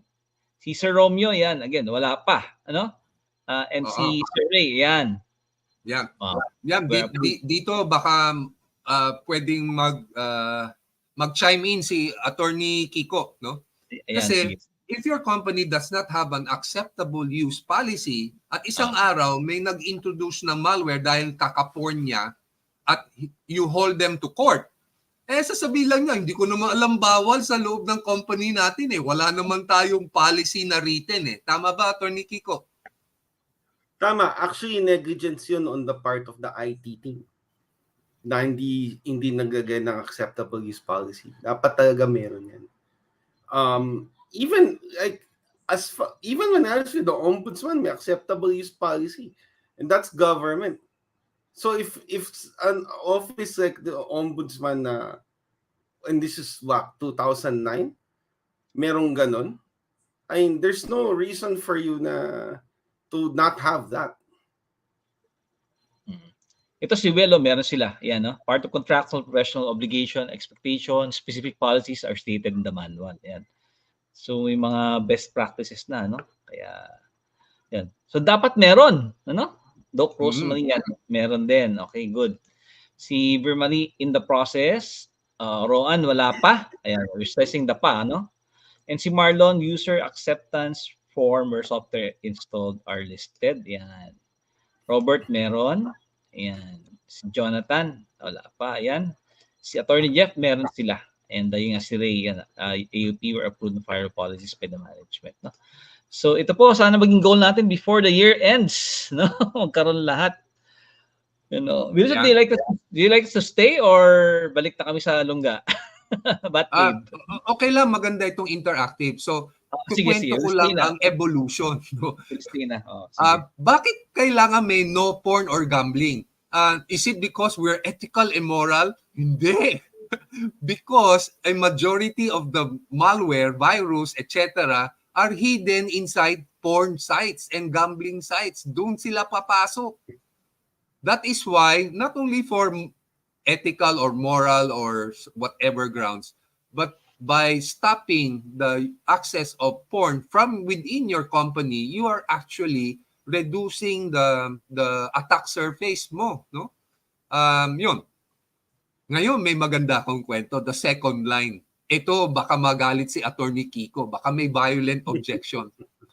Sinabi namin kasi even with the acceptable use policy na pirmado nila na no porn, no gambling, we still find people gambling and doing porn site, no? And so every now and then nabavirus yung call center na client namin. So ang ginawa namin, naglagay kami ng surveillance, no? Para ma-hunting kung sino yung nag-introduce ng virus. Pero dahil naman sa if you do surveillance and then meron atang jurisprudence sa US na if you do surveillance, you have to inform your employees, your staff that are using that na they are under surveillance. And so the key term here is, sinabihan namin na when you use the corporate network using corporate facilities, do not have an expectation of privacy because we are monitoring the traffic and the communication. O, di ba? So when we did this policy, it was really just to be on the good side of the law na hindi kami ma-technical na, hindi mo kami sinabihan yung mga letters ko sa aking mistress, nalaman nyo lahat. Mga ganun no? So we're on the good side of the law. Kaya ko sineshare sa inyo ito because it had an unexpected benefit. Remember na kahit may no porn, no gambling policy, meron pa rin nagpo-porn at nagagambling. The moment we went out with the no expectation of privacy and had everybody sign the new clause, guess what happened? Compliance with the no porn, no gambling went down. Kasi compliance went up, Compliance went up, so the incidence of virus infection went down because of the no expectation of privacy. No, the counterintuitive. No, think about it for a moment, no? Because kunyari pasample lang mo na kunyari si Attorney Kiko biglang may 3 girlfriend. Ginamit niya yung corporate network and corporate email sa pag-correspond sa kanila. Tapos ipopost ko na lang sa message board to whoever has 3 girlfriends. Pwede ba pakitigilan niyo na? Kawawa yung bandwidth natin sa kakasagot niyo back and forth. Almost overnight, the number of virus infections went down because of that single policy. Grabe. Not related, but it went down. Okay. So third, ano lang guys sa audience, if you have any anecdotes to share, feel free to just type it in. I-share naman ni Sam yan. Ito si Levi, no? Sa higpit nila pati social media like Facebook and platforms like YouTube, kailangan humingi ka ng request for access. Ayan. Kasi sa amin, marketing namin and support Facebook, WhatsApp, Viber. So talagang, sige, bahala ka na. Okay yan. Basta tanda mo no porn and no expectation of privacy. So eto, pupunta na tayo po sa third point natin. Do not mix and match your personal and your corporate life. So sa email, lahat ng tao namin may sari-sariling corporate email. Pinagbabawal po namin ang official transactions not using corporate email, no? And kung meron kang personal email, use it for your own social media profiles. Do not mix and match. The reason for this is very simple. We've seen a lot of big-time companies, Yahoo, Google, Facebook, LinkedIn, na-hack. So if you were to register your personal LinkedIn profile using your corporate account, guess what? Once it is hacked, your corporate access and credentials are also at risk. No? So mas mabuti na yung separate mo. There is a separation, no? And of course, yung silahan, no?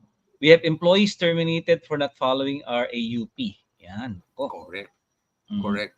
Pasampulan mo yun.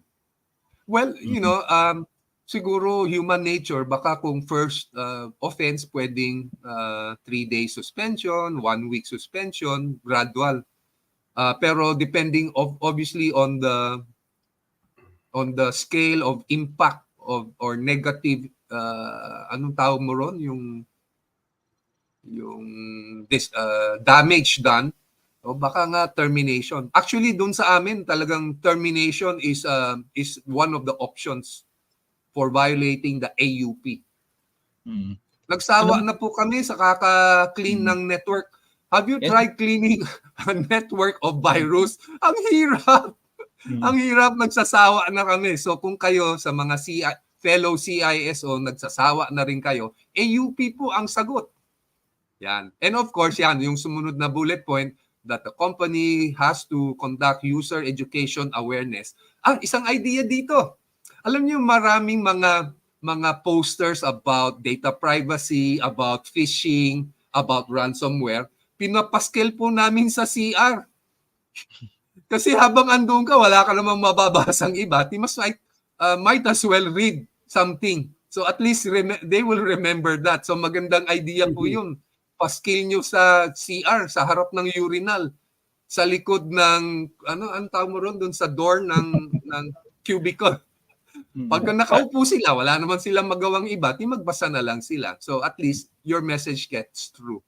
And of course, susunod tayo, multi-factor authentication is now required for the more sensitive accounts or more sensitive access. No?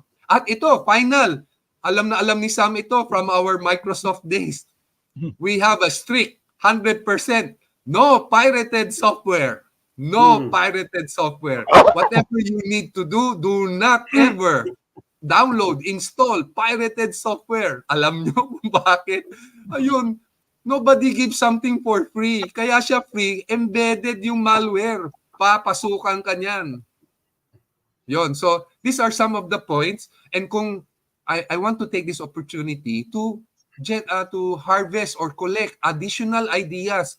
So, mga friends, are there other clauses that I missed that you want to share with the audience for the acceptable use policy? Ito, Wilson, mga tactics na to, URL, keyword blocking on the firewall edge side. Ayan, sabi ni Sir Ray, no? So, ganun tactic din yan. Ganyan, no? Mostly ganyan na-enforce na nalalaman nila through they're trying to they're putting their URLs, tas malalaman nila block dito. Meron ako i-share na anecdote. How much time do we still have, Sir Sam? We still have 30 minutes, Sir Wilson, hanggang 5 minutes. Okay. May share akong anecdote. Meron kaming nahulian nag-porn. Alam mo ang sagot? Ay, hindi ko po kiniklik yan. Siguro lumabas lang yan dahil sa, alam mo, yung mga auto-ad suggestions? Yan. Diba? Have you heard that justification? Hindi ako nag-click. Ano yan? Nag-pop up yan kasi ad yan, ad. Alam nyo ba, in the recent RootCon 17 sa Tagaytay, one of the foreign speakers, I think kung hindi si Kroll Security, some other guy, shared. Meron palang Windows registry, type URL na key. Lahat ng tinype mo sa browser mo, andoon. So you cannot say na, oy, labas lang yan ng Google Ads. Hindi, dahil tinype mo. So you can use that registry to prove intent. So, di ba may mga sabihin nila, sa browser cache makikita mo, browser history. Kahit dinilit nila yan, hindi nila madidelete yung, kasi hindi pa nila alam, Windows registry, type URL ang registry key. Andoon lahat yung tinype na URLs. Kaya wala silang lusot. Yun. I'm looking sana for additional clauses that we could include for the acceptable use policy na siyempre, ito galing lang sa akin. I'm not sure na comprehensive siya. Those that answer that they do have acceptable use policies, meron po ba kayong mga clauses na hindi natin nabanggit dito for the benefit of other people listening in to today's webinar? Ito, Jonathan, bring your own device, Wilson. So, Levy echoed also. Share ko lang to, isa pa kay Levi, yan nga. Work around the mga employees, lalo na yung mga pasaway, through their personal phones. No way through their PCs kasi meron silang no BYOD policy in their organization. But, telepono nga, nakakapasok. Yan. Tama po yan. I think we will handle the BYOD in our in the middle section. Yan yung network use policy naman. Network security policy. Call out ko lang to very good idea po. Thank you sa pag-share nyo po. Yung BYOD, yan po ang number 1 na issue rin ngayon eh. Dinala ng empleyado yung laptop niya na pinagagamit niya sa anak niya na virus, dinala niya sa network, ayun, na-spread ang virus sa rest of the network. Correct. Call out ko lang si Javi, kanina ko pa inanito yan, na he agrees na no expectation of privacy as long as end users are using company resources yan para ma-reinforce, no? Saka i-inform. They cannot claim ignorance of the corporate policy. Sinabi ko na eh. Di ba? Sinabi namin sa iyo, minomonitor namin, do not have any expectation of privacy. So kung ayaw mong ma-reveal ang private matters mo, do not mix your personal life in the corporate network. Ganun lang kasimple. Di ba? Work na yan. Work dapat yan eh. Yun. No expectation of privacy. Yun. Okay, we go to the middle one. Ito na po yun. Ito natutunan po kay Kian Williams, yung aking instructor sa EC Council, Certified CISO Training. Sabi nga namin, alam mo problema namin boss, ang dami nag-BYOD eh. Paano ba natin titirahin yan sa policy? Ayan, sabi niya, you just get your top management or your board to agree to a policy principle that only authorized devices can be connected to the network. Okay? Only authorized devices can be connected to the network. Therefore, anyone bringing their own device that is not authorized is in violation of the network policy. Automatic. So kung gusto mo, i-register mo. Ngayon, as to tactics, may mga firewall can implement MAC address filtering. Yon. So, dun sa yon, isang tactic yon. Secondly, also, we see instances na the corporate network is one large network. So parang tree farm namin sa Swal, every year na lang, tanim kami ng tanim, every year na lang magkakasunog at yung sunog mag-i-spread to the entire tree farm. So pumunta yung advisor namin, sabi niya, ganito ang gawin mo, gumawa ka ng fire break. So that fire hitting one section cannot spread to the other section. So yan, dahil doon, medyo meron na akong comparable. Parang sa subdivision or sa mga depressed community, kung wala kang fire break at nasunog ang isang bahay sa squatter area, sunog lahat. Kasi dikit-dikit eh. Ganon din yung network natin kung walang segmentation.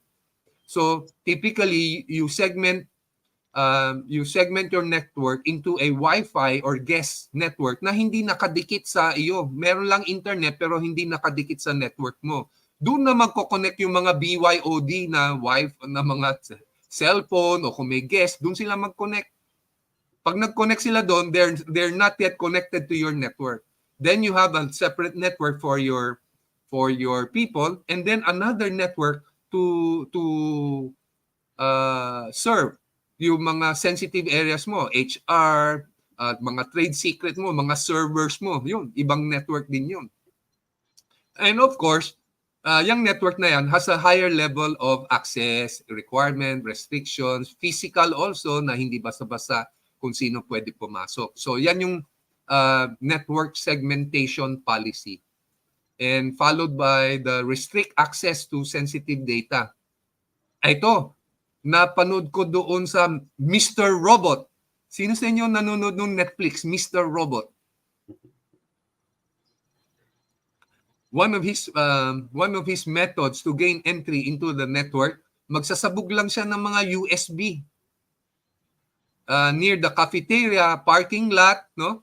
Mapipick up ng isang empleyado, anong gagawin niya? Sasaksak niya ngayon sa USB port. Pasok na ngayon si hacker. So, disallow natin ang unauthorized external storage devices or any devices in particular. Now, going in terms of tactic, sa Windows Active Directory policy, madali lang po i-enforce yan. We can disable the USB ports of all the machine for normal users. Pero pag nag-login si administrator, pasok, pwede niyang gamitin yung USB port. Kasi kung minsan, kailangan mo yung USB to install software or whatnot. No? So given a certain level of access, the USB ports can be disabled depending on the level of access. Ito na rin po, madalas nakakalimutan po i-monitor 24/7, no? yung network. Paano yan, no? Siyempre, kailangan matulog ang tao. So, we are getting more and more inquiries na, Wilson, we see you doing a good job with your network. Can we outsource monitoring to you? Parang ganon. Hindi lang sa amin. Marami po naman na nag-offer ng MSSP, no? Or manage or outsource SOC. Yun. That is an option for you. Ito po. Ito yung sinasabi ni Sam, tinuro niya sa akin. How do you manage your bosses para makahingi ka ng budget? No? So, kung sabihin mo kunyari, boss mo si Attorney Kiko, Attorney Kiko, kailangan ko ng 10 million for additional hardware and security devices. Sasabihin niya sa'yo, tipid ka muna, next year na yan. Pero kung lalapitan ko si Attorney Kiko, di ba well-known ka for data privacy and protection? Tama po ba? Siyempre, tama. Ano sa tingin mo dapat na uptime service level natin, availability ng network natin sa Meralco? Alam naman, 99% lang, hindi papayag si Attorney Kiko. Siyempre, sasabihin niya, 99.999%. Sige. Once that policy is enshrined and approved by the board of directors or top management itself, ngayon, doon ka na ngayon hihingi ng budget based sa goal. Our goal is to hit 99.999%. And we cannot hit that if we do not do this X, Y, and Z. Yan. So, hopefully, walang mga haters sa ating audience, no? Do not flame me. Finally, data protection and encryption policy. So, ito na po yung madalas na sinasabi nila, Attorney Kiko. Sa inyo ko narinig ito, and very short, simple, and easy to remember. You collect what you protect. No? So, that is... You protect what you collect. You protect what you collect. Hindi, tinetesting ko lang kung nakikinig kayo. Galing talaga. Okay. Recovery. So, and then you examine your data encryption policy while it is in use, while it is in transit, and while it is at rest. So, in use, pag ginagamit na, in transit, kunyari, you're sending it to another location. No? How do you do it? How do you secure it? At rest, kung kunyari na-backup mo na, at rest, nakastore na, Do you protect the backup with encryption? Do you provide password to the encryption, etc.? Where do you keep your keys? Sino may hawak niyan? Inisplit mo ba so that the custodian of the backup does not have the encryption keys, and the guy that has the encryption keys does not have physical access to the backup medium? Parang inisplit mo. So, mas mahirap unless there's collusion, no? And then of course, business continuity plans, no? Ano ang backup and restore policy? Madalas kasi nakikita natin binabackup nila onto the same server. So once na ransomware yan, pati backup mo wala na. May Or nakita kaya kaming may ganun, backup Sir ka. Wilson. May nakita Sorry? kaming ganun, Sir Wilson. Naka-raid. Tapos, yung yabang sila, naka-raid yung backup nila. Pero yung backup na yun nakakabit sa main system. So nung na-ransomware yung main system, buo, down lahat. Balik sila sa papel. So, then, dyan naman papasok yung experience ninyo. Because you've seen this, oras na nakita mo na the backup is stored on the same server, medyo alam mo na kung, parang napipredict mo na kung anong mangyayari. Di ba? Doon lang nila sorry, go ahead. Not sometimes makikita mo na malamang matitira ka because your policies are so non-existent. And then yung encryption, especially encryption in transit, kasi certificates yan That's the most obvious external sign na hindi ka wala ka talagang attention on hardening your network. So if at the very least, if you do not have an acceptable use policy, a network access policy, where you start itong data encryption, data protection and encryption policy. Because at the very least, sige, balik ka sa backup. Para at least, kahit na ma-exfiltrate yung data, ano gagawin nila doon? Ang sagot natin, hindi ba yung mga common na naririnig natin press release, hindi bale kasi old data yun. Yung mga ganun Not knowing na, there's no expiration date on private data. Pwede na nila isagot na kahit na exfiltrate, encrypted, it will take them the use of a quantum computer to break it. So safe pa rin kahit na break. Yun.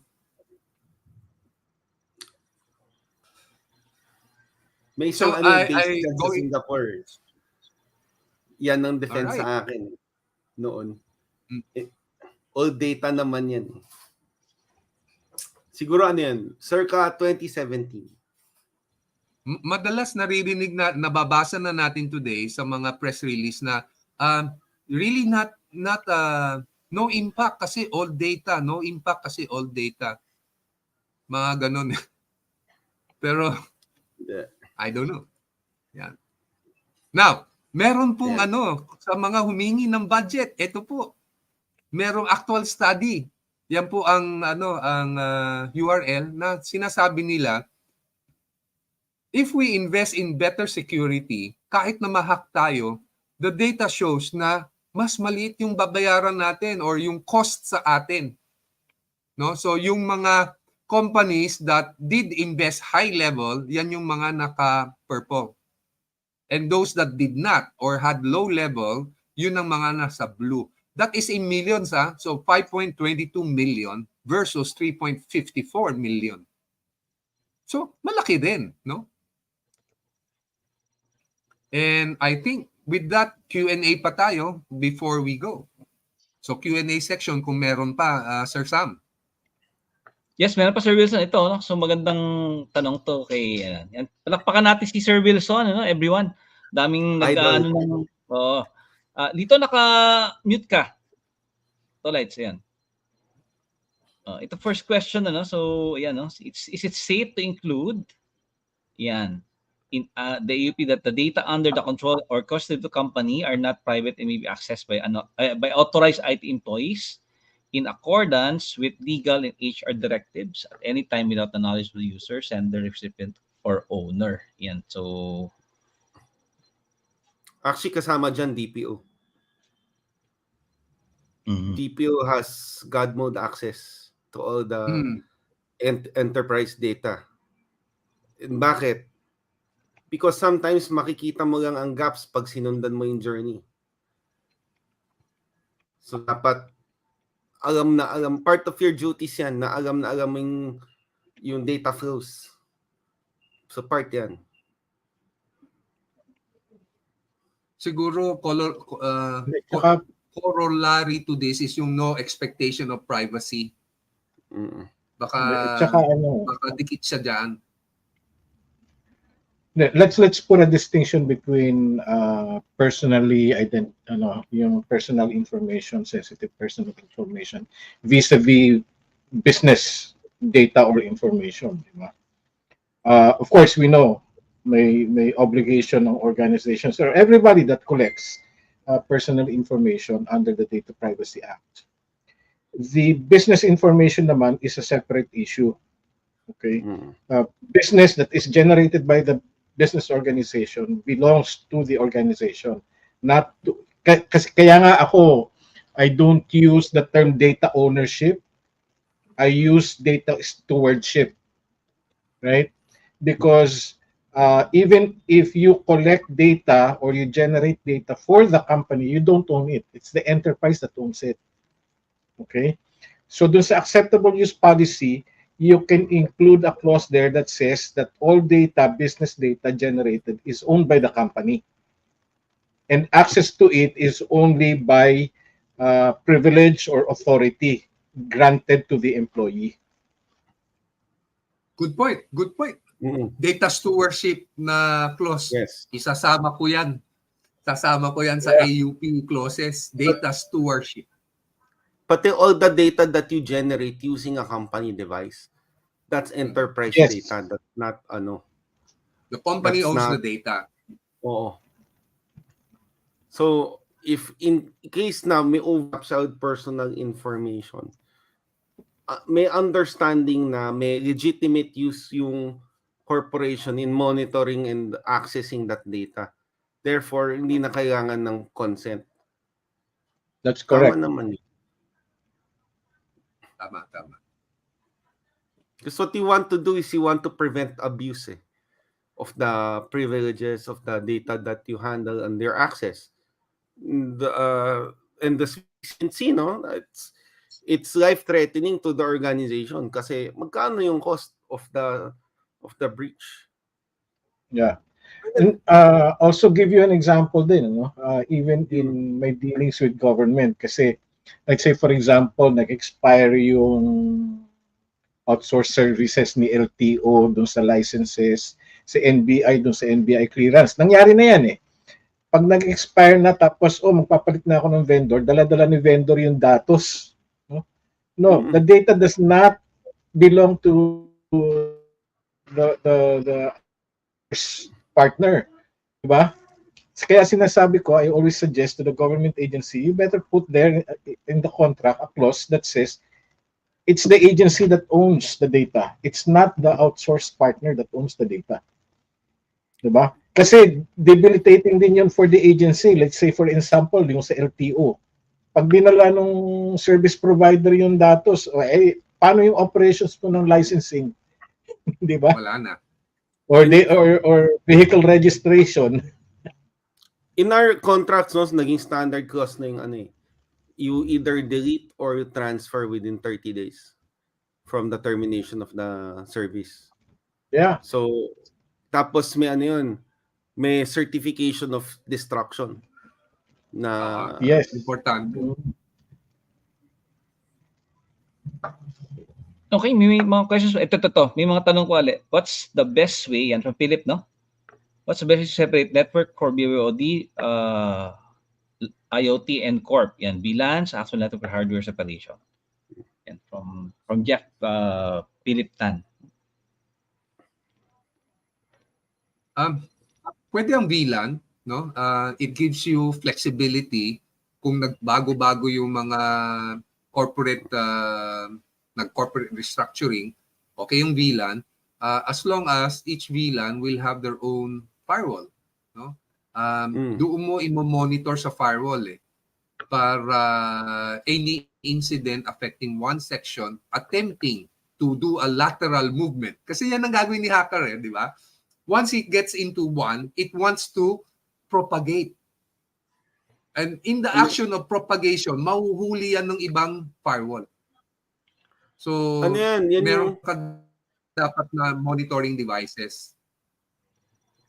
yung target And breach. what we do is, meron kang isang bilan for guest, doon mo na rin ilagay yung IoT mo or pero delikado rin eh. 'Di ba Las Vegas, na-hack yung Las Vegas dahil yung IoT nung fish tank. Fish tank, yes. Tapos walang firewalls in between the networks. Nakakatawid. Yun. Target din, kaya nasimot yung credit card ano niya. Kasi Wi-Fi. Nakapasok siya sa vendor portal, tas tawid hanggang nakarating siya sa mga POS terminals. Tapos yung card reader. So doon niya nasimot lahat ng card information. If memory serves me right, which back. Yun din, saka may policy ka for third-party vendors or outsourced providers. Dapat may ganung policy. Ito si Levi, no? Yan. Yan. Sir Wilson stumbled in the case wherein you were consulted for inputs na ransomware ang isang entity na no worry sila kasi encrypted naman data nila. The problem is ni-encrypt din nung nag-ransomware encrypted nilang data. So they cannot access it na rin. Not sure if there's other ways to storage. Yan. So in-encrypt, double encrypt ng hacker yung kwan. Double encryption. So, dun sa encryption is just to make sure na hindi nila ma-leak sa dark web yung private data. Pero insofar as can you use it again, wala na-encrypt nila. Dito nami-miss ko si Lawrence Hughes, yung barkada natin ang galing sa encryption. No, Lawrence was part of the very sign before. Yan yung mga we do not have enough time in our 24-hour lives to learn everything. So what we do is we have friends that are specialized in all these other fields na nagtutulungan. So like security is the concern of an entire village or some saying like that, di ba? It takes an entire village to raise a kid. So similarly, it takes an entire village to secure the village. Ito Sir Wilson, kanina pa to pinost ni very good question, very good sharing. Ito extended detection response comment niya, no? So although they have the state of the art XDR solutions like Alto, Trendmike, etc., they still maintain high vigilance against threats as these are evolving at face. Yan, ganda to eh. Suggested black hats are not challenged because they really are quite capable, no? So yan ang point, no? Yung black hats. Don't challenge them. So comment lang ni actually siguro mga gray hats pwede. and we wrote about this for Manila Bulletin. We invited mga red team, mga pen testers talaga, no? To hack to try to penetrate a server that we put up na hindi patch. No? So, kaya hindi patch kasi typically meron mga agencies or government na magsasabi na we cannot update kasi baka ma-break yung application. Yung developer wala na. So, we cannot afford to update it. So, we set up a scenario na the server is really vulnerable, but can we wrap mitigating or neutralizing components behind that to prevent red teams from successfully breaching? At ang sagot, oo. If we have time, or since we don't have time, dalawa lang. Very believe ako sa sa web application firewalls and the use of fail to ban. Yang dalawang combination na yan will block a lot of attacks. Sa mga hindi nakakaalam, ang fail to ban, if it sees an IP misbehaving X number of times, you can block it forever. It means na after X amount, kunwari, sinabi mo, 5 times. After the 5th attempt, yung 6th attempt niya, block na siya. Ngayon, sa Linux o sa Unix, may fail to ban. Sa atin sa Windows environment, wala. So, meron kaming nahanap and i-suggest ko sa mga audience natin today, it's called CrowdSec. I have no monetary interest except for the fact na ginamit namin, okay siya. Binablock niya talaga, meron siyang mga blocker rules for Windows events, mail, SQL, web. Yun naman yung major na binabantayan natin madalas automatic block. So, yun, sa tactical side. Ayan, mukhang Sir Wilson, ito marami nagpapasalamat sa iyo, no? So, ayan, si Paz, ayan, si Jonathan, ayan, si Doc Rosemary, ayan, mga virtual clap from Sir Roland, no? And then to si Thank you. Rendolosa. Ayan, si Haraya, si Maylene, ayan, si Ang Libay, of ninyo course. lang alam, mga barkada ko ang mga yan. Ayan, tama. Si Rutino, ayan, si Vermarie, ayan, si Fe. Ito, thank you, Sir Wilson daw. Yung maraming nagpapasalamat sa iyo, no? We'll have you again, hopefully, Sir Wilson. So, yun lang, before we let you go, kwento lang namin mangyayari bukas, no? So, please stay on. So, ayan, tapos ng ating panel discussion. So, tomorrow is Compliance Day, everyone. So, same time, we'll start at around 9:15. So, please log in early kasi napupuno ang ating studio, no? And tomorrow, si Dondi, i-greet niyo po ng happy birthday. Si Sir Dondi, happy birthday. Birthday niya kahapon. Oo, birthday niya kahapon. So he'll be talking about how GRC guides organizations towards global compliance on privacy and security. And then it will be some morning, and in the afternoon, our first talk will be by Trond Lemberg. Wilson, dalawa kayong foreign speakers namin So, oh, wow. Ito from Singapore, si Trond naman is from Europe, no? So he's going to talk about GRC global best practices on privacy and security. And to wrap up, GRCCon PH and of course Compliance Day, we will have Abet de la Cruz. Hoy, Abet. Wilson, di ba si Lito ang godfather of cybersecurity, di ba? Yang ka na naman. Si Abet ang first godson. Alam mo ba na-invite namin siyang speaker dito sa Dagupan, si Abet, before? Stayed over at my place. Hindi ba niya hinakan network mo?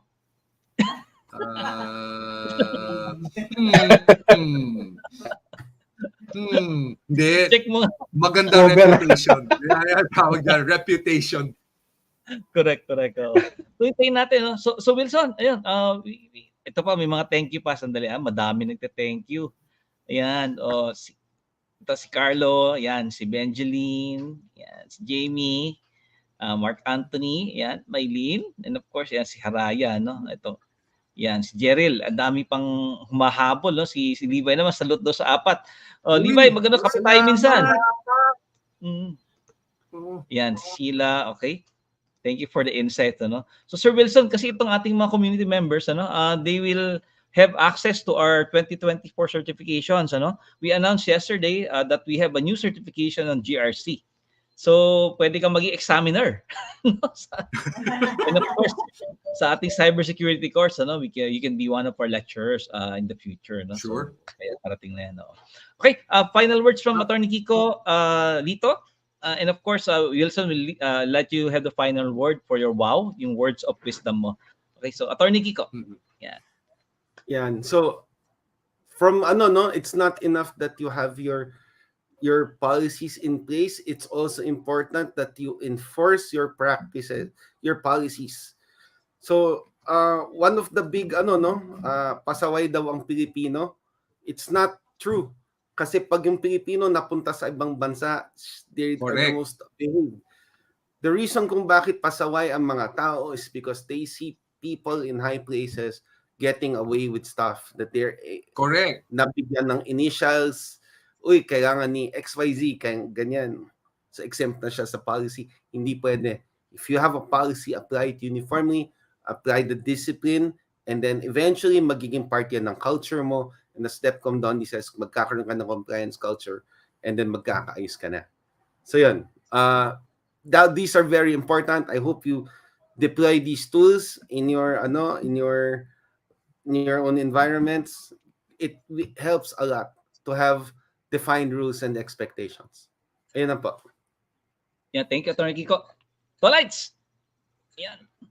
Well, aside from policy enforcement, practice makes perfect. Di ba? Yung regular drills, for example, so you have to create your drills para naman masana yung tao how to react. Not only yung mga phishing drills, pero yung ang importante is yung incident response. No? You Correct. can have incident response drills also. Parang yan yung tinutulak ko rin noon, because yung sa business continuity, meron din business continuity drills. So drills allow everybody to be aware on what to do just in case it happens. And thank you, Lito. Wilson, before you say your word of wisdom, ito, dagdag ko pa. Ayan, thank you from Jeriel daw. Si Ronyaka, thank you din. Yeah, for, ayan. Si Michael Boris, yan. Thank you, Dan. And then si Frederick, maraming salamat. Si Anilo, ayan, thank you, Sir Wilson. Ito si Yellow, thank you. We learned a lot today. Salamat din, Yan, appreciate yung senior natin. And ito si Yabi, thank you. To the four of us. And si Levi daw, very active yan. We'll shake hands and have a selfie yan. And si Winnie Pete, actually, ano nga ba ni Winnie Pete? She's also DPO from our community. She recently joined. So Wilson, can you please give the final word of wisdom to close Risk Day at GRCConPH? Thank you. I just echo what Attorney Kiko and Sir Lito said earlier.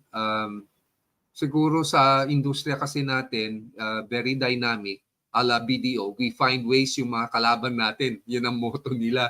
Kaya hindi talaga tayo pwedeng mag-let down ng ating guard, no? And always, siguro keep on sharing, no? Magaganda yung no one has a monopoly on good ideas. Di ba po? So, kung meron sa inyo po na may mga magagandang idea, i-share nyo po sa community. At it benefits all of us. Parang if you share an idea sa bahay para ma-secure yung bahay ng kapitbahay mo, no, para hindi masunog, tandaan mo, pag hindi siya nasunog, hindi ka rin madadamay sa sunog. Di ba? Kasi like in cybersecurity, ang nakikita namin nag-a-attack sa amin are compromised server. Diba? Siguro 99% of the attackers are coming from compromised servers themselves. So, if we can help everybody else to not become compromised, then by extension, hindi rin tayo ma-atake ng iba. Yun. Yun po ang final words. Unless, Mrs., meron ka bang final word? Magsahin ka na raw, Wilson. Time to cook the rice daw. Okay, again, maraming salamat, Wilson. Pinaloko mo kasi po nag-present po si Sir Wilson sa GRCCon.ph ng recorded version. Sabi namin parang bitin to, mas maganda ko may interaction. Kaya po pinabalik po namin siya. Nakiusap po kami uli na magsalita siya sa GRCCon.ph. So once again, on behalf of our communities of practice, NADPOP and PH-CERT, Sir Wilson, thank you for accepting our invitation to be one of our senior advisors. Thank you for having me. Formally iluluklokan namin sa year-ender. Sama mo na si Ma'am Jane para masaya. Malapit lang naman yung venue. I-announce natin bukas kung saan yung venue na yon. Sa 6th annual year-ender. Hintayin niyo po yan. And again po, once again, see you tomorrow morning for Compliance Day. Our first speaker po ang ating butihing senior advisor din, Don Dimapa. And sana po lahat tayo ay lumigaya, maging malusog, at mapayapa. Okay? Thank you, everyone. Good night. Hindi pala. Good afternoon pa lang. Take care. See you.